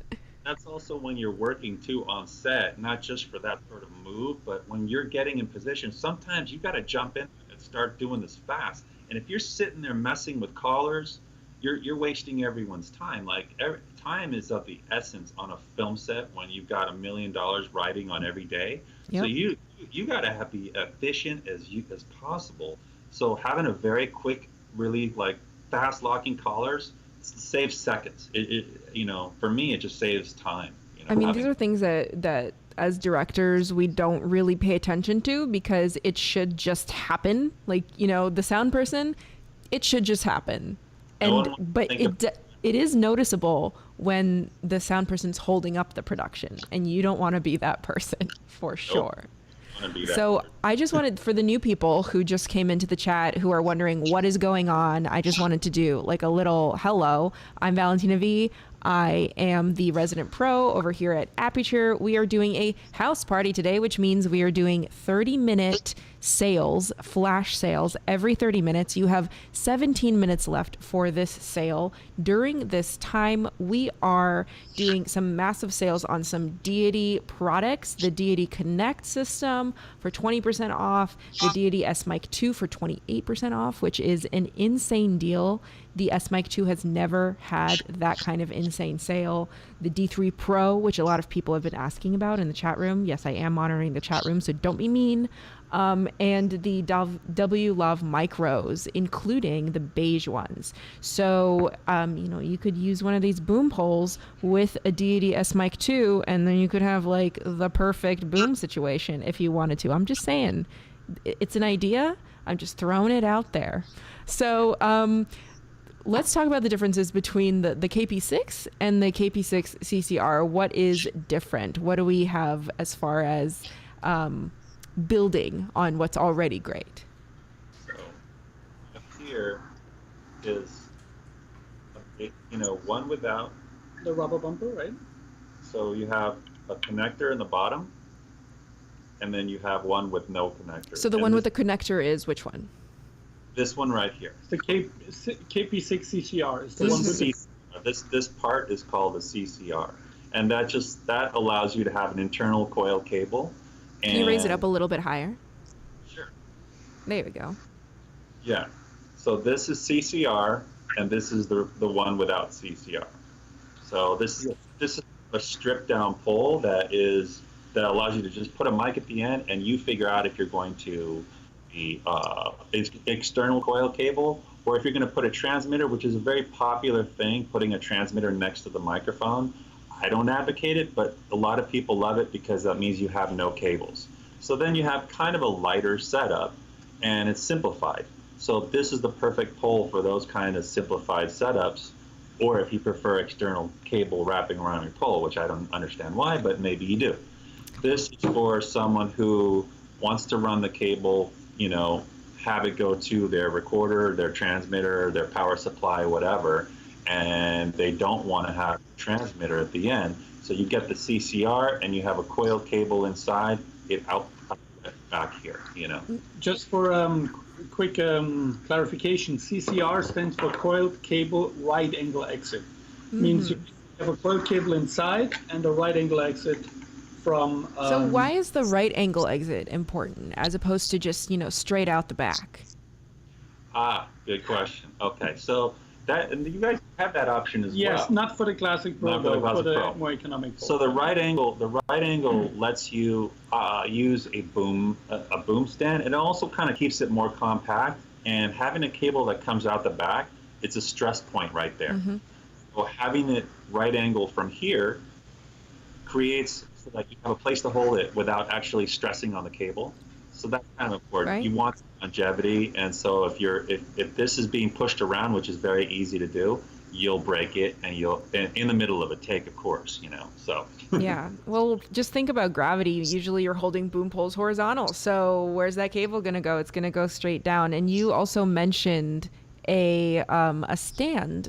Sometimes, especially if you're like me, you maybe don't have for certain productions a sound professional, but it's still worth getting a boom pole because you can put it on a stand. You can have a cradle for it, and that'll give you, if you're doing an interview, that'll give you a second option for sound. Or, if you're doing an interview between two people and you only have one mic, then you could mount that mic in between the two people, depending on what the pickup pattern of the mic is. So there's a lot of options, and a boom pole I feel like it's an essential film tool that and you're going to invest in it. Like, this is something to invest in. This isn't something to, tie a microphone to a broom. Like, that's not the situation. You get this, you invest in it, and you're good. You just have to figure out, what you're investing in. Did you want to say something else, Tino? Well, I will say something. When you buy a boom pole from K-Tech, you also buy a relationship with a company that will take care of your boom pole. So service, you can talk a little bit about. That's service. huge. But these things, it's not like buying it off some website where it comes from China, and if anything happens to it, you have to buy another one. Then there's no bargain there. It's really the fact that they look after their products and they stand by them, and they'll repair them if there is an issue. Yeah, the support side. Mm-hmm. You're totally right. The service part, we are a family business, right? The father from my wife is the founder of the company, and my wife now, after he passed away, took over, and we're running this business now as a family business, which it is. The service part, we take in very pride in because we don't have that much. It's not like we have zillions of poles out there, but considering the service amount we have is very little. That speaks for the quality, I think. Looks like people are saying that I know Chen Jinfu in the chat room for Facebook is saying that they own a K-Tech and it's a lovely product. Joel is saying that they love K-Tech. It sounds like you have a really great relationship with the people that buy your products because they're clearly really into them. So if you ever have a service issue, you'll realize we're trying to be everything easy and smooth, and we're not overcharging. For example, if you send your pole in for service and you feel like it needs some TLC, what we do is we charge you basically only for the parts, no labor charge. This Amazing. is instability from us, right? And I also want to point out these poles are right now, we're talking that special sale right now, but there are high-end poles. So if someone thinks he doesn't have the budget, even if there's so much on sale right now, it's really an incredible saving. I mean, with the cabled version, you save $120, and the other one, the uncabled one, is still $71 savings. But if you don't have that budget, which sometimes you don't, then it's the way it is. We do have more economic boom poles. Please check out our website. They are the same quality, the same materials. They're just not as modular. And yeah, you have a lot of boom poles. This is, if you want to get a boom pole, K-Tech is your place to go for sure. I'm on their website right now, and there's like a whole section. You have the classic, you have the Avalon. You also have an interview boom pole that I saw specifically for interviews. But I also so we have somebody in the YouTube chat. Let me find them. Anthony and Marissa, who have been commenting pretty much for the last 2.5 hours. So thank you for commenting. And they said that they cannot take their eyes off the hat in the back. Let's take that next, okay? You try to move this a little bit forward. There you go. Is that visible? Who is that? Is that Don Quixote? No idea. He looks like it, but he's our model today. So what you Amazing. can see, it's a basic sun hat, which allows you to wear the headphones while you're being protected from the sun. You know, you open up the sides here. Is that visible? Oh, yeah. Wow. Wait, hold on. How is this so perfect? Yes. Well, this is how it works, right? It's a great idea. And it's been a big seller last year, but I'm sure this summer will come back and everybody will be back on set and we'll be having fun. So you're protected in the back with the flap here. It's one size fits all. It has a strap here to tighten it down. These black areas here are breathable, so you have air coming. Like vents. That's great.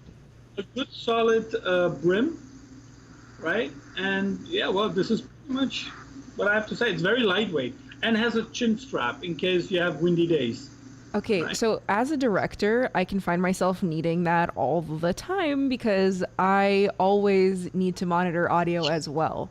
So it's not just for sound people, it's for me too. And I love hats. I'm a big hat wearer. This looks really fun. So we have that sun hat and it's only $34.95 right now just for the sale for the next 8 minutes. But I also want to get to, I know the sun hat is like mwah, but I also want to get to your hip packs and your backpack. So talking about the hip packs, that is something that is essential in my kit. I always use hip packs as a run and gun person. Look, you got one there. It has a strap for your thigh as well, so it doesn't like keep bouncing all over the place. It has a couple of compartments. What else do we want to say about the hip packs? Well, you want me to here, I can Oh, look can at them. Wow, you got black and you got camo. no. Modeling. I'm sorry about that. This is amazing. Wow. So what do we want to say with the hip packs? Oh, it's bright red on the inside. That's awesome. So you can see everything very clearly. So we designed the hip pack for the sound utility person on set, right? So they can go have the lavalier stuff in there, go to the talent, set them up. They don't have to keep going back to their car, grabbing whatever they need because they got it all right next to them. You got pens here. You can put pens here. You can put a scissors, tape, lavalier stuff, and in the front pouch there's even more space. Sorry, in the back pouch, you have a zipper here. I'm not sure if that's visible well. Mm-hmm. Where it's a see-through, a little bit of a mesh, and then you have two extra pockets here, and one big one here. So we felt like this might be good for a cell phone or something, so it's closer to the body, you feel when it vibrates, and you know you got a message, that kind of stuff. It was intended for the sound utility. It turns out that almost everyone on the set could have one. The camera assistant with his cleaning gear for the lenses, or, you know, my son even uses it when he goes fishing. You know, Joel Wallace from the chat room on YouTube says that it would be perfect for assistant cameras, and like this is very true. I have a couple of hip packs, and for me, the big feature of it as someone who travels a lot is I sneak it into airplanes as a third carry-on item because people don't notice because it's on my leg, you know, so I can pretend like my leg is just deformed and that's just supposed to be there. But I always love hip packs, and they're so useful, I mean for sound especially, but for pretty much anything, just to have that with you at all times. I've heard someone say it's a fancy fanny pack, which I disagree totally. Not because I want to say it, because it's true. You have 3 ways of carrying it. First, on the front, when you want to go sit down in a car, in a plane, wherever, it's not in the way at all. Mm-hmm. When you work with it, you most likely have it on the side, right? So you have access to everything, but you can still move. And if you want to disappear because you're not acting with the back right now, you don't have to do anything with it, you wear it to the back and it's out of your way. Yeah, it just gives you more junk in your trunk, for sure. I am very into this. I probably wouldn't actually shy away from the word fanny pack, because honestly, fanny packs are making a really big comeback right now. There's Gucci fanny packs. There's like Prada fanny packs. There's K-Tech, whatever you want to call it, but it is a hip pack and it is on sale. And we have both the black and the camo. And on top of everything from K-Tech that's on sale, you have this amazing Stingray backpack, which I find is super cool because not only is it like super adjustable like a transformer, but it has this frame on the inside. So it's really, really hardcore. Let's talk about it. What it does is we try to solve a problem which people are having when they use cards, going places, and audio backpack has been used in the past too. But we tried to perfectionize it. So when you take an audio backpack on a set and you need to get ready, you're ready literally in seconds. Why? Because it's simple. When you open those front pouches, I show you. Can you open this side, please? Yeah. The 2 clips? Yeah. There you go. Yep, there it goes. Bam. Have your sound bag, and you're ready. And it comes with that, right? No, the bag, because everybody has separate. The bag. It does not come with the bag, unfortunately. But that is part of that can be found on your website, though. The bag can be found on the website, but this particular one right now is kind of like an extra teaser because it's a brand new one coming out probably in 6 to 8 weeks. Oh, so we got a little teaser. Nice.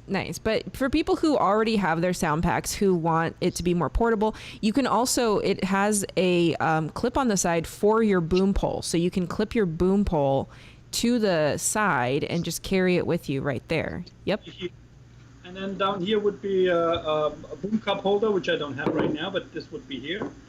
And then you can park the boom pole, and you have a second way. If you have a second boom cup holder, wow. So you have 2. My favorite one is actually the secret compartment we have, and now we're showing it to everyone. It's not so secret anymore. We have a laptop compartment in the back. It's very well cushioned, so it doesn't. Great. You have a little like divider here, which is Velcroed in place. You can lift it up and bring it down depending on the size of the laptop. And on the bottom, you still have space for cables, power cables, and whatever. The cushioning of the backpack is incredible. It actually feels very comfortable with those big hip fins. Yes, those are super, super handy if you are out for many, many hours. And especially if you are in a place, maybe you're in the desert or you're somewhere where you can't put your equipment down. So you have your boom and you have the backpack on the whole time. You want it to be comfortable for the duration, for sure. I'm not sure if that's visible in the camera, but we have big, a thick foam here with a lot of triangles cut in, so it's very breathable. That's nice. That's awesome. As you can tell, there's a frame in here, so it keeps the shape while you're setting it up. It's not collapsing on you. You got bottom pockets, left and right, for example, for batteries, battery packs, and then the other. Wow. Okay, so something else that I love about all your products is that you've kind of taken the time to think about visibility as well. You know, you want it to be very incognito on the outside, but once you open it, you want to be able to see everything in there immediately. So you have that red there, so you're not kind of searching for, okay, where's my pen that's black amongst a sea of black? You have that fully red on the inside. We are almost done with these sales, by the way, everybody. We have 52 seconds. So if you are interested in any of the sales from K-Tech, in any of the sales from Deity that are going on right now, put it in your cart, go to your checkout. It is almost done. But also, if you're interested in any other K-Tech products, like we said, you know, the high-end boom poles are on sale right now, but they have a lot of other stuff going on their website. You can go check it out. Look at that beautiful red color. Listen, hey, Aputure brand color's red. I can see why this is a friendship right now. Tested it. I can fit 14 bottles of water in here, or maybe cans of beers, depending on what the people like. It All really right. does. Well, thank you so much, Ken and Tino from K-Tech. Thank you for joining us. I had a really fun time chatting with you and learning more about sound. This was very educational, so thank you, guys.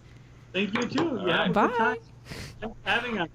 Of course. All right, everybody. So that was our audio hour. I learned a lot. I can't believe I spoke for an hour straight after not speaking for 4 months. But I just want to say our next big sale is going to be the Aputure MW Light. And before I talk about it, I want to show you a little trailer. So let's roll with the trailer.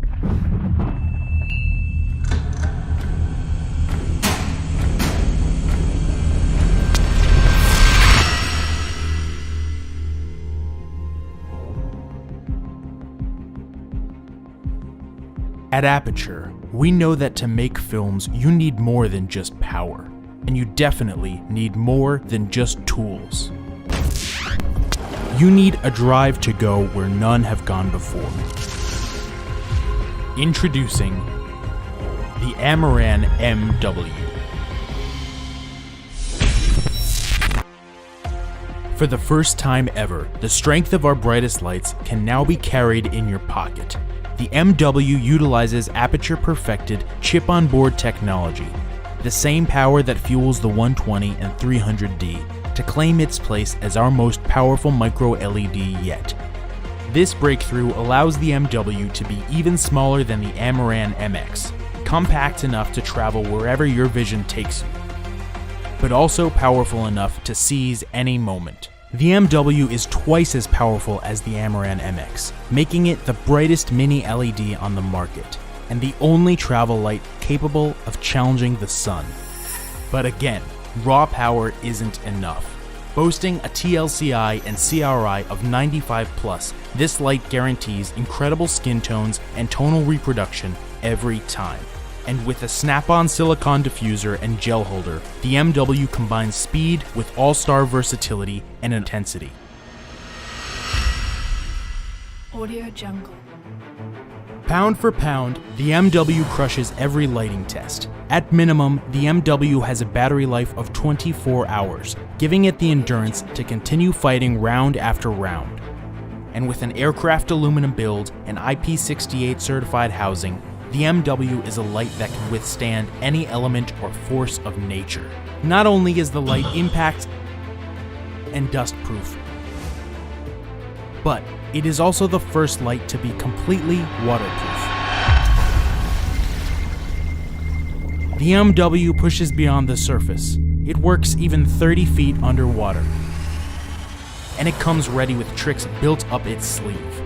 5 lighting effects: lightning, paparazzi, fireworks.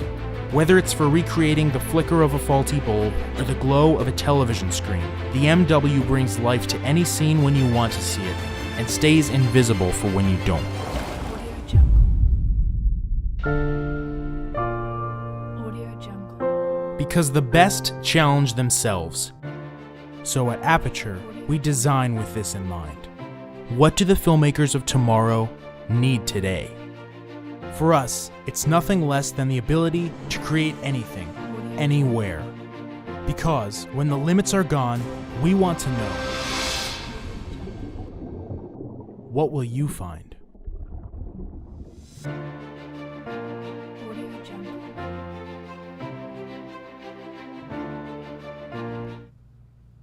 Okay, and we're back. I hope you enjoyed that epic commercial. Wasn't the music epic? I feel like the music was the best part. All right, so our sale for the next 30 minutes is the Aputure MW Light. But before we get into it, I did see a mean comment, somebody calling me out for my hair. Yeah, it is a wig. I wear wigs. Hey, let's normalize wigs, okay? It's totally fine. You wish you were this cool. So we have an MW light. This is a super, super powerful mini LED light. It is actually a chip-on-board COB light.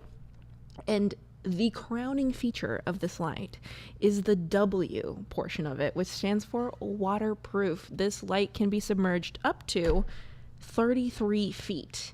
So you can put it on a camera that is enclosed in an underwater enclosure and you can go dive with it. It is also IP68 dust proof, so you can take it into the middle of the desert in Dubai and it'll be just fine. And you're probably thinking, that's a very weird and specific example. You're right, because I was there once in the middle of the desert in Dubai, and guess what? I had to get all my sensors cleaned. But anyway, this is the MW light. You can mount it directly on your camera because it has that quarter 20 at the bottom. It is USB-C charged, so it has an internal battery. It comes with a beautiful case. It also comes with a bunch of gels, so you can gel it. It is default 5600 Kelvin, but you can gel it with full CTO, half CTO, quarter CTO, full CTB, half CTB, quarter CTB, and it also has a couple of diffusers as well. And look at this. This front element can come off, then you can put the gels in, then you can put this right back on, and bam, it's still waterproof. It's still gonna kick it for you. So I'm just saying, this is like one of my favorite lights, and this is one of the biggest sales that we are having today. Of course, we're gonna have other Aputure sales today, but this light right now is 35% off, which is huge, and you can get it at a bunch of dealers.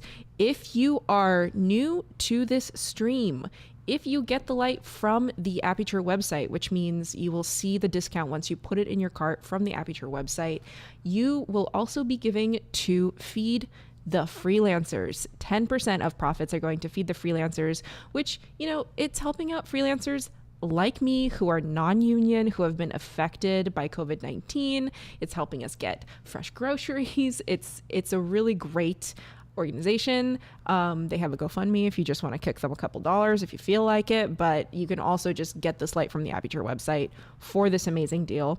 The other cool thing about this light, okay, so not only is it underwater, it has internal battery, it comes with a case and gels, but it is also super, super bright. So this is currently at the lowest setting right now, and it's pretty much almost blowing out my face. I don't know, Brandon, if you want to pop me on full screen so you can see this insanity right here. This is what it looks like. You can't even see the diodes anymore. This is at its minimum brightness. It has 10 brightness levels. So let me just close my eyes and kind of kick it right now. Okay. And it fits in my hand. Look, I mean, it's just what is going on. So this is incredibly, incredibly bright, but not only is it super bright, it also has a boost mode. That's right. So if you feel like it's not even bright enough for you, for 60 seconds, if you press the booster button, it will boost and make it even brighter. And you're probably thinking, how bright is bright? So officially it's 6,000 lux at 1 inch when it is at its max brightness. But then when you boost mode it, you can have it up to, what? 1 foot, sorry, 1 foot. Yeah, I don't know why I wrote 1 inch down. It's at 1 foot, 6,000 lux in boost mode for 60 seconds. I believe, Brandon, from 4,000 lux without boost mode. Am I right or am I wrong? I think I'm right there. It also has a bunch of effects, as you can see right now. I have the paparazzi effect, and it has 5 effects built in. So it has TV, lightning, faulty bulb, fireworks, and paparazzi. So you can get all sorts of effects with it, which honestly is just like a special little cherry on top. So that was the effects. This is the boost mode. I keep turning it off instead. Perfect. Love that for me. But anyway, so there we go. That is the MW light, and that is what we are putting on sale for the next 30 minutes. So if y'all wanted to know, that is what it is. Sean asked, does it work with Sidus Link? Good question, Sean. I don't believe it does. No, it does not work with Sidus Link. But thanks for the question. Is it Brandon approved? Brandon says it's Brandon approved. So there we go. You have 20 more minutes to get this light, but in the next 20 minutes, I wanted to bring up a friend of mine to chat with, also chat about lighting, chat about life. So Eric Naso, what's up? Hey, how you doing, Valentina? Good to see you. I'm good. And I love your hair. And screw those people who have any kind of comment about wearing a wig or a piece of extension. I mean, in the real world, in the fashion world, on television, they're all wearing these extra pieces of hair. So get over it, people. Thank Get you. over it. It And looks also, great. like Ariana Grande says, right? You like my hair? Gee, thanks. Just bought it. It's still my Right. hair if I purchased it with my own money. All right. All right. Well, I think it looks great. Well, I've never hidden the fact that I wear wigs from anyone. So if anyone thinks Yeah. that that's an insult, joke's on you. But yeah. I hope you enjoyed my little spiel about the MW. Little behind the scenes secret here. Eric was watching me do that entire presentation and just like staring at me, and you could not see it, and I felt so awkward. I was trying to distract you. I was doing all the happy hands and everything. It didn't work. So people are saying hi to you in the chat room. Twin City Media says, everybody. "Wow, Eric coming in hot." Looks like people are like really into your whole situation there. So let's talk about it. What have you got set up? Are you in your home right now? I'm actually in a corner of my house. This is a position that I set up for my wife, who is an anchor at NBC7 San Diego.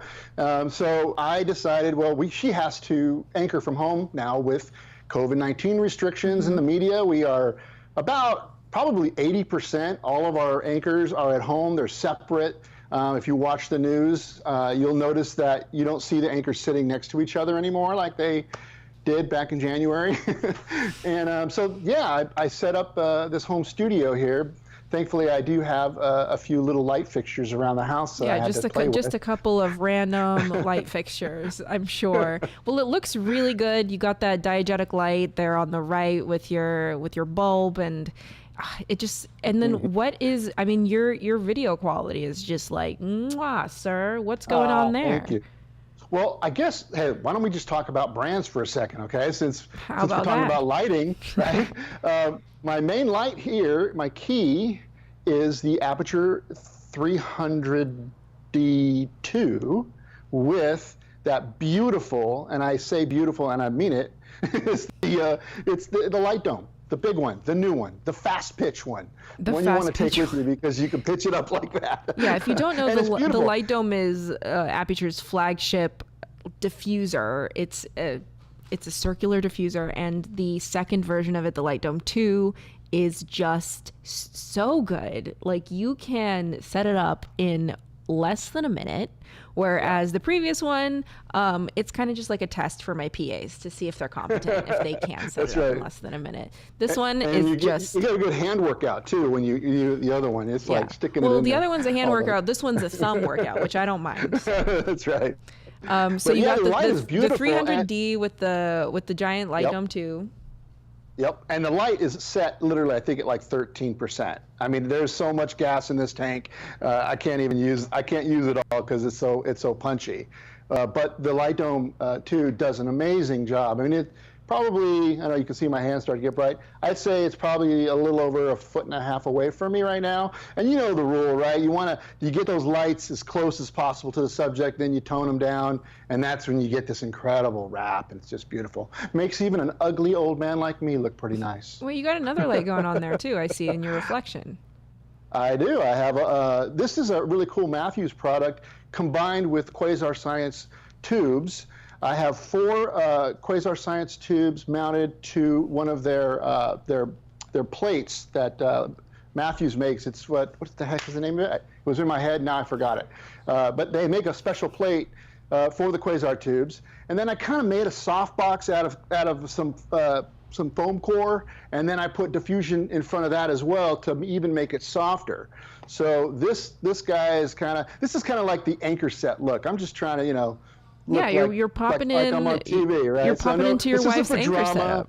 Yeah, exactly. No drama lighting here. No, half tone in the face and all that. Then up above here, I have these QLEDs. This is the battery-powered Quasar Science bulbs. And then I have another one down here that's kind of lighting up the curtain a little bit. So this is kind of what I use for the setup for my wife when she anchors or does stand-ups for home. I think the most standard question in the chat room, though, is not about the lighting. It's about, do you have a man bun? Do I have a man? No, I have a bald spot. Yeah, and a guys, whole lot of hairspray. he doesn't have a man bun. I don't know what people are talking about. Though I would enjoy you with a man bun if you wanted to join me in the wig wearing squad. So I also noticed that I'm almost ready to wear a fake hair. you're holding one of these. So this one is within your reach, right? The MW. It absolutely is. So have you just tested this one, or have you shot with it as well? Oh no, I use it. This is a light that I kind of feel like it needs to be in your bag. It just has This to is be, the one on because- sale, by the way. There's only what? I can't figure it. There's only 14 minutes left in the sale. So if you want to get this light for 35% off, go to the dealers that are partnering with us right now for this flash sale, and you can get this light for 35% off. This is literally, like Eric can attest to this. Yeah. This is a must-have light in your kit. And for those people that are asking if there's more lighting discounts, there are. Just stick around for more lights coming through that stream. Yep, I got a sneak peek of what's happening. Stick around. You'll definitely want to hang out for what's happening Yeah, you later. will. But let's talk about this one for a sec. Yeah, so one thing I really liked about it, when I first got it, I got it in for review. It has great color, first off. It's super punchy, but also, like you said, it has diffusion, and you can use these frosted color corrects, so you can change and shift and soften. You have a lot of options. But the one thing that this is how I used it when I first got it, because I covered CES in 2018 for the first time. I'd never been there before. We decided just to go check it out. It was another reason why I went there, to cover something specific. By the way, you said we. I don't know if a lot of people know that you work with News Shooter, so maybe give them just a little bit of an intro to that. Oh, sure. Yeah, I am a correspondent and a writer for newsshooter.com. I've been doing this now for 4 years. Time flies. And it's a lot of fun. We cover a lot of the trade shows. It's been obviously a pretty slow year for that, but we're finding different ways to bring you what's happening in technology in the film and production industry. And new stuff is still coming out. New stuff, whether it's 2018 CES or the 2020 Aputure House Party, we're still kicking. The industry is still alive. So you were saying you were with News Shooter at CES 2018. So I had to solo the shoot. So that meant generally when we cover trade shows, there's two of us, me and the photographer, and we have a light stand and a setup. It's super nice. Try to make everybody look as good as possible at the trade show. Well, I didn't have that option, so I had to have the run and gun setup, right? So I put this on a magic arm, attached it to my my XT3 cage, and this was what I used for all my interviews. And I'm telling you, it was more than enough. Sometimes, I put it with, depending, because you know how it is. Like you have to join the lighting in the room. And when you're in an event, like if you're shooting an event, you don't have the option of changing the lighting in the room. So you neither have to have enough punch to fill, or you have to be able to bring it down enough so that they don't look like they're on fire, right? So that's what was really nice about having this in the kit, was I was able to do both. Sometimes those trade room, the trade floor, the showrooms are popping with lights, right? They want to get more attention, right? So they make their booths super punchy. Well, this definitely worked, and it was great. And I never really had to use it at full power. And that says a lot for a nice little bar light like this. I also like the design of this because it does have a nice spread. It kind of naturally does the 16:9 sort of look. Instead of having a small round light, you get a little bit more spread. It covers the area a little bit better. That's true. On the flip side, if you're recording TikToks and you need that vertical light, you got it. You got it. I use it actually. I've used this on when you're shooting red carpets, when you're shooting media at red carpets, and you literally have like maybe this much space for your camera and your correspondent, and people are coming up to talk to you on the red carpet. You don't have a lot of room to set up an extra light, but you still need something that's bright, because you never know where they're setting up the red carpet, what the sun situation is looking like. Sometimes, I don't know, these people who set up red carpets, why do they put the sun in the background and then not put any lighting in the front? I don't know. So you have to bring your own lighting. So this has definitely like helped me out in a bunch of situations. I usually just have one of these in my case at all times. And the great thing is that it has an amazing battery life at minimum brightness. It can go for 24 hours straight. At maximum brightness, and you saw maximum brightness, you never have to do maximum brightness, almost never. No. It can go for 80 minutes straight, which is insanity. Yeah, and at the trade show, I was like, this thing didn't need a charge. It lasted me all day plus some, so that says a lot. Also, great for product photography and product shooting in general. You've got your nice little setup, and you're always kind of moving your products around. And you're like, oh man, there's like this little area that just needs a little pop, and I can't quite get enough with the reflector to bounce it in. In comes these little guys, and you just slide it in, just get it the right diffusion, get it all done, fills the little void there, next shot. So these are great. Something that a lot of people don't realize. If you get a deal on them, I'd buy 2 of them, to be quite honest with you. Honestly, yeah, go for the deal, because right now it really is worth getting a couple of these. Get a couple. They're 35% off. Something that people don't realize when you are shooting product, a lot of times, depending on the lens that you're using, a lot of people have been starting to use the probe lenses for product video, and the probe lenses are a minimum f14 aperture. So you've got that. Then, if you're shooting product, the product has to move in some way, whether it's on a turntable or you're submerging it in water or you are putting some kind of, fog around it. So sometimes you have to shoot that in slow motion, which means you have to compensate for your shutter speed, which means you need a lot of light. So even the tiny product is going to need a lot of light, but having a big light that's going to throw light everywhere all over your room is probably not as efficient. So having a small light that packs a huge punch is really, really, really great for products. You can get it close to the product, you can turn it up maximum brightness, and you can still get what you need, even at f14, even at a shutter speed of, I don't know, 1/6000. I don't know what you're doing, but yeah. And it's waterproof. You can literally take a bath with it if you're into that kind of stuff, If you're into taking baths with lights, I mean, who knows? Listen, I don't shame anyone for what they want to take a bath with, but I would also, if you are a person who is always traveling, who, like me, who is always getting themselves into this situation where you're in the middle of the desert, or you're at the bottom of the ocean, or you are on top of a volcano, this light is going to give you a fighting chance. So we have a little bit over 7 minutes left in the sale, but I did want to ask you, Eric, how you've been doing with the quarantine, and what do you think the film industry is going to be moving forward? I know here in Los Angeles, a couple of productions have opened. Clearly, I am no longer trapped in my bedroom. I'm in the studio, so clearly something's changed. But what do you think? Your professional opinion.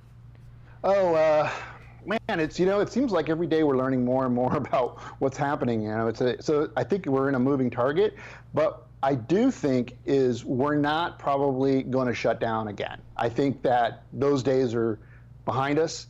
We're going to have to learn how to live through this. So just knowing that, we all have to be super smart about wearing PPE around talent, because probably talent's not going to be wearing PPE. And the last thing you want to do is get your talent sick, right? So especially if you have a long-term project. So being safe, wearing masks, doing whatever it takes to get the production done, work at a good pace. I think it's just going to happen, though. It has to happen. We can't shut down, right? It's just we did it for a little while. We needed to do that to get it together, but I think we're going to be moving forward. For myself, I'm still working from home. I edit and shoot promos for NBC7 here in San Diego. I have been editing like crazy here at the house. I get media from my remote server at the station, which is a whole crazy thing to have to deal with. Downloading, uploading. But that's what freelance editors do all day long too, right? So that's not a new space. It's just kind of new for me. Yeah. But fortunately, I'll be shooting next July, like in the middle of the first week of July. I have a shoot. I'm so excited. Wait, next July? Because I have it. Or this? No, this July. Oh. Yeah, no, this is coming July. Yeah. So I'm really excited about that. This will be my first one where we have, NBC Universal in general, I think they're very aggressive about doing things right and not just jumping in.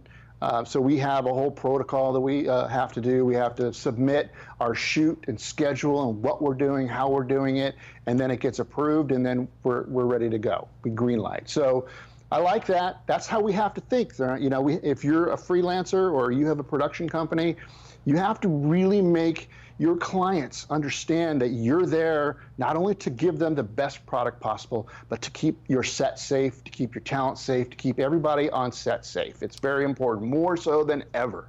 More so than anything, but you also think about that filmmaking is done a lot in pre-production and a lot in the edit. And I certainly know here in LA, a lot of those meetings have gone online. They are no longer conducted in person. And that is, although I like that personal connection, I would keep them online if I could. There's no reason for us to be meeting each other face to face, taking those risks. Why, right? So yeah, any kind of post-production, any kind of pre-production meetings, I think at least for the next, I don't know, this is my guess, but for the next like year, they'll be conducted online. Yeah, I mean, it is a good way to do it, especially, you know, people, if they have to travel, and LA area is a huge pain to drive. Well, so yes. if you're, you know, if you're living far away, if everybody's living far away and you'll have to meet somewhere, I mean, that just takes 2 hours away from your life that you're just never going to get back. So doing these things remotely, you know, doing the Skypes and the Zooms and, you know, what have you is a super smart and very efficient way of working. I think that's probably, if anything, I think the streaming thing just got, you know, 2,000 cc's of positivity, because we're going to go in that direction probably a lot longer than, you know, this COVID issue. I think that we're learning how to actually communicate better with streaming. The technology is getting better. I mean, look how the camera companies like Fuji and Canon, they're all like, they're putting web-based, you know, software upgrades and to their cameras, so you don't have to use capture cards for your computer. Yeah, I've seen that. Come on, you know? Yeah, isn't that? I think that's not a coincidence that that's happening right now. That's happening because there's a need. You know, there's a need. So, but I feel the future is bright. I'm not a doom and gloomer. Keep yourself creative, folks. Watch as many videos. Learn something new. If you have downtime, if you're in production, if you're a DP and you're not getting work right now, learn how to edit better, learn how to 100%. Color grade better, learn how to do After Effects better, or just learn how to do something that intimidates you, something that you are absolutely frightened of. Just learn how to do it. Get your feet wet, because this is the time to do it. You'll get busy again, and you're not going to have that shot at maybe having that downtime to further yourself. For those just jumping on, we do have a little bit over 2 minutes left in this sale, so I did want to mention it one more time so that everyone is aware. We are doing the Aputure ALMW for 35% off. W stands for waterproof, up to 33 feet. Yes, it is also dust proof, and it is perfect for pretty much any situation, literally pretty much for any situation. And it comes with a bunch of stuff. It comes with a outer diffuser that you can put on here, but if you want it to be even softer, you could, there's more diffusions inside. There's also CTO and CTB gels. So because the light itself is not color temperature adjustable, it comes with gels so you can adjust it, and it comes with a little Velcro sticky pad so you can stick it to things. So, and it comes with a nice little case, which is something that all Aputure lights come with, pretty much, almost all, and which is like a really nice little bonus that I love having, because it's just extra protection around your equipment and around your lights. So that's what's going on right now. It's going on for another minute and 30 seconds, and after that it will be gone forever. But if you stick around to the stream, there's going to be a lot more sales happening, and I'm going to be running my mouth a whole lot more. Eric, before I let you go, I did want to ask, since you work with News Shooter, you're always given things to review, you're always on the cusp of new technology, on the cusp of things. I mean, I am kind of sure, like, I hear about it when it happens, if I come across it, but you get sent these things and it's your job to know. So I want to know, what is something that you're excited for gear wise? It could be any gear coming up in soon. In a minute. You have a minute. I got a minute. Well, you know what? Here's something that surprises me. I'm actually shooting with the Zcam E2 f6. It's a full frame 6K camera, and it's going through the cam link. I'm not using the router, but full frame is really, it's something I never really thought, oh, I'm not really big on, but I'm really enjoying the look. It's just different. And yeah, we've been getting it with a 5D, Mark II back in the day, but these cameras are they're just so much better image-wise, and I'm just really enjoying it. Just the only downside to this is that you have to buy a lot of new lenses if you're not into the full frame thing. Like I ended up getting a lot of S35 glass, and cinema lenses tend to be S35. It's big money investment, so boosting up to the full frame look. But yeah, I think technology with cameras, they're just getting so much better. In the last year, it just seems like you can't go wrong with any camera these days. I mean, really, the internal codecs are even getting better, which is nuts. We've been waiting for 10-bit forever. Now we're getting it. Now we're talking about RAW all the time, right? We're getting RAW output now from a DSLR, mirrorless camera, sorry. So, yeah, it's nuts. I really, it's just, it seems like how could things get any better than this, right? So the only thing that could get better with technology is that we can actually go out and use them again. Well, yeah, this is true. Or they could just be, cameras implanted in our eyes, and then we just have like full reality VR, and everybody wants that, right? Well, thank you so much, Eric, for joining me on this live chat. It's always a pleasure to chat with you, and I also enjoy all of your tweets. So. Thank you, Valentina. It was great to see you guys. Aputure, you're doing a great job. I watched the live stream before I got on, and I'm super impressed. These are great deals and good stuff coming up. So thank you guys for doing this, because, it is tough out there. And if you need some gear and you got something coming up, this might be a good chance to save some money and get what you need. So right on. Good job. Awesome. Thanks, Eric. Bye. Bye. All right, so we have our next deal coming right up, 20 minutes left on it. It is the Aputure lighting clamp, which I believe we can show the video of it as I talk about it. So this is a product that is really made for the control box of the 300D2, but it also comes with an adapter, so you can mount any of your control boxes from any of your previous Aputure lights on it. It has a 2-inch kind of ability, so you can clamp it to a C-stand, you can clamp it to a light stand, you can clamp it to pretty much anything, and it helps when you need to move your lights around, when you need your lights to be more secured, when you don't want to use the cord to hang the light off of a C-stand or any other kind of stand, then you can just attach this to whatever. So for example, this is a V-mount plate right here. So this is the control box for the 120D2, and it has that V-mount right here.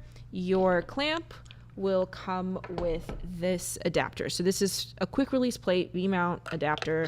So you just snap that in there, and then you can snap it directly into the quick release plate or quick release clamp. So the clamp is off for 12%, but it is, of course, not the only thing that we have a sale on today. In fact, we have one of our largest sales happening right now, and it is with our friends at Matthews. So I have Ken from Matthews joining me today. Hey, Ken.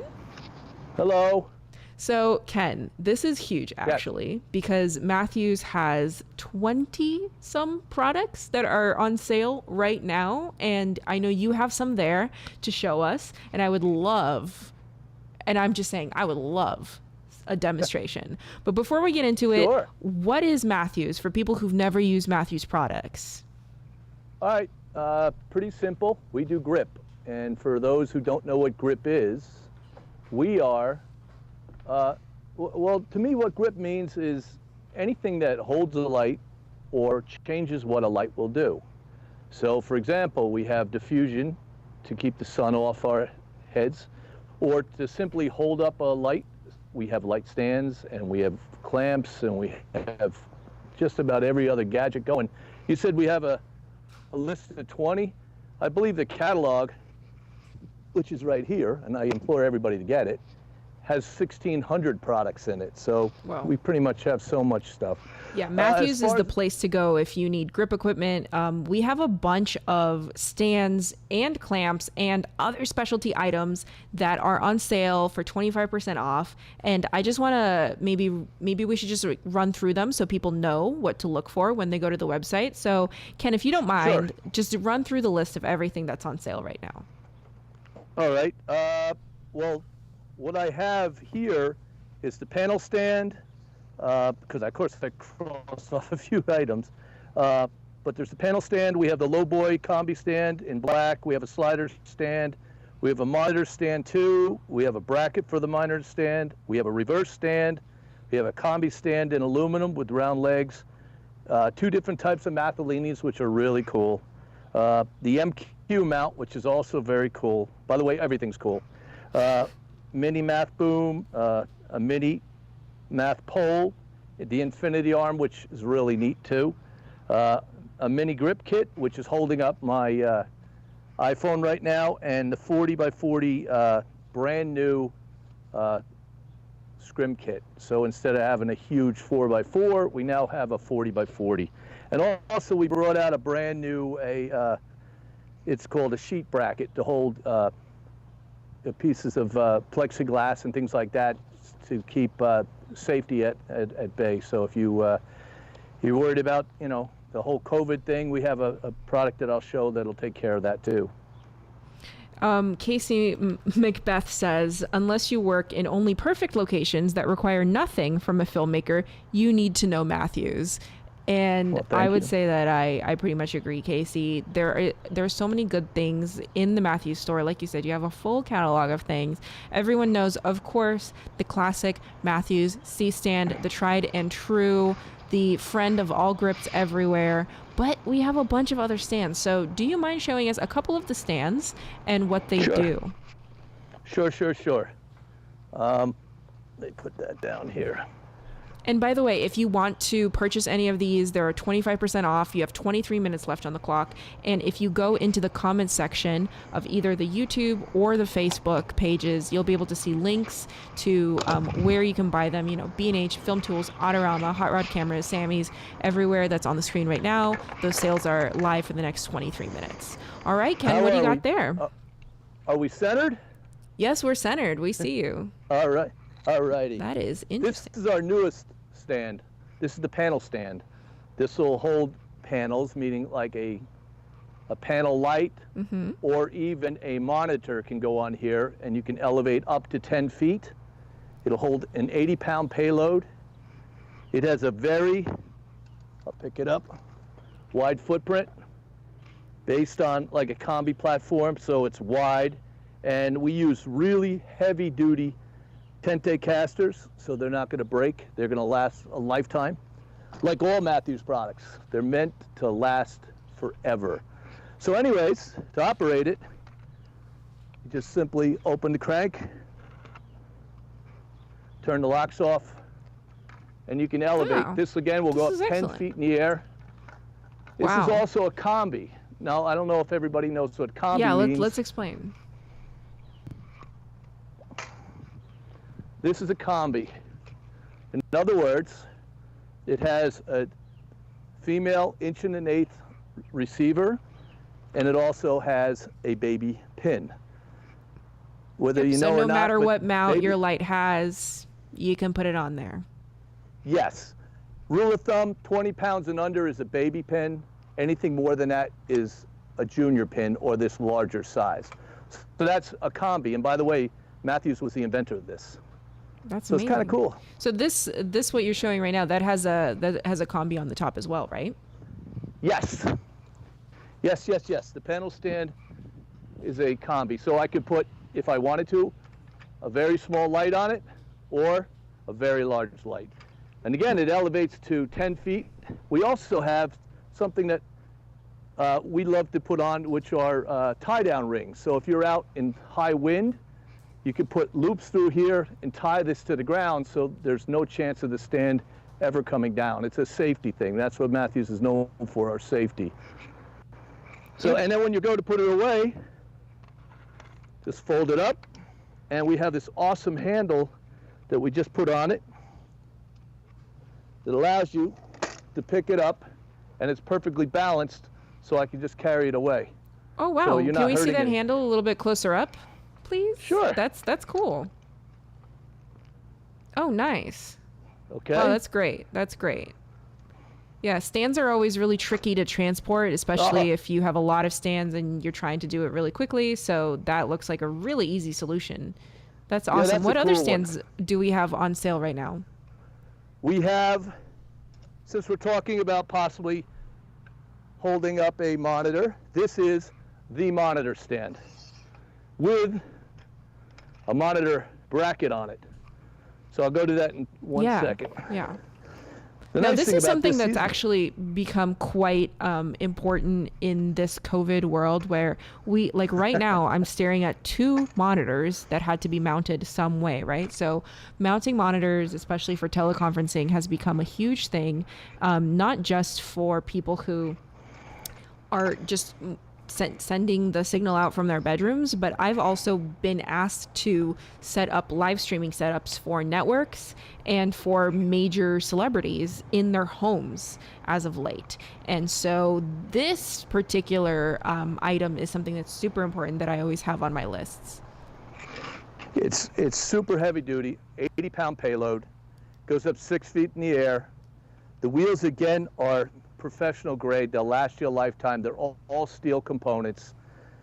It's just a magnificent stand. It's also built with what we call hyperchrome, which this is a new material that we're using. So when you elevate it, the black stays black. It doesn't It doesn't scrape off. scratch and scrape off. That's really And it important. looks pretty. That's great. People don't want reflections. Also, it's hard to see it, but maybe I'll get a little closer. Let's see. There's knurls in here. This is something we do on all our baby pins so that when we're outside, my Matthews flag is not spinning around because the knurls help keep the knuckle So the in knurls place. there, that is a texture that prevents any gives it friction, basically prevents any sliding, prevents any accidents, right? Very good. It's just so that our knurl T-knobs can bite into this, so it gives it triple the strength as opposed to a smooth piece of steel. It'll just spin around. So, but this is a great stand, and also what I didn't show, it has a lazy leg. Oh. So the nice thing here, I'm in my backyard. What? So right now, I don't know, is that crooked? But I could straighten it up. A lazy leg. That's great.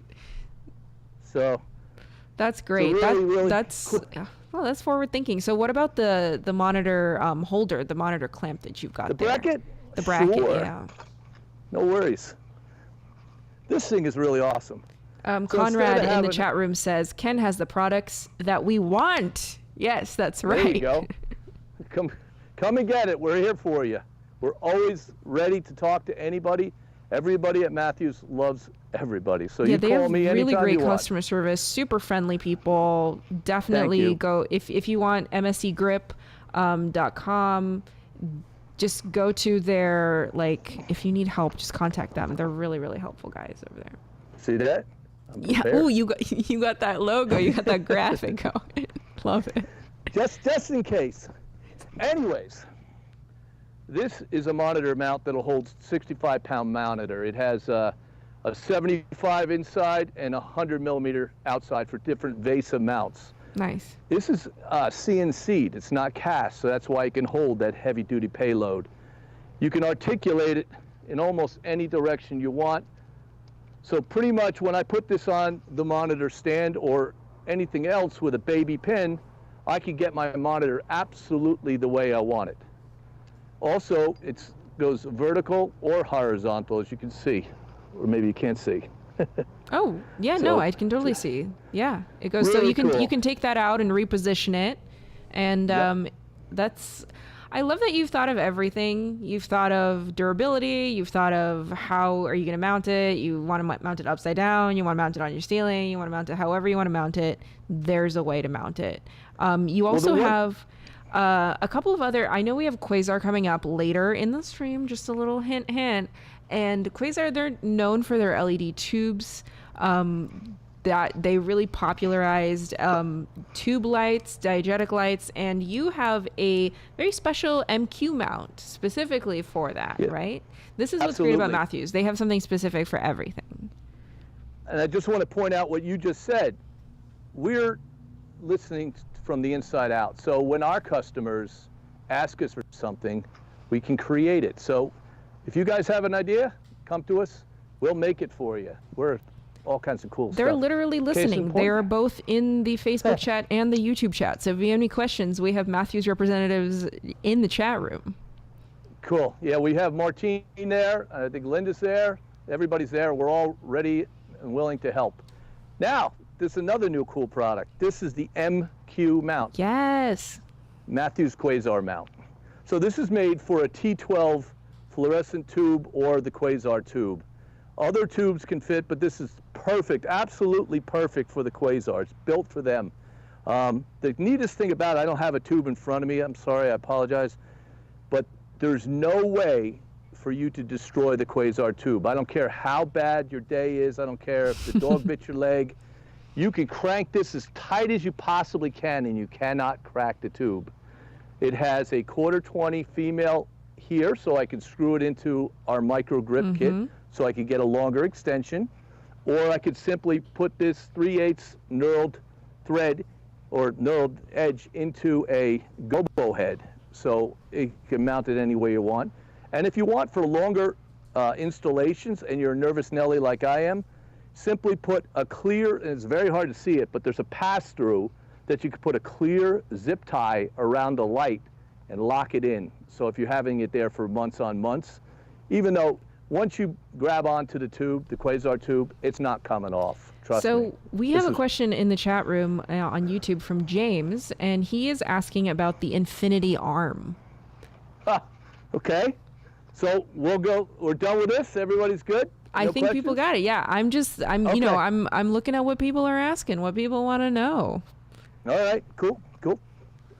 And I believe the Infinity Arm is also on sale. Is that correct? Very good. Very good. This is one of my favorites. Truly is one of my favorites. So everybody has their own little toy. I love this thing.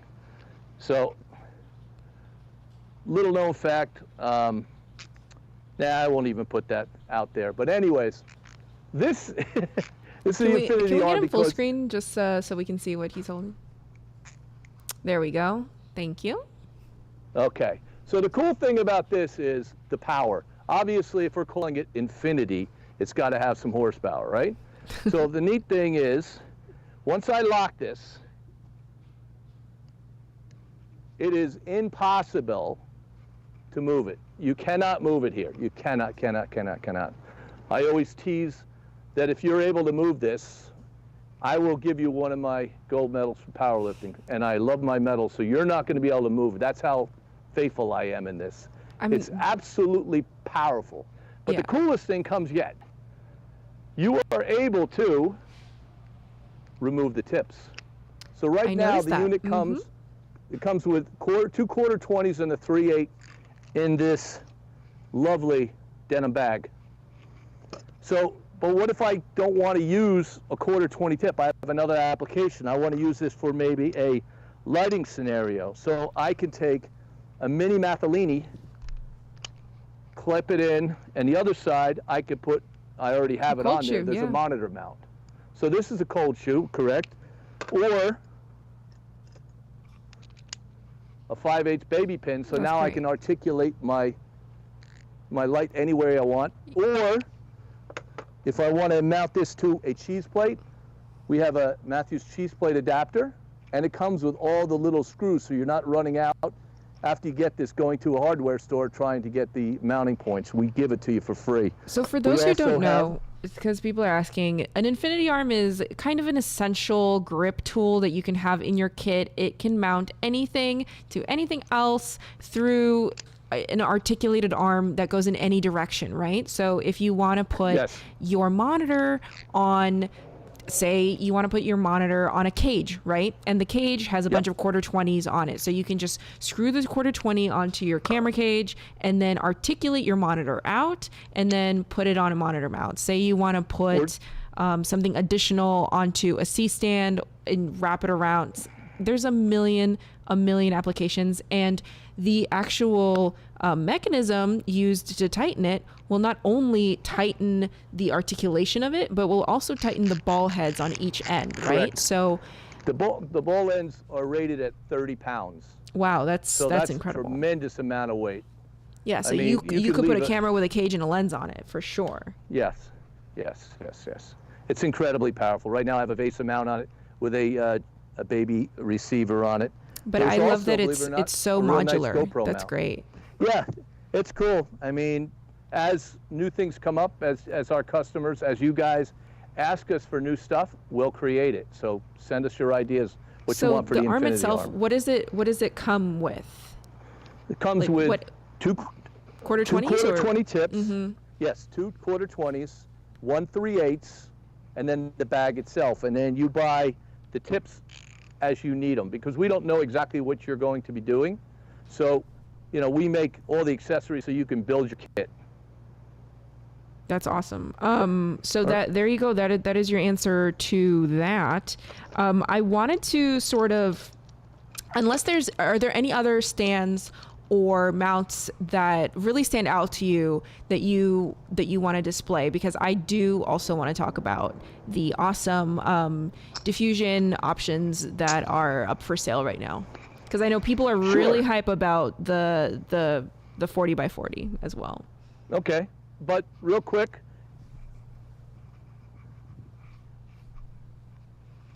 here's another relatively new product that we have. This is called the slider stand. This is the lowest, strongest stand to mount your slider. It elevates at 24 inches off the ground minimum height, 44 inches maximum. It'll hold 80 pounds. And that's because so you we can put your build speed our, rail on there, your pipe Bingo. dollies on there, your Dana dollies. It's not just for, like a slider. It could be, Right. but you could put a lot of weight on it. Yeah, because it's based on a combi. This is 1-inch square tubes.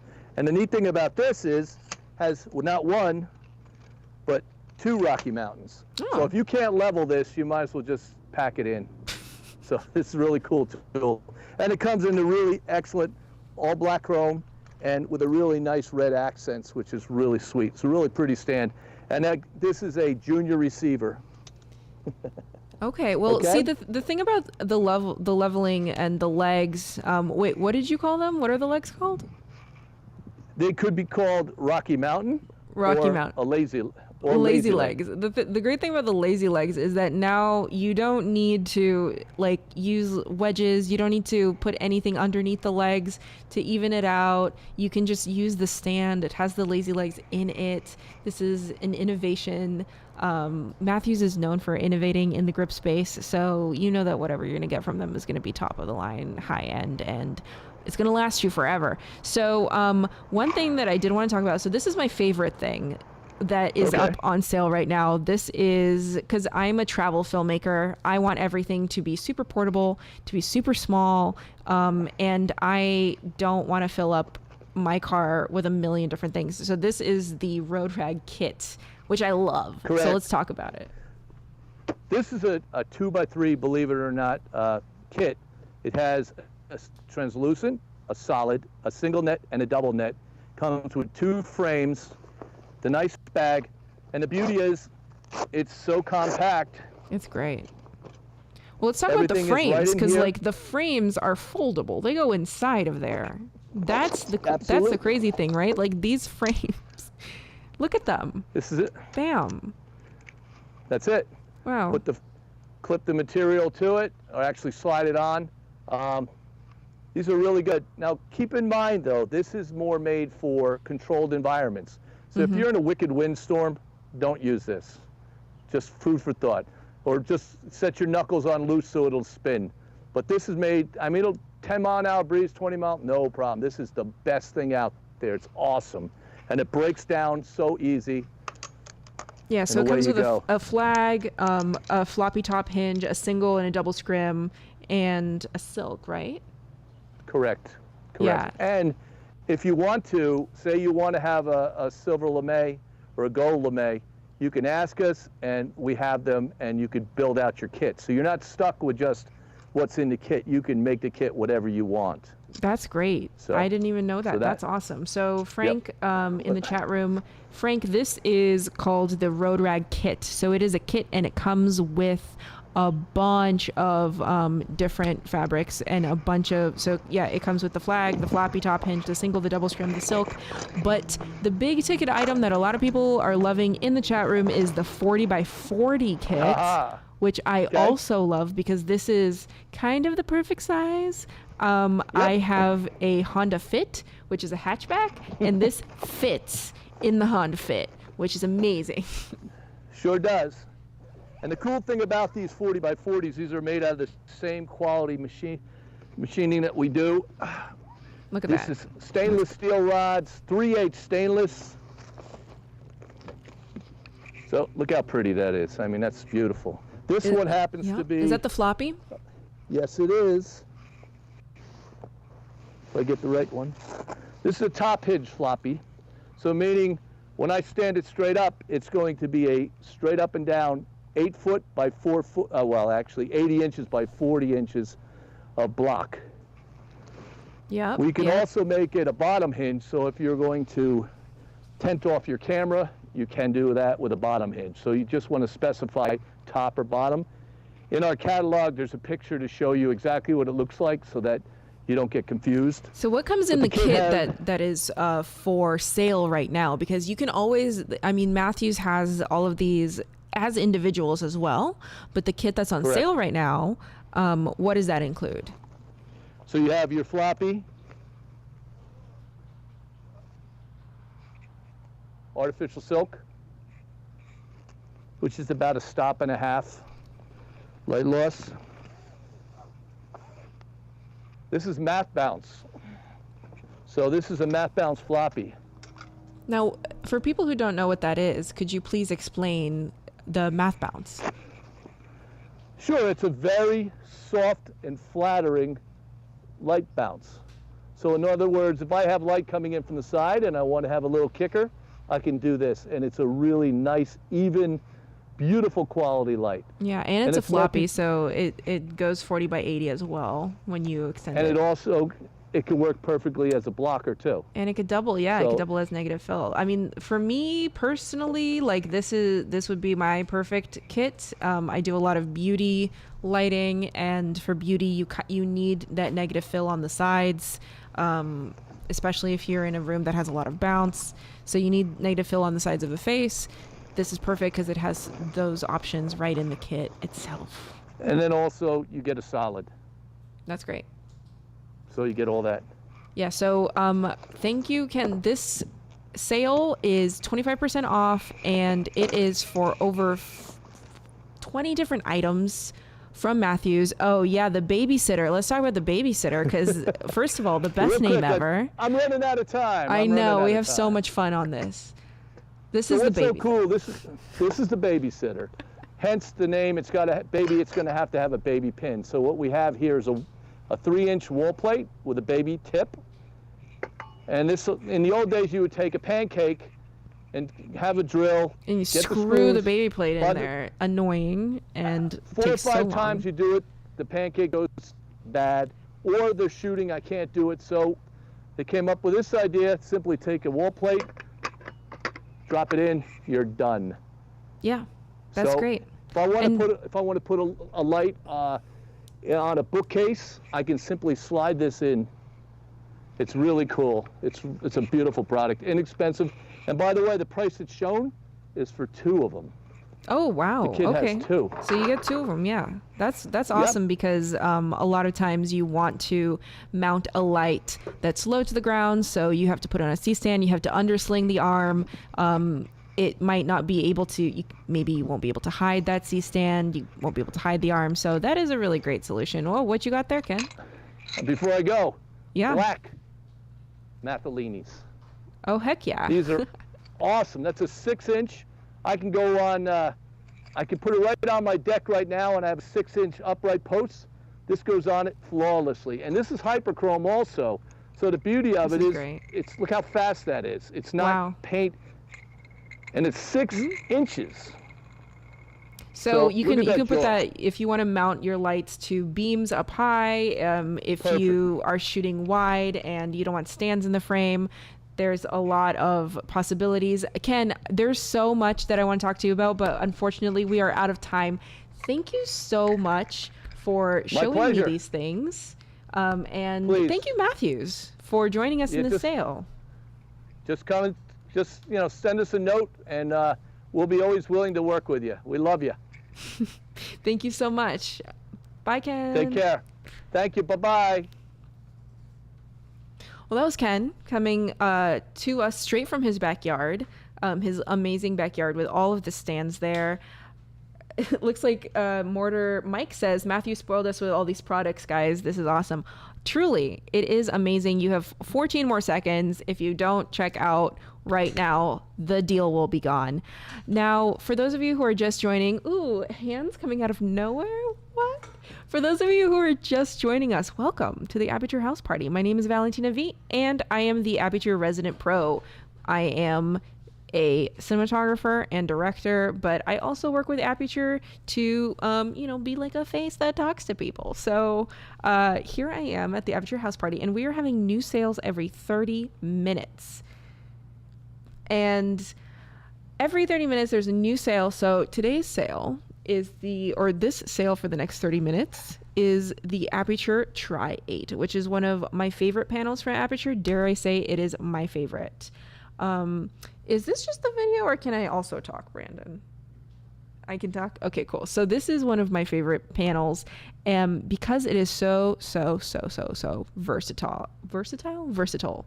Number one, it has 888 diodes. That's why it's called the Tri-8, 888. And unlike standard panels that you might see all over the industry, this one has a random or organic distribution pattern. Some might say it's organic. Some might say that you may be able to see the Aputure logo in it. Who knows? But the reason of having an organic distribution pattern in your multi-source light is for the shadows. If you've ever worked with a panel that has the lights in neat little rows and columns, what happens is the shadows have a crosshatch or a multi-shadow effect, and they're not as diffused and they're not as natural or organic looking as you want. So if you're using any type of panel to light up a face, for example, you need to put diffusion in front of that panel in order to make that panel nice and soft and to make the shadows really nice and soft. But when you do put diffusion in front of a panel, what happens? You lose a lot of light output. So in this case, for this panel, you don't need to put diffusion necessarily to have those nice soft shadows happen. This also comes with a lot of bonuses. So not only do you get the light, but you get the nice canvas case that it comes in. You also get the easy box. So if you want a diffuser, you have one right there. It's an easy box, which is a little soft box that you could put on it with little rails and a diffusion. So in case you need that, you can have it. But one of the standout features of the Tri-8, let me see if I can bring it out here. Actually, let me just take it off.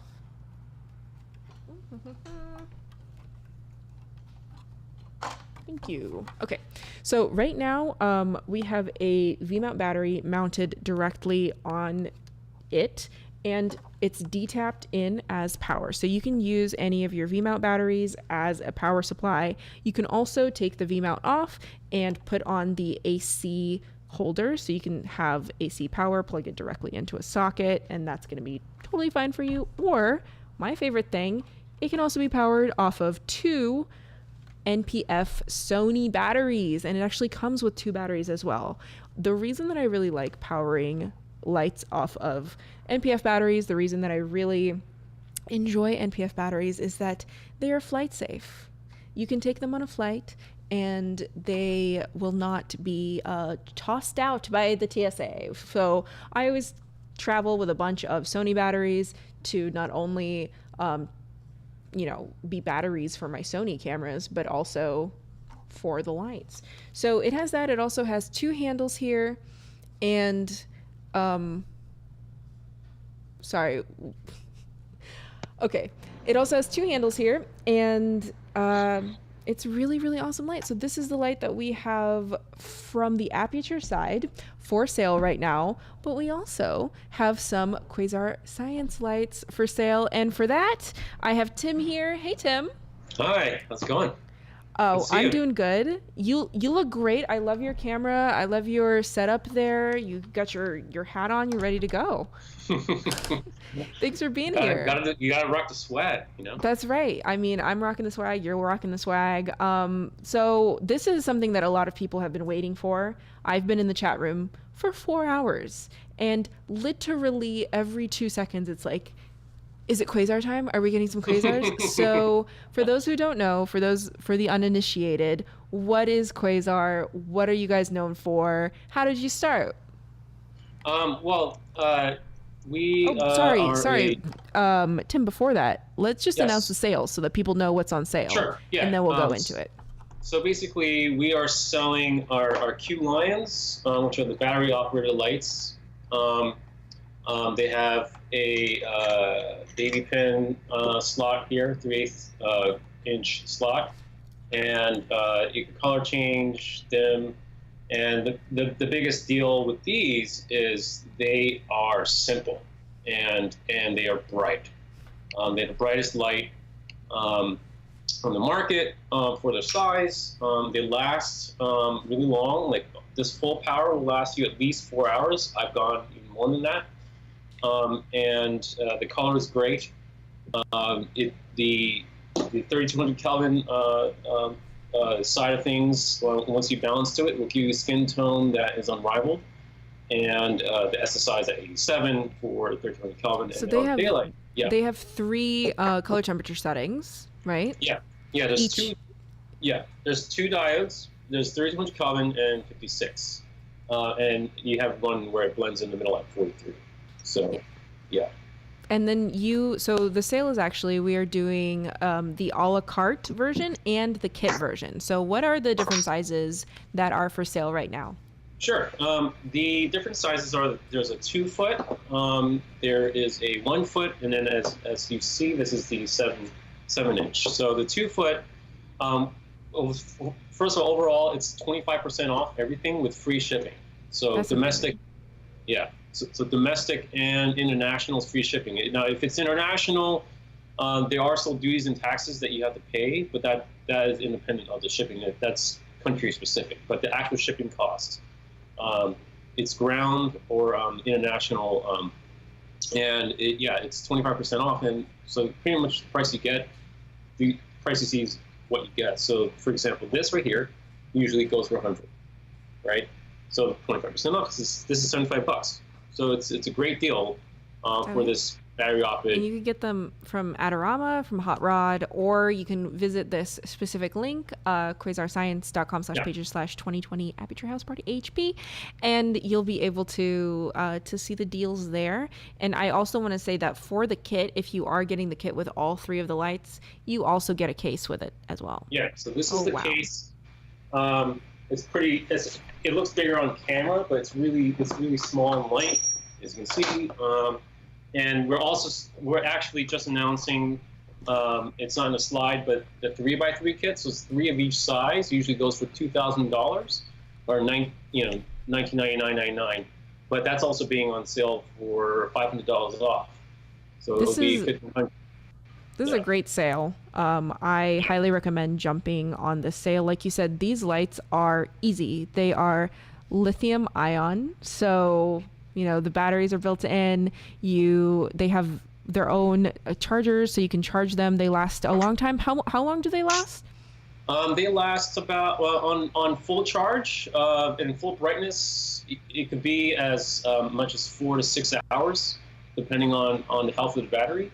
And on the lowest, brightness level, I've gone a whole week in production sometimes without having to charge it. So, but yeah, and the other thing, we are the first ones to really popularize having a magnet on the light too. So you can stick anything on, you can stick it onto anything that's magnetic. So, that's amazing. So it's just a great utility light for set, also for home too. I mean, I do car work. I do when I need to get into the garage or in the basement or something. So yeah, so for the next, 22 minutes, we're going to be selling these off. And you can also go to B&H, I just found out. Oh, well, there you go. They're also offering it as well. Well, thanks for letting us know. Also, Quasar Science is in the YouTube chat, so if you have any specific questions, you can drop them there. And if we don't get to them on this live stream, they'll get to them in the chat. But yeah, so back to what I was saying earlier, Tim, what is kind of like the philosophy behind Quasar Science, and like how did they get started? Sure. Well, there's a slide with my info on it, and the reason why I want to start it off, because besides the fact that I'm very a narcissistic and vain person, and I like to talk about myself, is we believe in being people. We are filmmakers, and filmmakers are storytellers, right? And so it's about absolutely. The owners of the company are gaffers. They've been in the business, and cinematographers, and they've been in business. Each of them at least 20 to 30 years each. So they've been in the business of telling stories, and their own stories and lives as well. So I always like to lead off that I'm a husband, I'm a father, and a cinematographer. And out of that, I started working for Quasar as head of the color science and cinematography research and development. So we believe not only in selling products, but also bettering ourselves and bettering the industry as a result. So I'm also involved with the ANC. I started a lighting committee there to help improve LEDs for the business, which Aputure has now joined as well. So we are all kind of in this together. We do educational events together. Yeah. So we're all one family. Well, I think with so many people not attending film school, with film school becoming less and less necessary or relevant for people who are working in the industry, of course you can go to film school, but there's also so many other educational outlets. And you're right, like I feel like filmmakers are one of the only categories of people that are just so willing to open up and share and tell people about their jobs. I mean, all the way from DVD extras to now. Yeah, exactly. And out of that, we still make stuff. So we, out of our own, just sense to need to create, we made a puppet show, we made our own custom-made Muppet style puppets, and we scripted and shot just the daily life on set in production, and kind of poking fun at kind of little inside jokes, I guess you can say, in terms of not just the vernacular of what you say and what you do, but also the kind of the attitudes that people sometimes have, and just the little fun little like hypocrisies and jokes that we all kind of pull on each other. So yeah, so I would check that out. That's on our YouTube channel as well. Yeah. Shout out, plug. Go to the Quasar YouTube channel. Check him out. Check out the shorts. So, so you were saying you started, you want to help people, but you also make products. And let's talk about those products that are available and the products that you started with. Yeah. So we started off with doing practical lights, which, since you're a sound person, diegetic sound is something that's in frame, and a practical is a light bulb that we use at home, or that's something in the shot. Right, exactly. Look, this is diegetic, right? It's in the it's in the shot, diegetic, even though it's not on. And there was a problem with LEDs just not being good for that. So Quasar started off trying to solve that problem, and out of that business, they found that their tube lights, their fluorescent style lights, got very popular, and that's what Quasar got known for. And on top of that, it didn't have to cost a lot. So there's the aspect of, as filmmakers, you don't have to spend $3,000 to get something that you can use. And that was one of the first innovations that Quasar brought to the business, is the democratization of good equipment.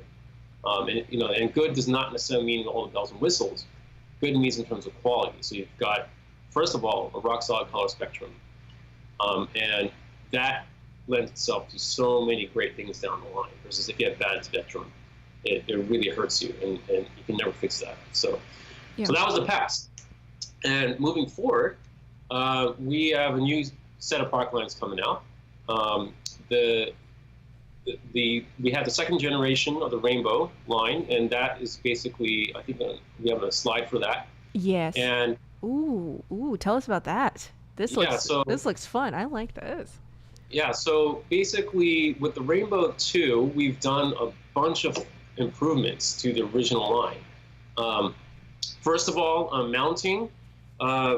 Instead of just having it as a tube light, we've actually added a NATO rail, the same kind of NATO accessories that are in camera department as well as in the Army.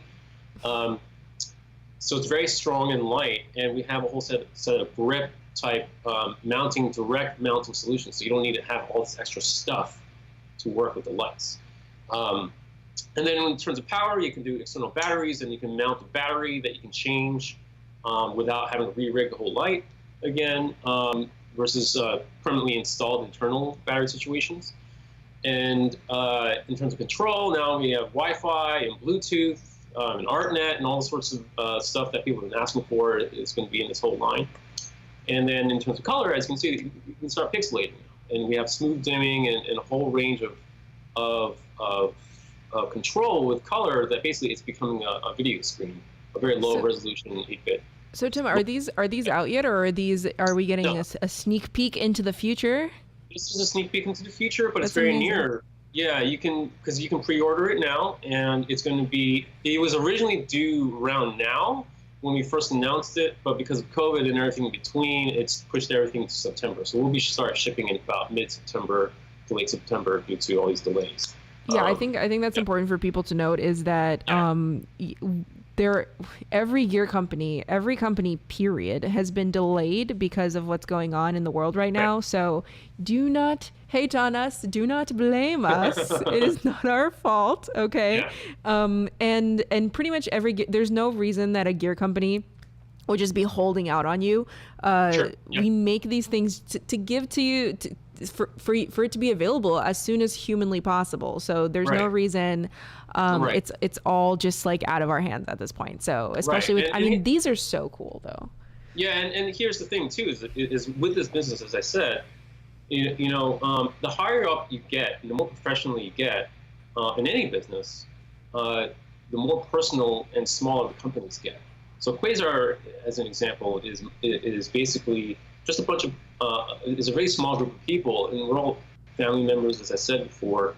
So most of the companies that we're talking about, Matthews and so on, they're not large corporations, and so to be able to survive with COVID and everything in between, that's where the delays are going in. It's not like we're not like a Toyota or some large corporations. We're all smaller. Well, yeah, you go to these trade shows and you talk to the people at the booth, and the people at the booth are the people making the lights. Like you're straight up just talking directly to them. Same thing here at Aputure. Small team, small fam.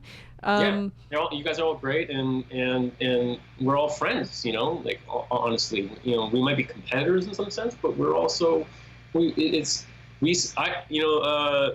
friend from Hive, John Miller's.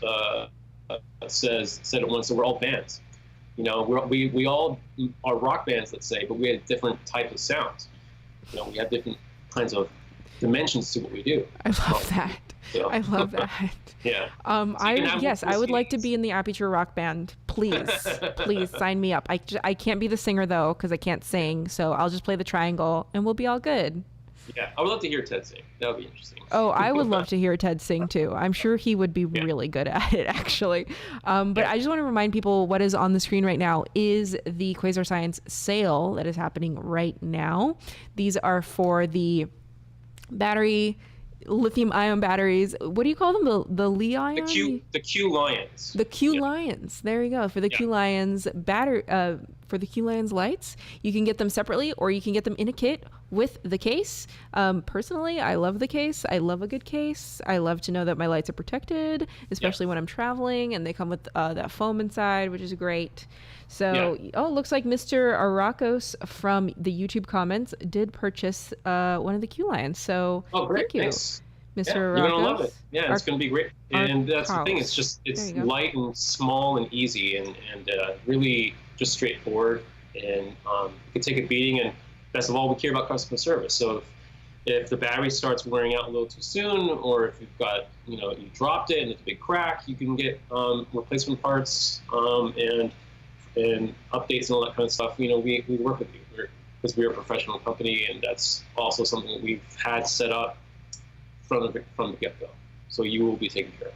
And it looks like Andy just got the 7-inch. So congrats, Andy. I almost feel like, should I kind of want to get it. You know what I'm saying? Like, I know I'm supposed to be on camera, but like on the fly here, can I just log in and grab it? And the fun thing is, like, some markets, like in New York and the Union side in New York and here and in LA, the union electricians, they like to call it things like the Q-tip. It's just this tiny little thing. It's a little thing. Once you have the baby pin in, it's just a cute little light, and you just throw in the Q-tip, and voila, instant flare, instant whatever, highlight, etc. So that is incredibly bright. What brightness was that at just now?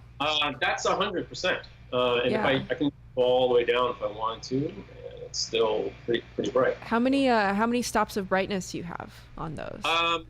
This will go down to, I believe, about 4 stops down. Yeah, 3 to 4 stops down. That's awesome. That's awesome. So, and just to transition back to what we were talking about with the next generation stuff, the Rainbow 2 is not just an upgrade to the Rainbow 1, but it also will come in a new form factor. So we were going to call it the RR, which is basically if you took 2 lights together and you smushed it into a double wide light, you're going to get the RR line. Now, colloquially, internally we call it the double rainbow because, all the way across the sky? All the way across the sky. I mean, it would be great if we could do a triple rainbow, but that's when it gets a little heavy. But basically, it's the same width. That thickness. Yeah. And as you can see in the pictures, honestly, I think that's the favorite product I've ever seen that Quasar has ever put out. So you said that they're also going to be app controlled, or there's going to be some way to control that? We're working on app control right now, and you'll see how it will be done in a couple of months. We're not allowed to talk about it beyond that. Okay. Yeah. Well, we'll keep it on the DL, but yeah, that looks awesome. I'm so happy that you let us know about that. Also, I want to let people know, for those of you who don't know, who joined in a little bit late, we still have 8 minutes on the sale, and we are offering 25% off the Aputure Tri-8 light, which comes with a case. It comes with a light. It comes with the batteries. It comes with the little soft box, the easy box, and it is remote controllable. So you can always mount it somewhere and then use a remote to turn it off, turn it on, dim it. You can put it on different channels and groups. It works with the rest of the Aputure ecosystem. And we also have our remote control an app system called Sidus Link. You can get the Sidus Link bridge so you can connect all of the older generation fixtures to the Sidus Link app. And you could add things like effects, and you can change the brightness, and you could put them on groups and channels and all that good stuff. So, and I love it. It's super easy. I've used it myself. I'm a DP still, and it's the fantastic. Tri-8? Just the whole app system. It's super simple and works with everything right off the box. And sometimes I'm like, is it just like is it too user friendly? Like, what's going on? Like, it's because a lot of us want to struggle for our art, and when you turn a light on, it actually turns on, and it's the right color temperature, and it's a good fidelity, and it's a good quality. It's like, wow, that hit different. You know what I mean? That actually worked. Oh, looks like maybe Tim is frozen. Perhaps, I didn't know. If he is, that's cool. We'll get him back. If he is not, then okay. Well, now it's just me. By the way, this light that Brandon programmed is pretty great, because what happens is, as it gets time to for the sale to end, the light will actually start turning red, and then in the last couple minutes it'll start blinking, and then when it looks like I'm about to be taken away by the police, that is when this sale is over. So like we said, the sale right now for Aputure, we have our Tri-8, which is one of my favorite lights. Oh, I forgot to even mention about this. So the Tri-8 is passively cooled, so it doesn't have any fans in it. It has a heat sink in the back, so it's not loud at all, has no sound, and the front has this tempered material. What is it specifically? I know I wrote it down. Tempered plexi on the front. And this is just very, very, it protects the diodes themselves. And it's great for, I always recommend this light for people who may be getting lights for their film school, for people who may be clumsy like me, for people who travel a lot. This is going to handle a lot of damage, and it is going to be perfect for those of you who need to travel with batteries but don't want to travel with giant V-mount or gold mount batteries, and you just want to power a light off of Sony NPFs. So that's awesome. We also have the Quasar sale going on right now, which is 25% off their M-Lion batteries. And those are their little tubes. So they have different sizes. The Q-Lion.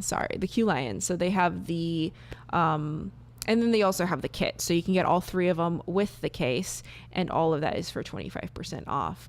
Every 30 minutes we have a new sale, right?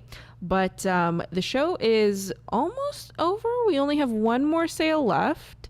And that one actually Ted is going to take over, but I get to announce what the sale is. And when you see what the sale is, y'all are going to freak out, because it is probably the most highly requested sale that we could possibly have. We're really putting it out there, so it's going to be awesome. I can't wait to tell you about it. So it's only 4 minutes left for this Tri 8 and Quasar sale, and then total like 35 minutes left in the whole stream. So I hope you've been enjoying it. I've been doing my best QVC, host situation.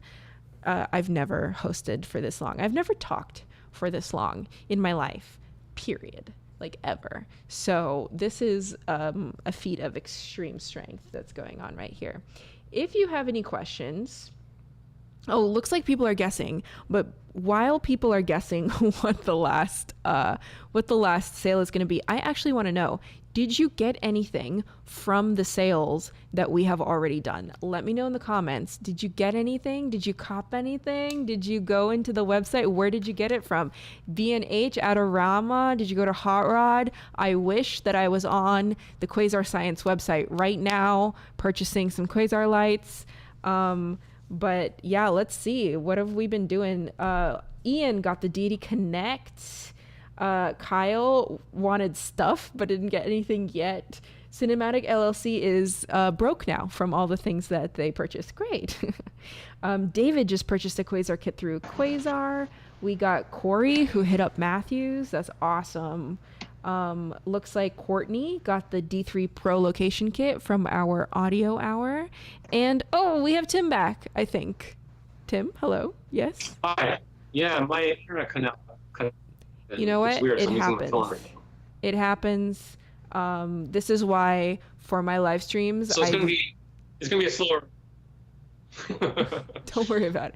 For my live streams, what I did was I literally routed Ethernet through 3 rooms of my house. I annoyed my neighbors for a full hour hammering that into the wall. But we still have 2.5 minutes on the Quasar sale. So what's happening?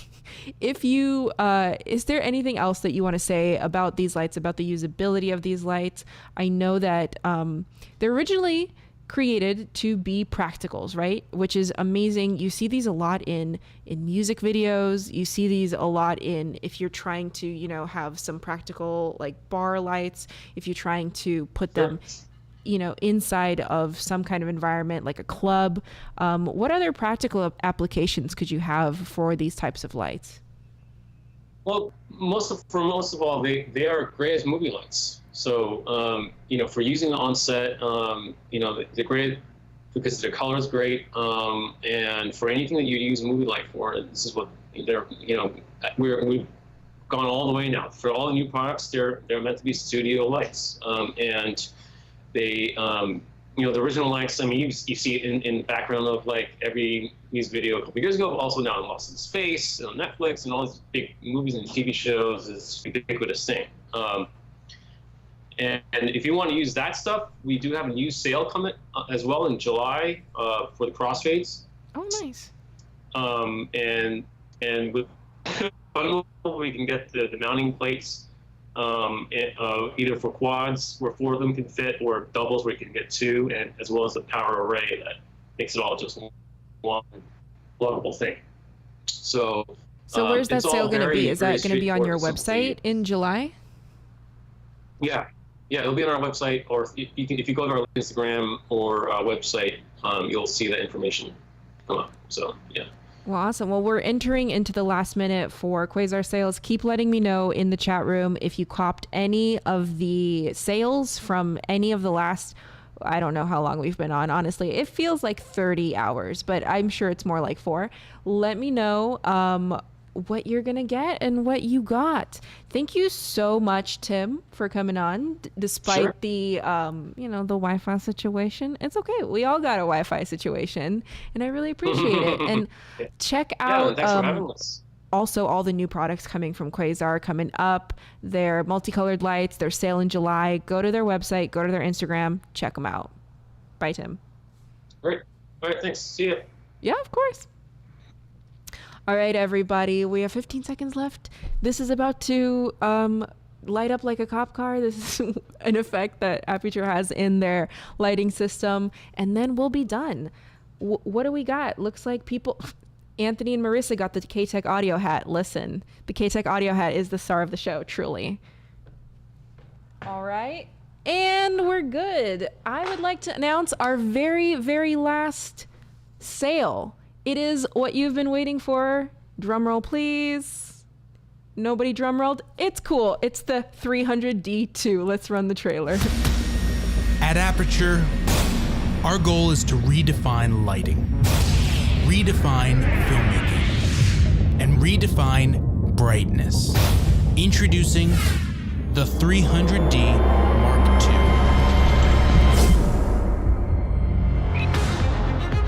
2 years ago, we released the 300D, a powerful and modifiable compact LED, but we knew we could make it even better. Powered by user feedback, the new and improved 300D Mark II has more output, is more durable, more portable, and more intelligent than the original 300D. By utilizing the latest in chip-on-board technology, the Mark II outputs a whopping 20% more light than its predecessor. It also features an all-new hyper-efficient 55-degree reflector, outputting up to 45,000 lux at 1 meter, approaching the luminance of a 575-watt HMI, with both CRI and TLCI ratings of 97. The new yoke creates 360 degrees of rotation and utilizes a handbrake locking system, so you can mount the light in any position with any modifier. But the real advancement is in the redesign of the control box.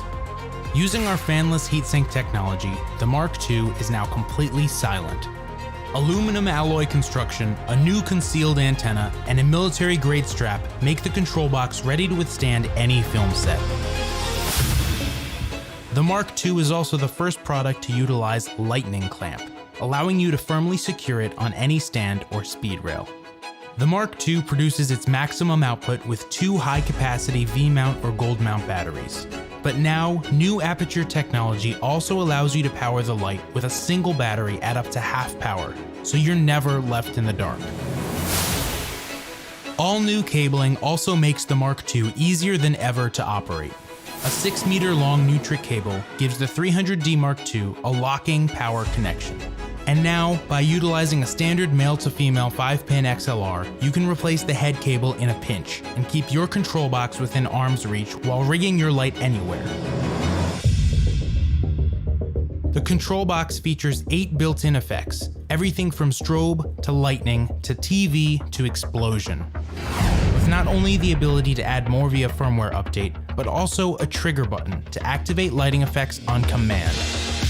And combined with DMX 512 compatibility, the 300D2 is now perfect for studios and stages. The 300D Mark II is our most advanced Aputure lighting fixture yet. The Sidus link allows you to have control of the 300D Mark II from any smartphone or tablet. You are now able to create groups, trigger effects, and operate your lights from 400 meters away by linking multiple lights together. We also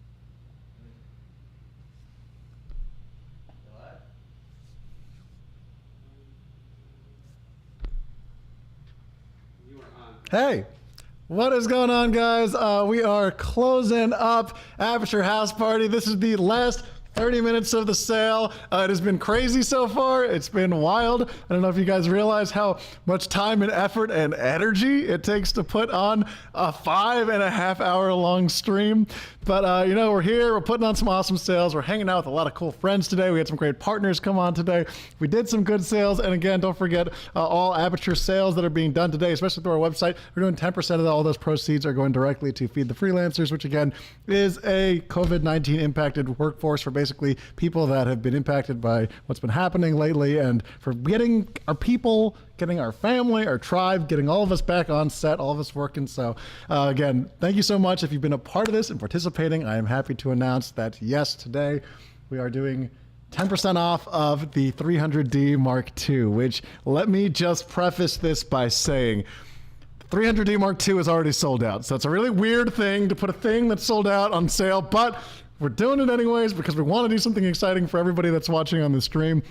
People that have been on the fence, now's a great time to do it and also be a part of the donations over to Feed the Freelancers. And again, this is only going to be live for 30 minutes. So this is it. After this is over, this is the last sale of the day. Maybe you can go online. Maybe you can try to find some of the other sales from some of the other manufacturers. And in fact, I encourage you to. I want to give a huge shout out real quick. I gotta go through our dealers real fast. I gotta go through, thank you for everyone that came onto the show. Thank you to Shamara, to DOP Choice, to Roscoe, to Quasar Science, to Matthews Studio Equipment. Thank you so much for everybody that came on. Deity, K-Tech, thank you Aputure, if you can say that, because there's a lot of people that are working on this stream. We're doing this whole thing from our houses. I don't want to tell you what the 300D Mark II is because you already saw it. So instead, we're going to use this time to catch up and bring on a guest to the show, a friend of mine. We're going to talk about this while you guys are looking at this sale. But help me welcome, hit some like buttons, hit some hearts. We got my buddy D for Darius on the show. Darius, what is up, dude? What's up, brother? Bro, 5 hours straight, you're a beast. Dude, 5.5, man. I got to be honest, our team is like going nuts doing this thing. It's our first time doing this ever, and like anyone thinks that YouTube is easy is an idiot. I just has no idea how much effort this kind of stuff takes. Dude, I don't know how you did that for 5.5 straight, bro. Big ups to you for sure. That's crazy. Thanks, man. Dude, how are you doing? What's going on? What's new, man? You know, it's all good. There's been, you know, a couple of emergencies here and there with family with the whole COVID stuff. But everybody's okay. Everybody's doing better now. So good, dude. It is a thing, though. It's real. Dude, seriously, the number of people that think that this is not like a real thing, they think it's just some imaginary thing. It is very real. I know a lot of people that have actually been contracting this. I'm really glad and I'm really happy to say that, you know, work is coming back for people. And dude, go do the thing you got to do. But also at the same time, please be safe. And this is not some imaginary dragon that's out there, right? This is a very real thing that's there. No, definitely. You don't realize it's kind of like, it's like, oh, that'll happen to other people, but that won't happen to me or my family. Boom. Yeah.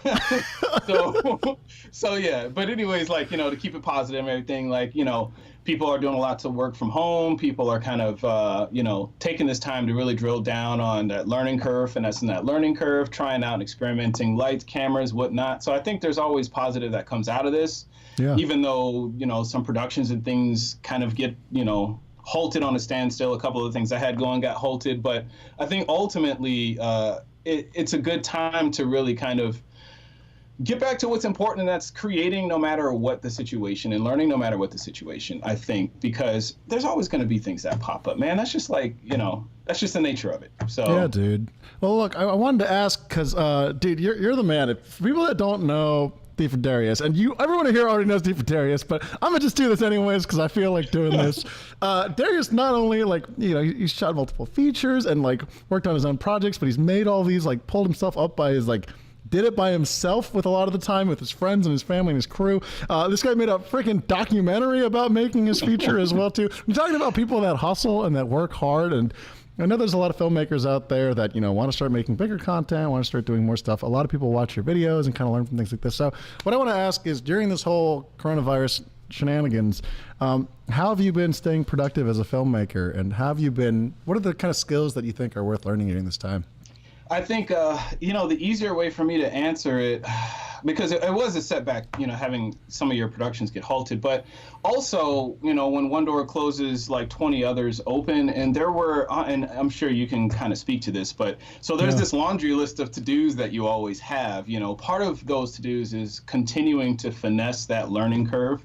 And for me, there was like so many other courses and things that I want to take, but you get trapped in that content creation mode where you're creating, but you sometimes don't get as much time to peel away and just be a student as much as you would like. Yeah. So it's been really good for me to get back into that space, and I'm enjoying it so much that I'm like, man, should I just kind of like just coast and just keep doing 2 a month so that I can just continue to just learn more and not be on that grind of creating. So it's kind of bittersweet, to be honest with you, man. Like, it's actually been kind of nice to stay productive. I got to do more testing with some gear that I've had that I haven't had the time to do tests with. Some things that I want to test out in terms of cameras and effects that I would rather test in advance before doing in an actual film. Well, now I actually got the time to do that. So I think to put a cute bow tie on it, I think now, and not just with me, but for others in particular, there's so many things we've been dying to do that you can do without having to wait till you're on set to do them. Now is the time to do them. Now is the time to do camera tests, to practice things, to learn lighting, to learn writing, to do everything. This is like it's a perfect time for it. And I think it's easy to get bummed out and to be kind of, to look, I get this too, right? Like, I got to be honest. I like this too because, man, when Corona hit, it was like, we're here today at the Aputure studio, and there's just like 2 of us here, and I got to be honest, man, it's crazy when you're here one day and we're all working, and then the next day, what on earth what do you do? Like, it's we're all of a sudden working from home, and I think the good thing is that, people that are watching this know. Oh, by the way, I just got to shout out real quick. We have 2,000 people watching this on a live vid. I've never had that happen ever. That's crazy. We have 1,200 people watching the whole time. I want to shout out real quick for the people that are watching. Ian Corey, we got Alistair Duffield over here. We got Nick Rodriguez. Hey, thank you so much for watching this. We got Sean Misa over here too. Sean says, D for Darius, what's up? Super excited. What it do? I got some people here. I got some people here that are disappointed in the sale. Well, I can't help everybody. Sorry, guys. If it's not enough, there's nothing I can do. It's already back ordered, and we're trying. To be honest, just to be able to get this one on sale was kind of pulling teeth enough as it is. So hopefully, you guys are excited. If you're not excited, we'll do our best. We can always do more. We also got a big ups to the wait. Like, bro, 5.5 hours. I don't think I've seen what you're doing here. I don't think I've seen that done. Pretty dope. Yeah. This steel here is new. It's our first time doing something. You know how like it is when you do a first time thing. It's there's a lot of mistakes, and we're all trying to figure out stuff. But honestly, as far as things went today, like, shout out to the crew. It's been super smooth and super easy. Hopefully, we'll do more stuff like this. I think we learned a lot already doing stuff like this too. Hey, so mostly you've been like practicing, kind of working on skills. What are like the main skills that you feel like you've been spending your time working on? Ooh, well, sound is a big one for me. I feel like it gets overlooked in film a lot, probably because it's not viewed as, like sexy as lighting and cameras and things like that.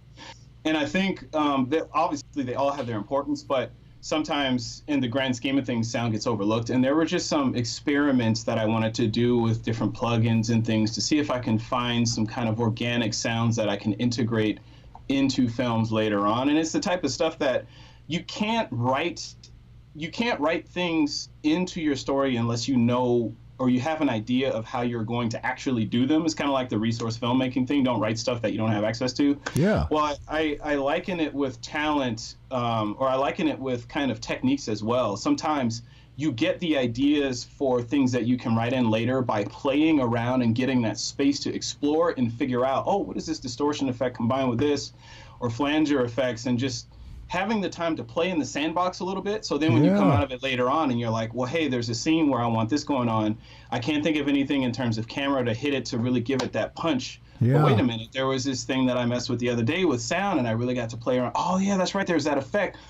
Dope. Well, it changes the whole way you shoot it, and now you're like, well, all of a sudden I can get it in 2 shots, but I have this whole approach with sound that I'm doing. It's stuff like that that I didn't really get as much time in, I want to say, the last few years to really dive into. And now I've actually gotten that time. So to just like, okay, this is me time. This is D4 time. This is my time to become a better filmmaker instead of just trying to make all this stuff for other people all the time. Instead of keeping up with all the, you know, I get my time back a little bit. So dude, I feel exactly. I know that feeling, man. It feels like I can't tell. To be honest, I feel like we almost got busier when Corona hit, but in the beginning, in the first couple like weeks that we were doing the Corona stuff, it was that feeling of, I feel like I'm always trying to catch up to something. I'm always like, you know, late on a deadline, trying to get something done. And for the first time, it was like, you know, it was almost like hitting the brakes. It was like, and all of a sudden things are moving in slow motion, and you have like this extra time that you never thought you'd have. And you guys are on a crazy tight ship over there. Like your operation the operations are slightly different. So I know when I was,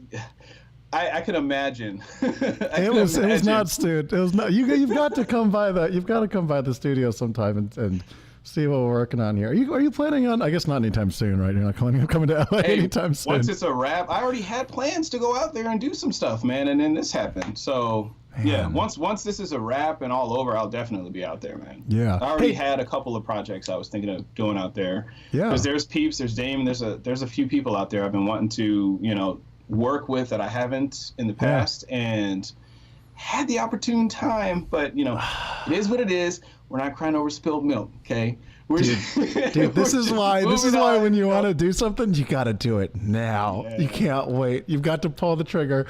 Now go and make it happen. Shout out to DVE Store, by the way, for being on the stream, for being awesome. They were super on it with all the sales today. It's not an easy thing to do. Shout out to all the dealers that were watching this as well, too, because, guys, you have no idea how hard it is to turn on and off all these things. This was like an experiment to the highest degree. So if anything happened at all, or anything was any remote bit fun for you today, go say thank you to the other partners. Go say thank you to the other dealers. That stuff is not easy. Real quick, I want to shout out one of the things you've been doing, Darius, that I love and I want more people to do. Darius does this thing where he actually has a GoPro and will record himself on set as he's working. And let me just be honest here. So people don't know this, right? I don't think I've ever told this to the Aputure audience, but a long time ago, different lifetime, you know, back when Darius was a comic book artist, which is what you used to be. I'm going to bring it up. I actually used to be a competitive game player a long time ago. I played a game very seriously, and the way that you could tell if someone was going to get good really fast is if they recorded themselves doing it. And I have never seen anybody record themselves on set.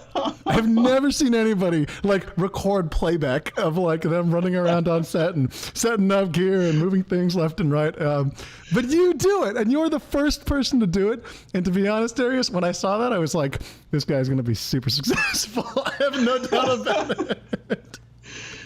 You know, part of that was I just wanted to, so I feel like, you know, being on set and doing it versus just kind of getting 5 tips about it, you know, they're very different things, and sometimes you just have to be there. And that was my attempt at, trying to give my audience as much of a front row seat as I could, so that they could see, you know, how messy it can be sometimes. Because sometimes, bro, like, I don't know what the hell we're doing, man. Yeah. You know, we're like, all right, absolutely. This is what I'm trying to do. Here's what I'm trying to do. Here's the target. Here's where I'm at, and here's what I think I need to do to get there. Oh, that didn't work. Okay, well, yeah. And we're running out of daylight. Okay, so how do we fix this? And I just kind of wanted to capture that wholeness there. Yeah. Without like. And I mean, doing it the traditional way, you can't. You know, your brain is already split in like 10 different ways. So having a camera that was non-invasive, that can just be running and capture the whole thing, was kind of the best way to do it. Dude, it's like people that I know there's probably a lot of people that are rolling their eyes to this, but like I really believe this, right? Like it's like if you do anything, if you want to like be a dance instructor or like, you know, mountain bike or something like that, like when you record yourself and you watch it back, like the second you start watching your stuff, you learn all this stuff of like, what the heck was I doing here? Why the heck was I standing in this corner eating red vines for 20 minutes? What could I have been doing something better with that time? I can't imagine how productive and how useful that time could be just the first time you watch something like that. Yeah. I realized a lot of directing missteps watching it back, and then you realize, oh, that's where all the time went. Oh, okay, I could have did this and this and that better. I took way too long explaining a concept they already got. Or even if they didn't get the concept, I don't need to explain it, because you just need to let your actors just get in the pool and swim around a little bit, and they'll figure it out. You don't have to like ham-hand it, you know? I think one of the biggest takeaways watching all that back was the communication, in ways in which communication could have been better, mostly. Yeah. The other fires that you put out on set, you can see how you could have done it better. But usually I walk away with that lesson on the day. You know, it's like, oh, I should have started with that. But I think I found the communication part to be more of, it was way more beneficial in that area. No, it's like when you go on vacation too and take photos. It's like, honestly, I can't tell you how many trips I've gone on that I just don't remember anything from. And then you take a couple photos, right? See, those are the moments that I'm like, oh, I can kind of understand dementia, right? Like, I'm kidding. Sorry, I'm having too much fun here. You know, like the way that the human memory is so fleeting, right? Like it just kind of disappears. And I can see how, if you took photos and recorded yourself throughout the process, that this kind of thing could happen. This thing is changing right now, and that's because we have 10 minutes left on that 300D sale, guys. If you want to participate in this sale, you can. It is 10% off on 300D again, so make sure you guys check that out. Give us some love if you'd like to. Super cool. You can get it. Yeah, man. Hey, so what are you using mostly? What are the kind of lighting experiments that you've been doing lately, or what kind of work are you doing there? I know you released a couple of videos on lighting recently.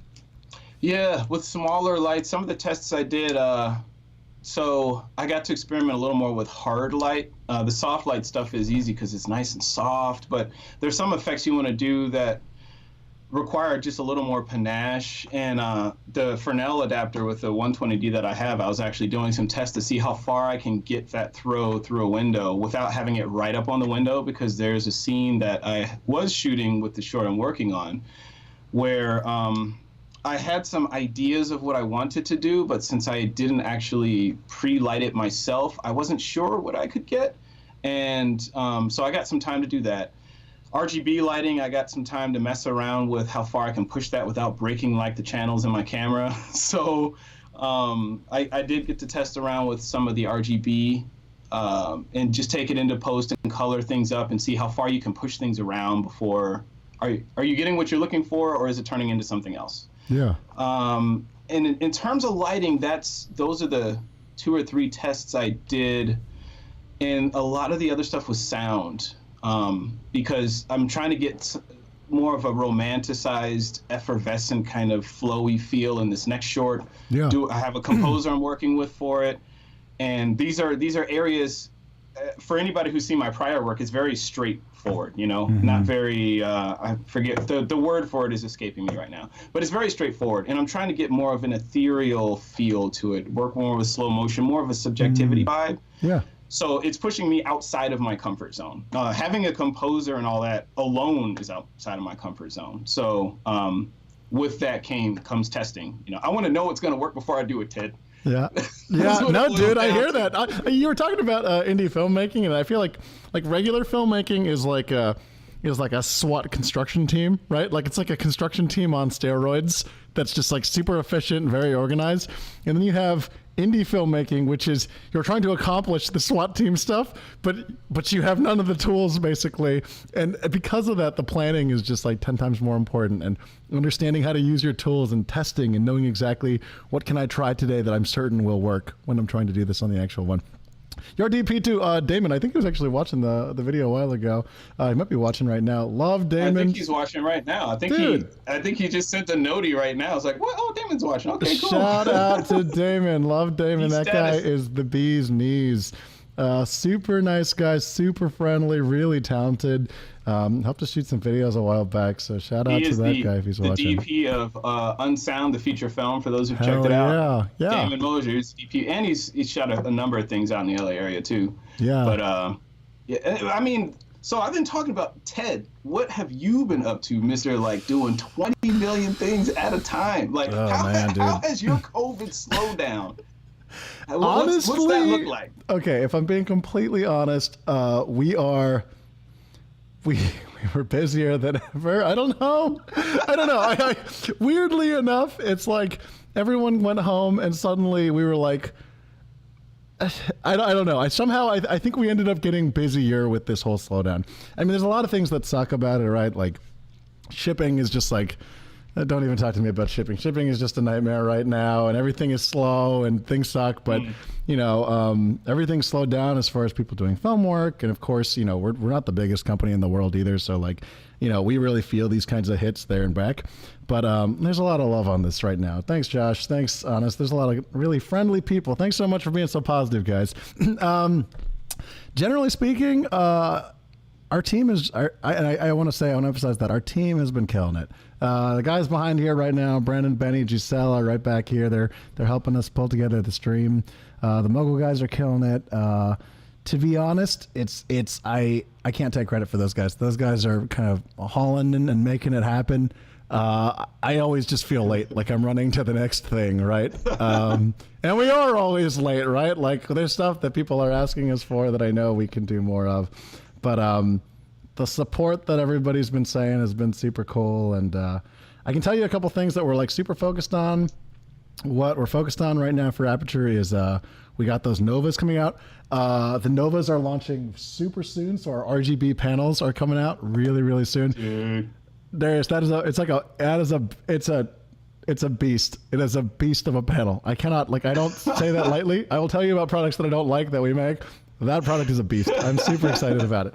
300Ds, we have the 600D right now. Actually, we just had our guy drive through Arizona. He just did an event. I think it was like 35 union gaffers that all showed up, and we're checking out the light. And that was super cool. I just got photos from that. Shout out to Lamar Gooch if he's watching this as well.